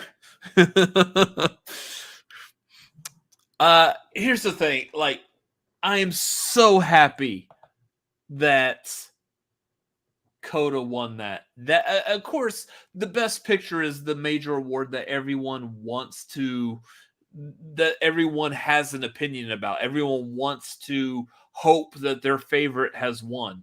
Yeah. I'm really happy that Coda won that, because us as individual people watching these movies before an awards presentation, we're having to guess just based off of our own opinion how these movies rank, and to see that a movie that you really like ended up winning like the best picture, it really, I guess, kind of helps validate your opinion. Yeah. I guess is how you would say that. I'm going to take these out because these things freaking hurt. Yeah, there's no... We're not watching Oscars anymore, so...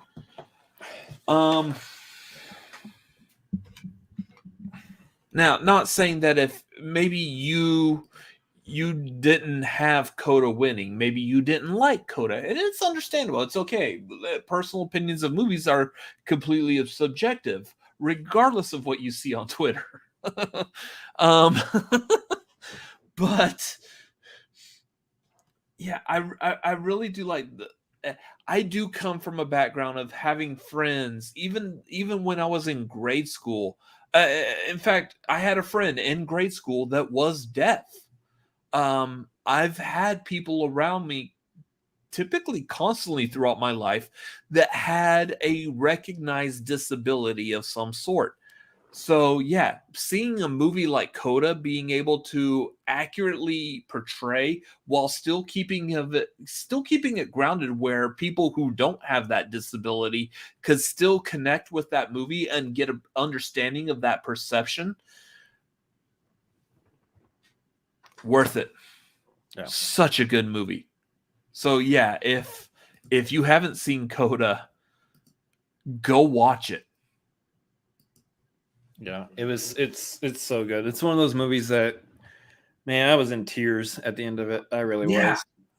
That's not even a joke. Like, I know a lot of people a lot of times were like, yeah, it left me crying. It was like, no, I was legitimately crying at the end of that movie. Like, it was like we can sit here and talk all night about like how we wish Tick Tick Boom had more love at the Oscars and stuff. Mm-hmm. But of the movies nominated, Coda was the best picture. Coda was absolutely the best picture, and it winning was by far and away like the best situation there. As I know you weren't able to get to them, but and you typically try. Like last year, I think you watched all the best picture nominations. I don't even remember. I think so. I don't know. You weren't able to do it this year, but you did watch Coda before. I think you got down to like Drive My Car and Don't Look Up, and I think that's about it. Nightmare Alley, Belfast. So I mean, you weren't able to watch them all. No, but like I watched all of them, and I still say I agree with you. Out of all the movies, Coda was the best. And man, there were some hard ones in there. Power of the Dog wasn't bad. I actually probably would have also gone with Drive My Car. Drive My Car was really good. But it's just interesting to see how like the Oscar race talk goes, because for a while there it was Power of the Dog, Power of the Dog, Power of the Dog, Power of the Dog.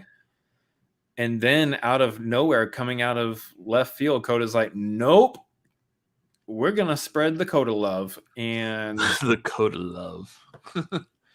here you see, like, you get a good campaign getting closer into the Oscar time, you can get that Best Picture in there. But yeah, it's nice to see movies that are able to tell a story not down to a certain disability, but with the people that have that disability. And it's really refreshing to see. Not only that, Coda, I would say, also has the distinction of being one of those movies, your day could just be completely crap.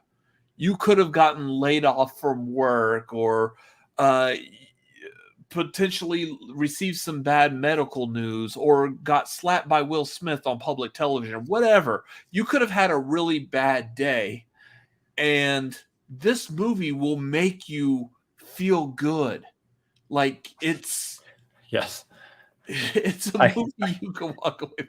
I highly recommend right now that Chris Rock goes to watch Coda. In fact, I recommend that Chris Rock, Will Smith, they both just sit down right now and they just watch Coda together. Crack open a beer and watch Coda. It is a movie that, regardless of how your life is going, how your day is going, your week, your month, your year, whatever, yeah, I know. Sorry for the Friends reference there. You could just put on this movie and you feel so much better. Yeah. So that's what I like in a movie. Overall, again, like, really would have loved to see Tick Tick Boom get editing and Andrew Garfield get Best Actor. Like, I would have been thrilled for Andrew Garfield, but at the same time, it's understandable why Will got the Best Actor win there. Yeah. There's parts of it is, the whole talk of, how long has he been at the game and haven't won an Oscar. It's the same talk that was behind Leo right before he won for Revenant. So, you got that aspect. You got how well he actually did. Like, he did actually earn the award for portraying King Richard, but it was, for me, it still was like, I don't know. I still wanted Andrew Garfield just because, there's a lot that Andrew Garfield put in besides just acting on screen. Like, all the things that he went and learned how to play the piano. He learned how to sing. He did all of this stuff. There's so much time and energy and effort that he put into doing all this to portray Jonathan Larson. Oh, it's kind of the same thing we were saying about Amelia Jones for Coda. Is she learned sign language? She learned how to sing. She learned how to fishmonger for that role. So. Yeah. But at the same time, like, you're in a situation where you have a bunch of people who deserve to win the award. And that's what we like to see. We like to see everybody nominated. We like to see people nominated who actually do deserve to win it. I would say Will Smith did deserve to win it. As much as we were pulling for Andrew Garfield, he did deserve to win it. Now, yeah, the whole situation with Chris Rock was interesting. I'm actually very eager to see how that plays out on Twitter the rest of the night and into tomorrow. And I want to see news reports. This is going to be, I want to hear the aftermath. And I'm willing to bet, kind of like what I said, I'm willing to bet Chris Rock just didn't know. It's going to be Chris Rock and Will Smith meet behind stage. Chris Rock's going to be like, hey man, I didn't know. I sincerely apologize. And Will Smith is a classy enough person. He's like, hey, you know what? No problem. Cool. Accept your apology. So it's going to be like a no harm, no foul type of thing. So that's what I hope it goes to, which that would be nice if that is what happens and the rest of the world learns that lesson. That would be fantastic. If we could all just learn from Chris Rock and Will Smith, which is a weird sentence, but whatever. The rest of this, though, like, I really don't feel like there was anything that won that really shouldn't have won. I know a lot of people are going to be commenting potentially like throughout tonight, tomorrow, about Jane Campion winning Best Director based off of her statements at the, I think that was Producer Guild's Award, the Producers Guild Awards. And they're going to be like, this isn't the type of person that should win the award. Sure. I've also read that she didn't know exactly what she was saying or how she was saying it. I get that. It happens. Not an excuse for her. If she actually did feel the way she felt, sure. But she made a good movie. So I don't necessarily think it's a really hard situation. And we're live right now still. Yeah. So, that's the only one that I feel like people might question. I don't feel like there's anything else in any of the rest of the awards that people are going to be questioning come tomorrow. I mean, almost everything else, it makes sense that it won that award. So there's definitely ones we would have liked to have seen win, but you know what? Some of those, like we were saying, Andrew Garfield will win an Oscar at some point. Lin-Manuel Miranda will win an Oscar at some point. Both of these gentlemen are very talented. They're going to hit that. So, Anyway, I don't know if we have anything else to comment on or say, but yeah, let's go ahead and end this for tonight. Thank you, everyone who was in the chat watching as we were live. Thank you for being here. It's great having y'all here with us while we watch it. Really appreciate like the hangout nature of this. So thank y'all for being here. Make sure you click like, comment, subscribe to Cinefanatics. You can follow us at Cinefanatics MLP on Twitter and Instagram. You can follow me personally at Robert Adams MLP, Twitter, Instagram, and Letterboxd. you can find me at Chris Adams MLP on Twitter, Instagram, Letterboxd, and over on twitch.tv/Chris Adams MLP. We're doing stuff over there, so come hang out. Come give me a follow over there and tune in whenever I'm live. I'll be live tomorrow. Yeah. So anyways, as for myself, as for my brother, thank y'all for watching. Everybody have a great evening. We will see y'all on Wednesday for the tagline, which we'll probably talk about this more. So anyways, Probably. Good night. Bye.